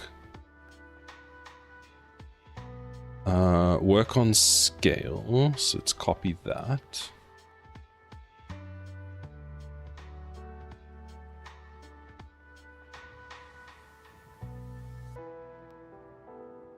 You know, I tried something like that the first day I was sick. Tried to tell my tried to let my TTS kind of be my voice. And then the fever hit. Ooh. Yeah, those fevers, you feel like you're just dying for until it goes away. I got sick last year when I went overseas. And I was basically sick for 2 weeks. And I had a fever for part of it. And I felt like absolute death basically for, I think, a week, if not longer. And I think it would get better, and then it got worse and got better. But fever's the worst, because where I was, it was a bit chilly. And I was unbelievably cold, like colder than I should be. And then I'd wake up absolutely sweating. And then I'd be too hot, and then it's too cold. And then everything was just broken. My body had no idea what it wanted to do. So yeah, I had to end my stream early, and I was bedridden for the rest of the day. Probably a good time to, you gotta, what's the word? You gotta relax. You gotta get better soon. Because if you try and just force yourself back into streaming when you're not ready or work even, and you're not like 100%, you're just going to, you might just get better slower, which is not good. Start. Let's just use gun towers. I think B is just lasers, right? So I can just put a whole bunch of these down. I think they're all free. That's exactly how it was for me. The fever could go down after I would take a few fever pill, and then would return and cycle. Ooh, no. That doesn't sound too good. Shame, that's kind of horrible. I do hope you get better soon, Maggie. I know your pain. I think everybody knows your pain. It's just, ugh. But it sounds like you're getting better now, so hopefully, I mean, if you're saying you want to be ready for stream 4 Monday, hopefully. I was in and out of fever dreams for most of the first day. It was hell. Oof. Because, like, part of the problem with that is, like, you dream, you're like, okay, when you're dreaming, I feel like you think you feel better. And then you wake up and realize you feel like a death. And you just want to be back asleep. But then sleeping hurts. I hate it when sleeping hurts. When you're tired and sleeping hurts. I'm glad I'm feeling a lot better now. Coughing crap out of crap out almost every 5 minutes now. That's good, I guess. At least you're getting it out, getting rid of it. Where? Okay. So the scale is where I broke everything. So did I change anything in C++? No. Of course I didn't. So we changed what? The grid manager and the grid cell. Which has nothing to do, nothing in here remotely relates to the spawning. Fantastic.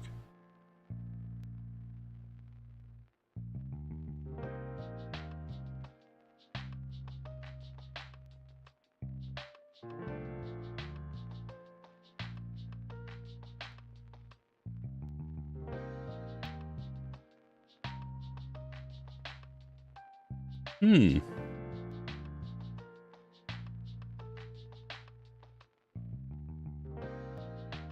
You want to know the weirdest thing about my fever dream starter? Every time I dreamed of being back at my childhood house in some formal situation or another. That's quite interesting, though. Like if I was a psychologist, one of those two, we could like go back into why. Like maybe that's because, was that like your happier place, your sort of childhood home?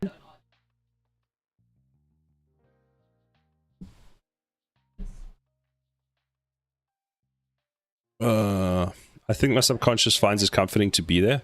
That makes a lot of sense. That does make a lot of sense. It's just disorientating as hell when you wake up and you're like, what? Oh, right, I'm like older now. Love the house, the wide open spaces. Yes. I miss it very much, if I'm honest.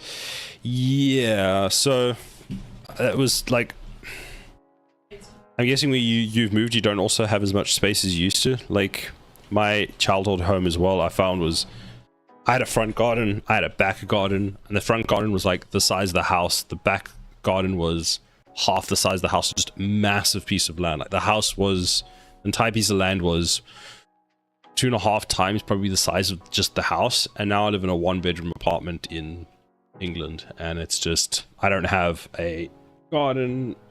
I don't even have I technically don't have a dining room because my dining room is my study, which is my kitchen. My kitchen is behind me.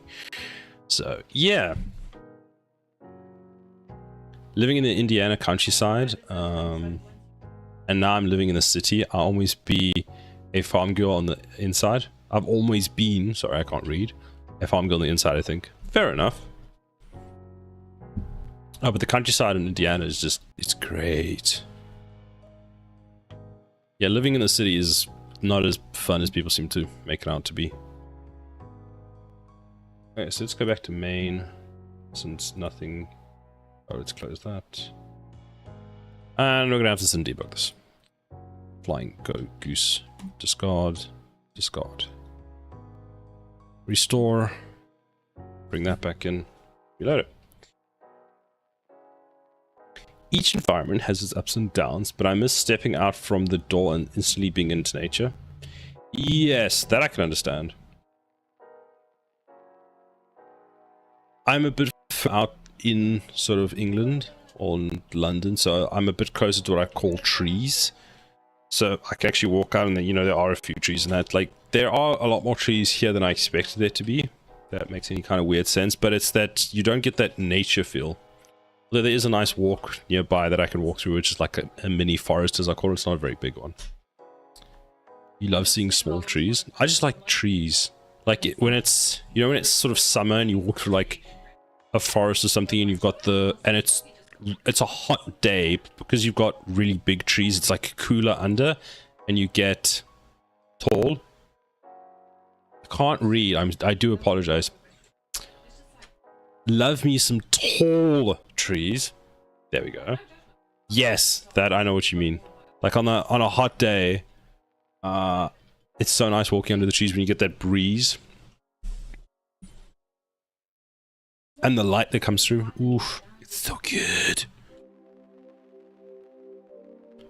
What was I trying to do? Right. Nature's canopy, exactly.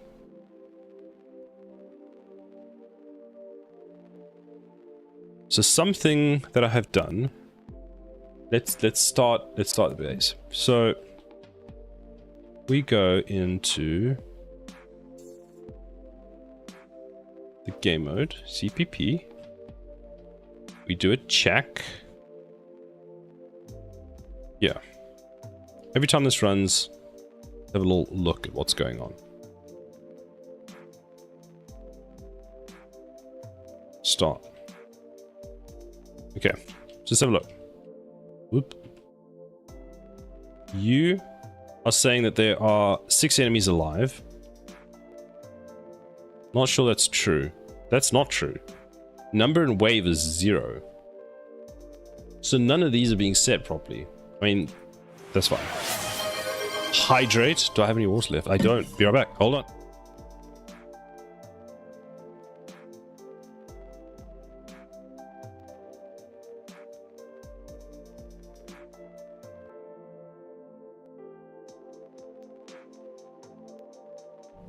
I have returned, and I have water.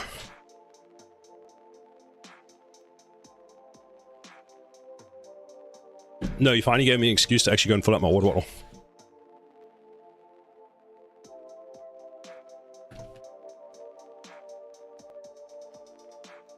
No, I appreciate it. I appreciate it. I need to stay hydrated. So this is... my water bottle is about, if you can even see it, I think it's been blurred out. My water bottle is about 750 mils of water. So on a given day, other than splashing myself in the face with my water bottle, I should be drinking 3 of them. I was a lot better at it, and now I'm just getting worse. That's a lot of water. Well, 2.1 liters of water is... I feel like it's about the amount I should be drinking in a day. If I drink 2 in a day, I usually like, oh my god, I drank so much water and I feel great.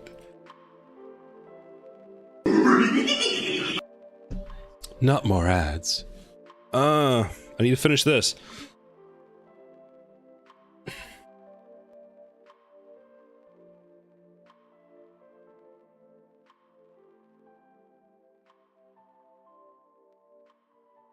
Bazinga. Bazinga. Have I bugged something else out? Thank you for the redeem. I must watch Big Bang Theory, actually. I need to catch up on Young Sheldon. I'm not sure if you've been watching that. Or anyone's been watching that.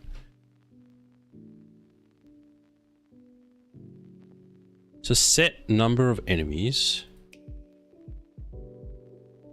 Let's see where that's used. Because first and foremost, that's wrong. You never watched Big Bang Theory? Well, at least you know the memes, so... I feel like the first season was very good, and then the other seasons were not as good. Let's be honest. So 6 minus 1. So this is never being set. Oh, I pressed the wrong button.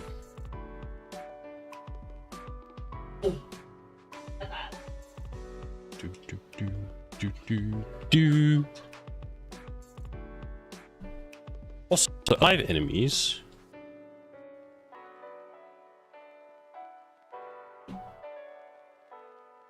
Oh, I know what the error is.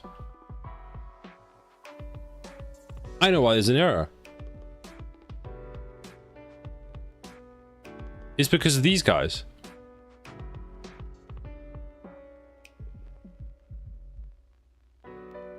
Now it'll work. Boop.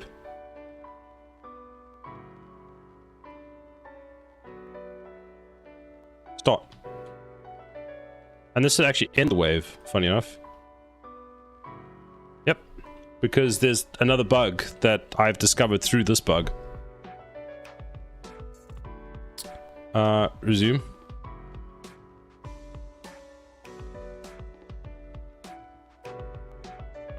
I mean, there's another bug that I need to now fix, but that's fine because I now know about it. Level complete. What? Fine, whatever. Because it's calling. Oh, yeah, I know why. Why are spawn enemies and endgame called in the same function? Spawn enemies and endgame?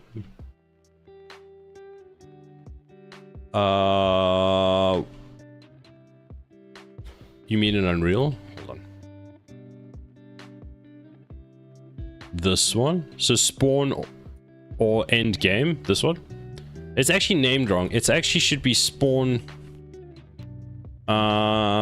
It's not technically spawn. It's start next wave. So spawn, start next wave would be a better name for this. The logic's kind of changed a few times for this, which is part of the problem. So you see that now that makes a bit more sense. And let's try actually spell something correctly for once. Spawn next wave. So this is just, this gets called from, I don't remember where. One of the places I call this, it's a bit of a thing. So this gets called when from here Well, kind of gets called from here. It calls something else, which then checks if we're finished and then calls this. But for some reason, I don't know why yet, we put in this safety measure over here, which is basically at the start of a wave, we set this so we know how many enemies we're expecting, and then we know when the wave finishes, and then we can carry on. But for some reason, this is starting off as as 0, which means I'm not setting it somewhere, which means that the first time this runs, as soon as we kill the first enemy, it's then just starting the next wave. So our check to make sure one of the enemies is dead is not working. But we can fix it. LGMZ Tech. Welcome, how are you doing? I need to find out where this is set, basically. So it's set here, fantastic. But I'm guessing somewhere when we start a wave, in the event graph, up here to the right, we should set total waves.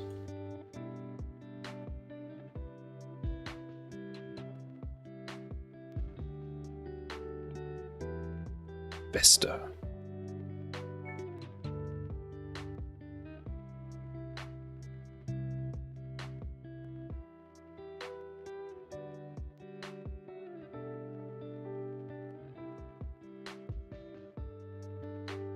All good, sir. How about yourself? I'm pretty good.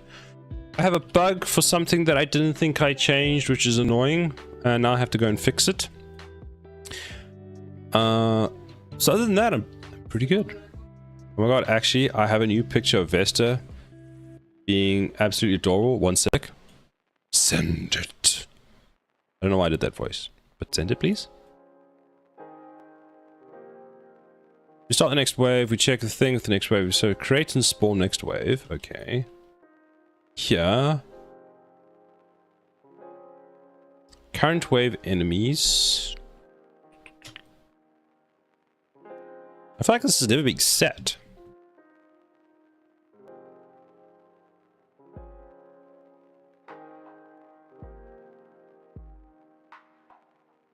I think what was happening is we're only seeing this bug because I have too many towers. Previously, we were allowing all the towers to spawn, which means that if I go into here and I press play and I just put down like 4 towers, yeah, and then we start.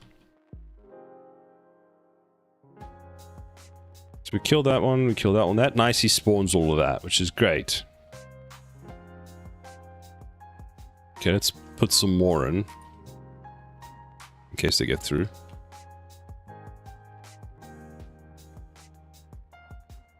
So this starts the next wave, fantastic. So that then works, which means that I need to actually go and set that value, which I'm not doing.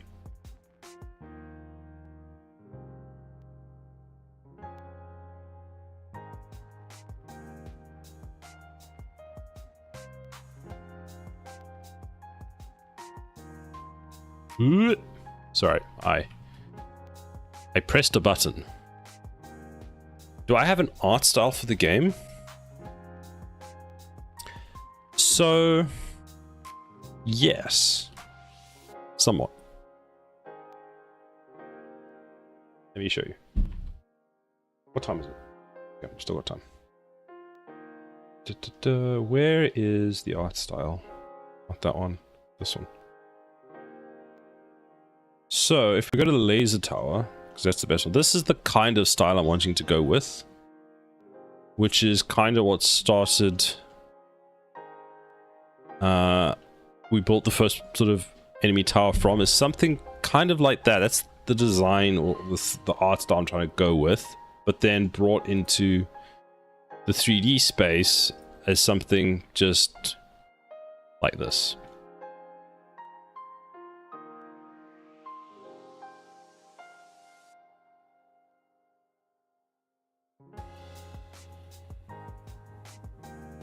So this looks quite nice. We're going to expand on this. This is just the current throw together for what we have. Like, it's just a prototype, basically. But that's kind of what we're trying to go for, eventually. Now, we start or end game. So if the total waves is a thing, come to here, then we call create and spawn wave. Now, what we're not doing is actually setting the total enemy. So this is a spawn queue, we clear it, and we loop through this. When we're complete, we do a for each delay, which is this. And then we check if the wave part is complete. We do the next thing and thing. Fine. So we need to have... It is the times. The time for the eats. Ooh, enjoy. What are you eating? What are you eating tonight? Because you're going out with your friends tonight. Your other friends are abandoning me, Marius. Marius, I found a bug. Found a bug. Don't worry, I'll fix it. Okay, update the photo thing. The pets tab in Discord. Lamb tonight. But you know what that means, don't you? If you're having a lamb tonight.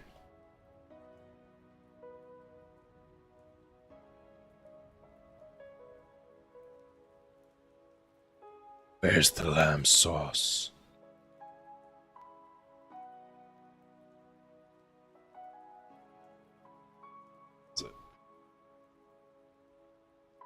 Where's the lamb sauce? There we go. Thank you, Marius. Was it Marius? It was Maggie. Thank you, Maggie. I just assumed Marius was going to do it, but I got you. Thank you, thank you. Open in browser. Oh, look at the cutie. Look at the cutie. So cute. You look so happy. What a cutie.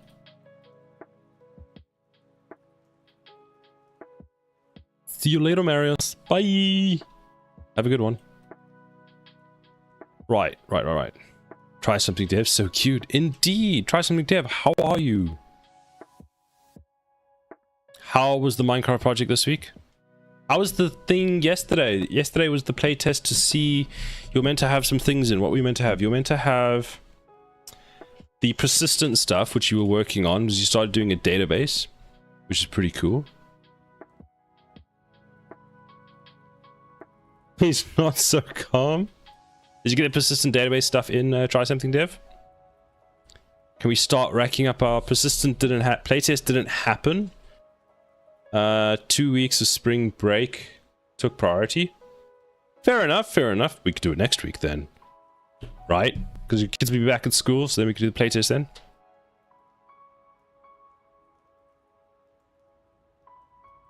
Means it gives you another week to iron out all the details, which is exciting. And then we can see who gets the highest fishing count. I'm low-key excited. Not giving up. Hardware in progress gets slow. It is very hard, especially when you're dealing with like issues that you thought you had solved. And like, for example, I have one now where I didn't think there was a bug, but apparently there's a bug. So now I need to fix it. And then I procrastinate, so I look at something else. And then I don't actually fix it. Okay, so we have this delegate, onset wave number. Fantastic. So what we need to do is just for 5 seconds, I need to concentrate for 5 seconds. Update total enemies in wave. It's very wordy. Very wordy. Thanks. How are things going on? Happy big group of people here today. Thank you. I got raided by Marius earlier. And he had an army with them. So, now that we've identified the problem, what we need to do is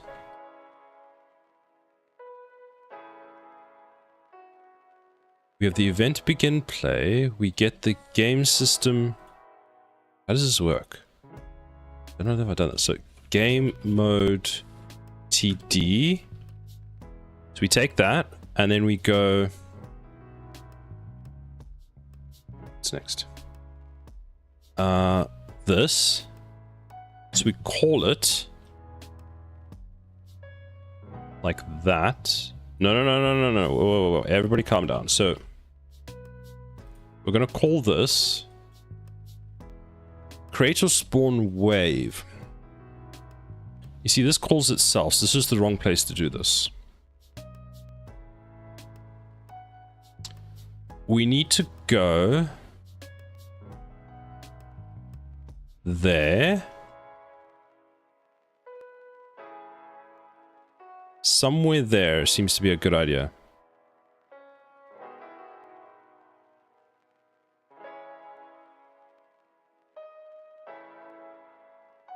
What is this? So here, ow, I just kicked my chair. It's somewhere here is where we need to call this. So create and spawn wave. This gets called. So we set the wave number.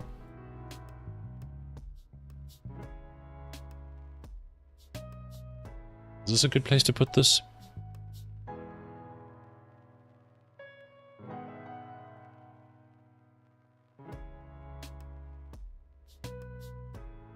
You see, I've set this up in a loop, which doesn't...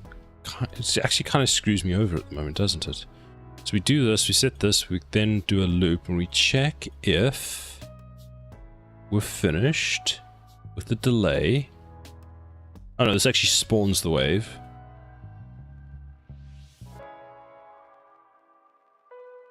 Total, before we spawn the next wave. This is a spawn queue, which we add an enemy each time we go through. That's fine.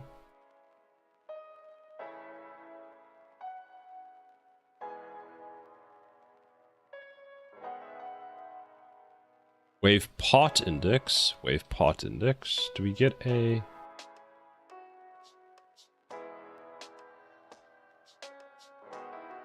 If I go into the game mode, call on wave start. On wave update.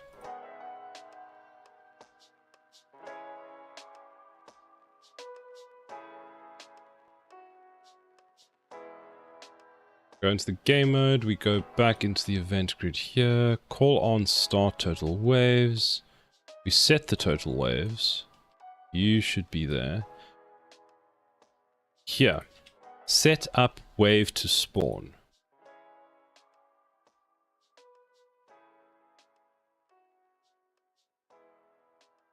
We get the outro, we get the current wave enemies. Then this, let's see, this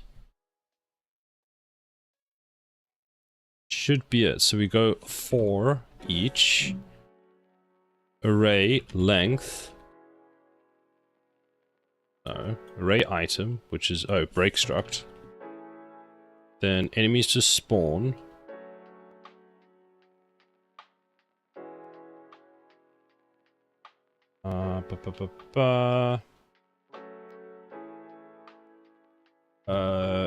Enemy count. This is going to be a problem. Integer. Get. Let's set it. No, don't set it to itself. So set it to 0 when we start the wave. Let's check if this is going to work. We set it to 0. Then we loop through each one of these. On complete, we go to the next one. Actually, wait. We call this on complete. This is going to be a bit of spaghetti. We then set that.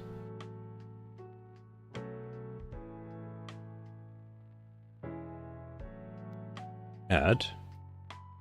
Wait, can I just do that? Add. That.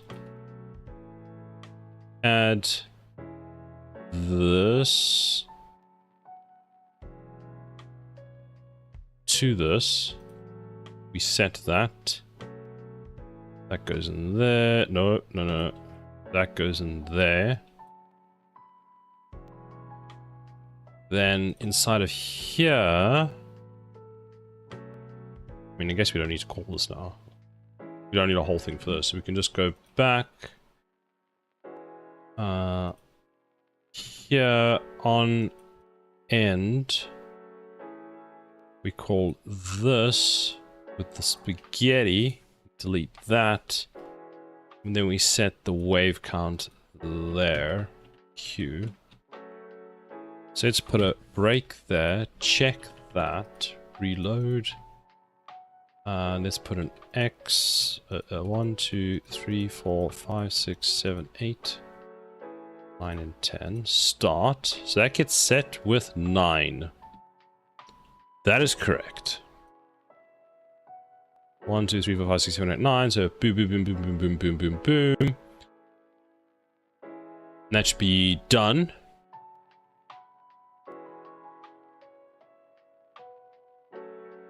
Next wave starts, and then level complete. But I only killed 12.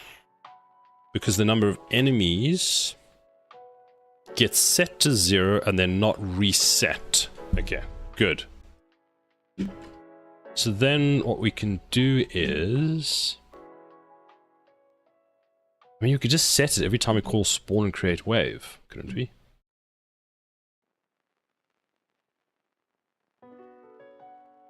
So we could take...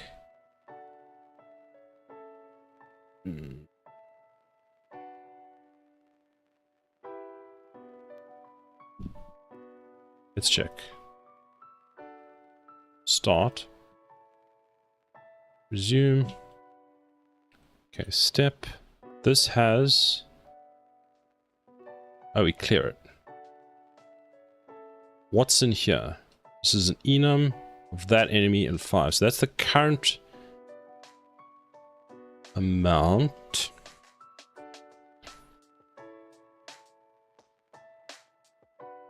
I know what we do. We do on wave start. Because that gets called 3 times, no?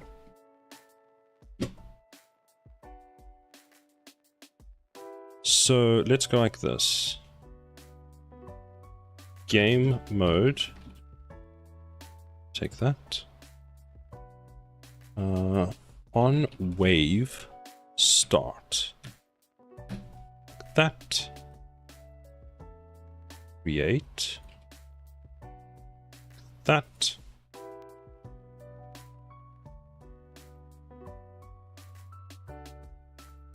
I'm going to create a...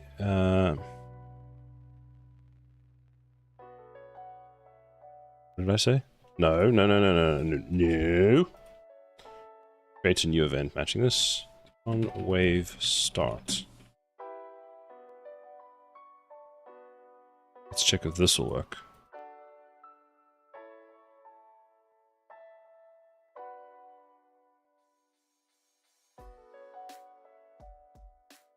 Okay.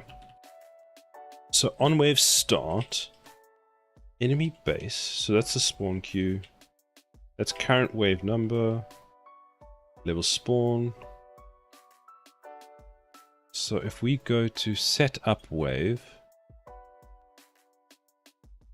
delete all of this. Whoa, too much. Everybody calm down. So let's get that, which is current wave enemies.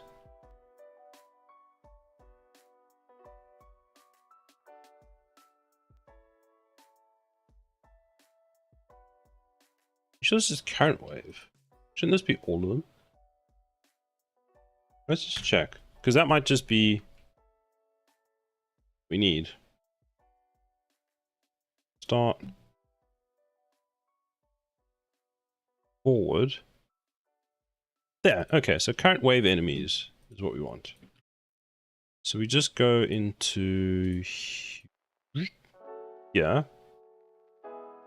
Not quite what I wanted, but we can go with it on Unreal. So we get the current wave enemies, get, or, yes. Like that. Set this, set, Set it to 0.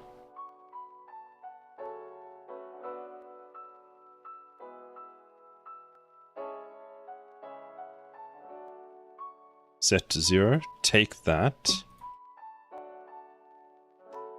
Add that to that. No. Break. Number to spawn in there. Fine, whatever. Set that to that. And that should now... Okay, that's not going to work. There? Will that be about right?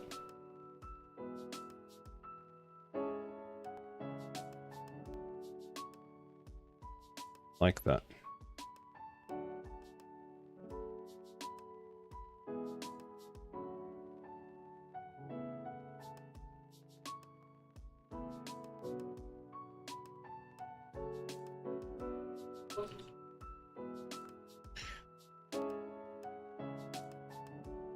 Let's see if that works.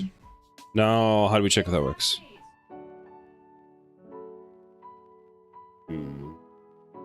Here. Alright, I have that off. Play. Let's do the lasers down here. So they can actually spawn.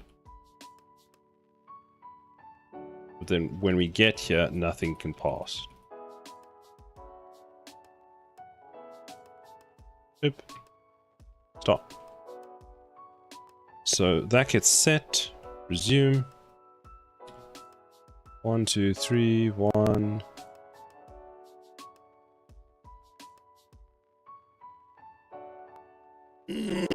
Good stretch. So that should get triggered now. So that's 0. It's actually -9, which is a bit of a problem because it means that my other thing didn't actually execute. Unless it's being executed too late. I might have to set this in multiple places. Let's check, let's check, let's check. Maybe it's just the first wave.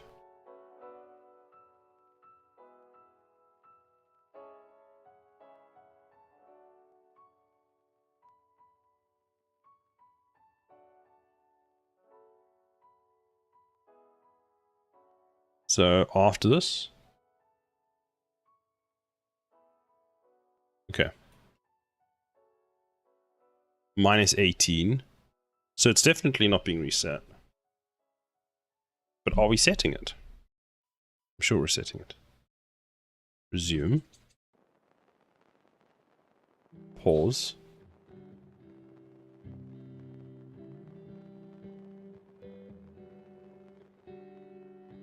On wave start, we set it to 0.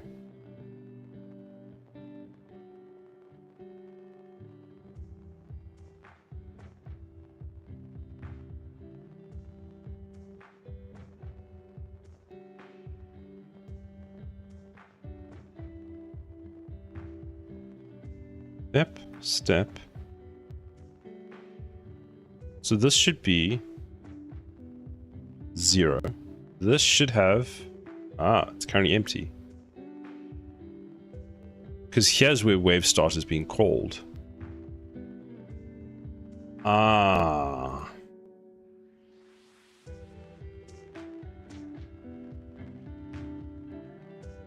But... wait a minute. So stop. What is wave data? As we get the wave data, wave number 1.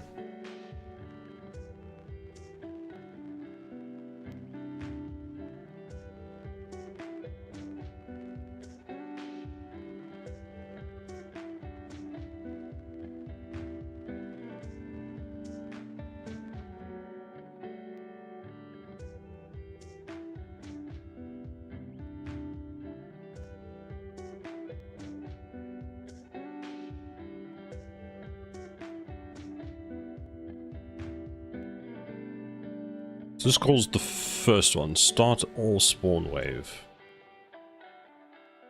And then it has a wave number.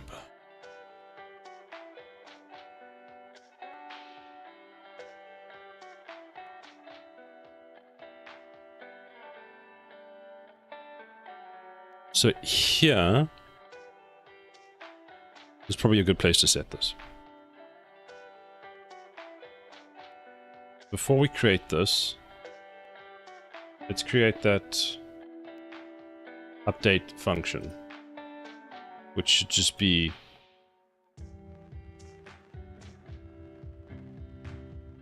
X. Just get the half of it working. There we go. Return.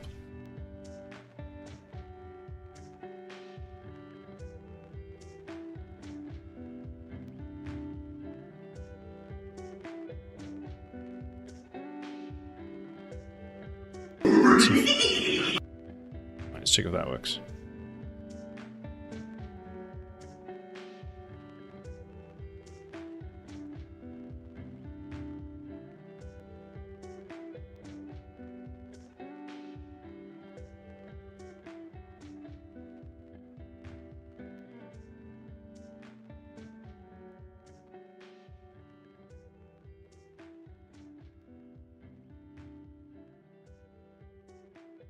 There we go.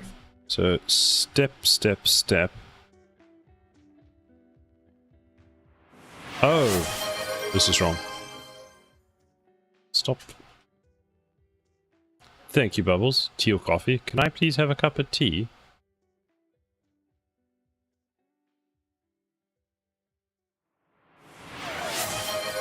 Posture check. Is this better? Ow. Ow. Yes, thank you. There we go. That's better. I'm so bad with my posture.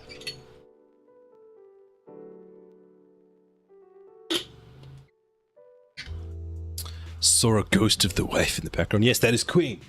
It's Queen. Queen is dancing. Queen is a ghost, yes.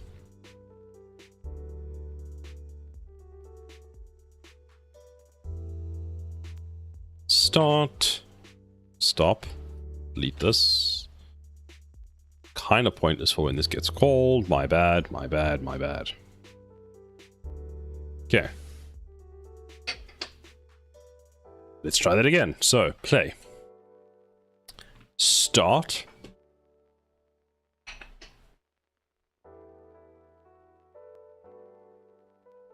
So update total waves should go blah blah blah blah blah blah. Blah blah blah blah blah blah blah blah blah blah blah blah blah blah. So now we're at 9. So step, we should continue. So now enemy count is apparently unset, but we've kind of seen it's 9. Okay, fine. Play.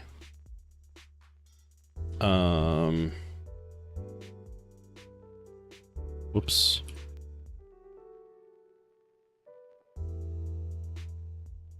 I need to have a kill all enemies button.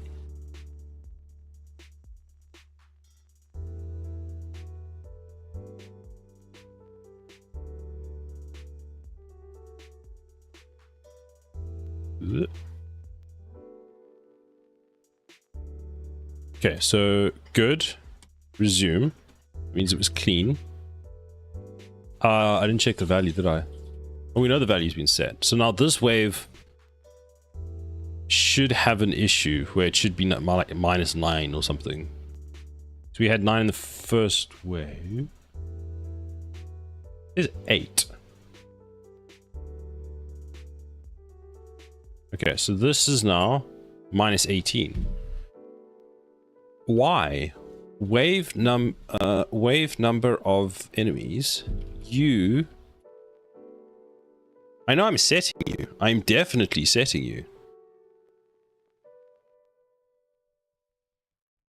You should be 0. Thank you.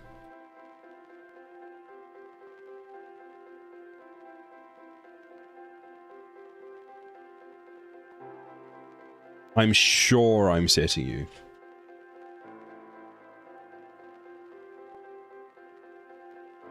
we're gonna check now. We're gonna check. Wait, did I actually set the value? I love how after all of that I complain that the thing's not setting and game mode, and I'm not actually setting it. We will never discuss this. Yep.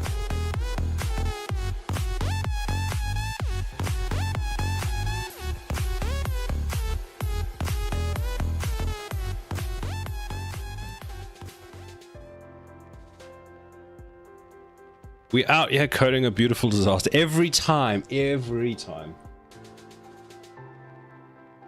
it's not like I can say, you know, I can't even blame anyone else. It's all my own fault. I can't believe after all that, I'm like, I set this value. This is like, no, you didn't. And now I need to actually set the value because we could all see that I was going to just forget to set it. And this is only half the puzzle, which is the thing. I believe in you, Sila. You'll figure it out. Thank you.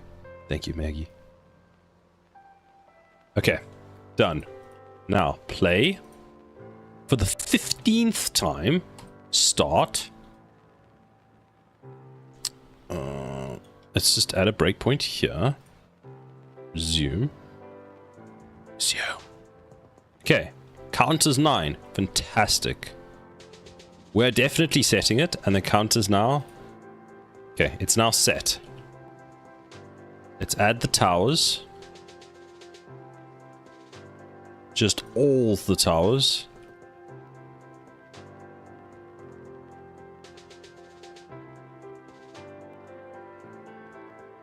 Just lasers everywhere. Okay, cool. What are you at? You're at 0. Fantastic.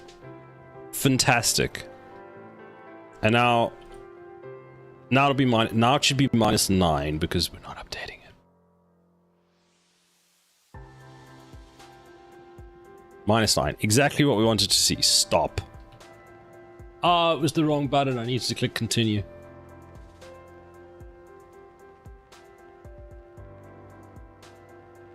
I think we're hitting that time of the day where silent brain just turns off. It has been 5 hours, so I can give myself that. And it has been productive, so I can give myself that as well.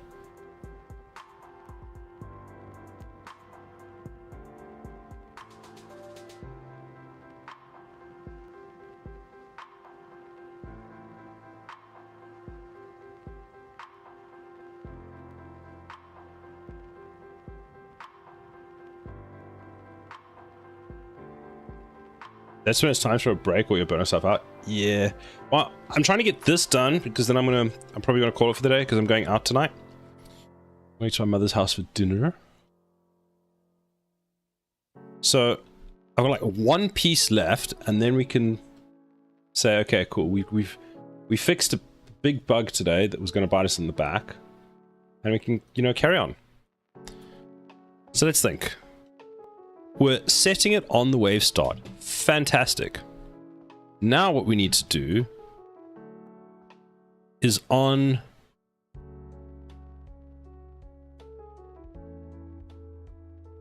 This is start wave, which is this on bind, level lose, on level win, on wave start, which is technically named wrong from what I'm seeing. This is actually only running on the beginning of a wave, not after a wave has ended, which is fine. Okay, so what we need to do is find out where we call this, which is done in the spawner, which has a wave count here. Update total enemies in wave.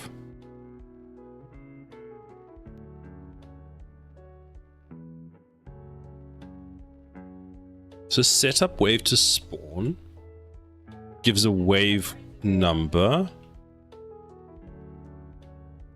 Aha, okay, so update total enemies in wave. Fine. Which we do that, that's what we've done. Okay, so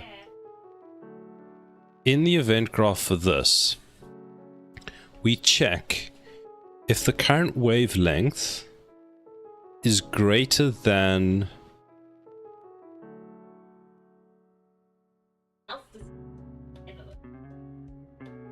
Wave parts. That sets the wave part. That calls. So if the wave part. Oh, my own logic. Wave part index 0. Aha! Current wave is over. Wave part index is 0. So then, when this finishes, who calls the next wave? So this resets our wave part. Fantastic. But then who calls the next wave? Oh, yes. Remember the piece of code I was looking at earlier? In the game mode. Here. Okay. We set the total waves. We check if the wave, so start or end game. So here, create and spawn wave.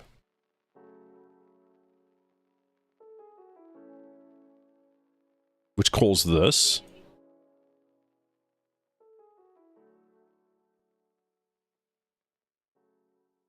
I'm wondering if what I do is I just no, yes, no, yes, no, no, we don't do that.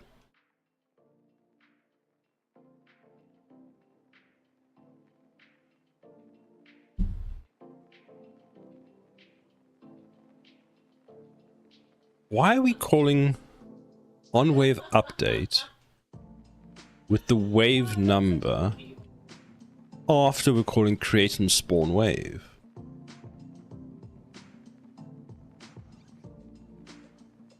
Surely that should be the other way around.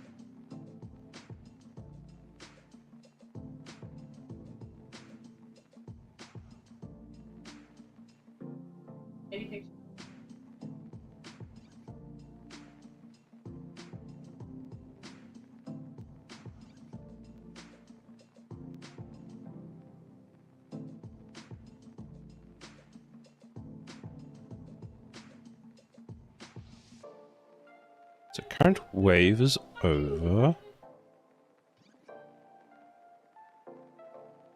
I'm confusing myself because we have waves and we have mini waves. So the wave part is over. So we're keeping track of that. So at what point after this?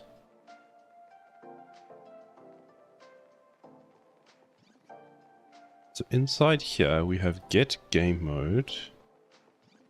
On wave end. So who deals with on wave end? On wave end. Just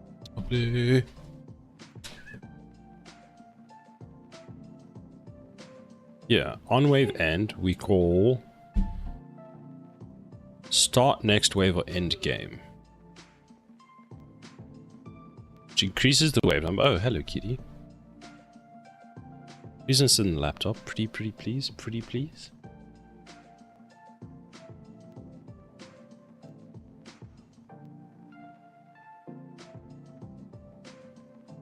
Yes, it's Tan. Look at the Tan.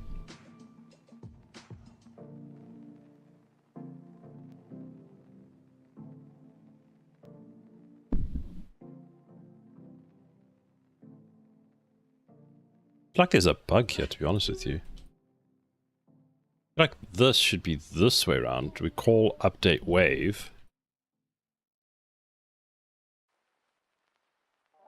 And then we call this.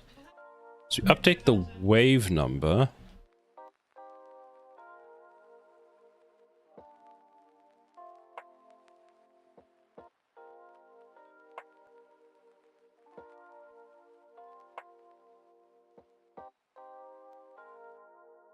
Do you also study non-coding game development concepts like player behavior, fun factor, dynamics, and aesthetics? I try to. I find it very interesting. I'm reading a book on sort of game design, and a lot of game design that they talk about is that kind of stuff. It's not as much of the coding-based things. But yeah.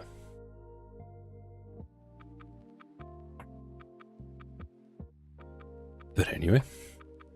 Alright, I think I'm going to have to call it here, because I need to go out for dinner tonight. Does anyone have any suggestions on who we can raid today? Who is live? Who can have our views?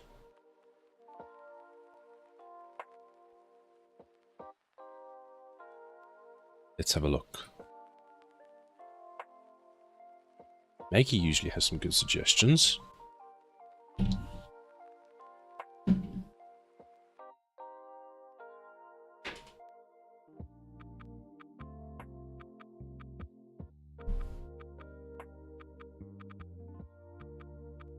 Two nerdy nerds. Oh, they're making a cool cat cafe game in Godot. All right. Thanks for the stream. Later. Thank you for stream and all the advice. Anytime, Rex. Let me know how your progress goes along. Try something, Dev. We'll catch you in your stream. Maggie, we'll catch you in yours as well. Let's have a look at this quickly. Oh yeah, I've seen them. I'm pretty sure. Yeah, I've been in there before. Let's go raid them. Let's do a raid. All right, let's do this. So raid. Yep, atomic raid. Raid is started. But yeah, we've made some good progress today. We got some prototype towers in. Thank you everybody for joining in. Thank you, Maggie. Thank you, Try Something Dev. Thank you, Rex. Thanks for stream, man.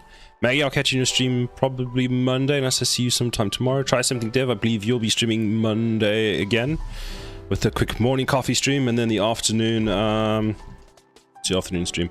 The afternoon stream should be the Carry On Dev stream, which I'm looking forward to. Get some more fishing done. But yeah, let's get this raid going. Thank you, everybody, and we'll catch you around soon. I don't stream Sundays.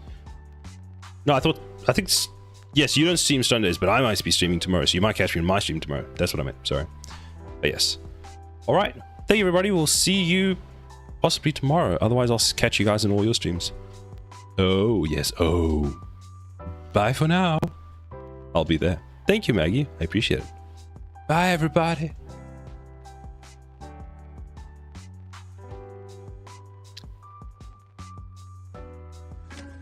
And I have adverts. Of course I have adverts. Well, thank you everybody for the stream on YouTube, and I'll catch you there soon.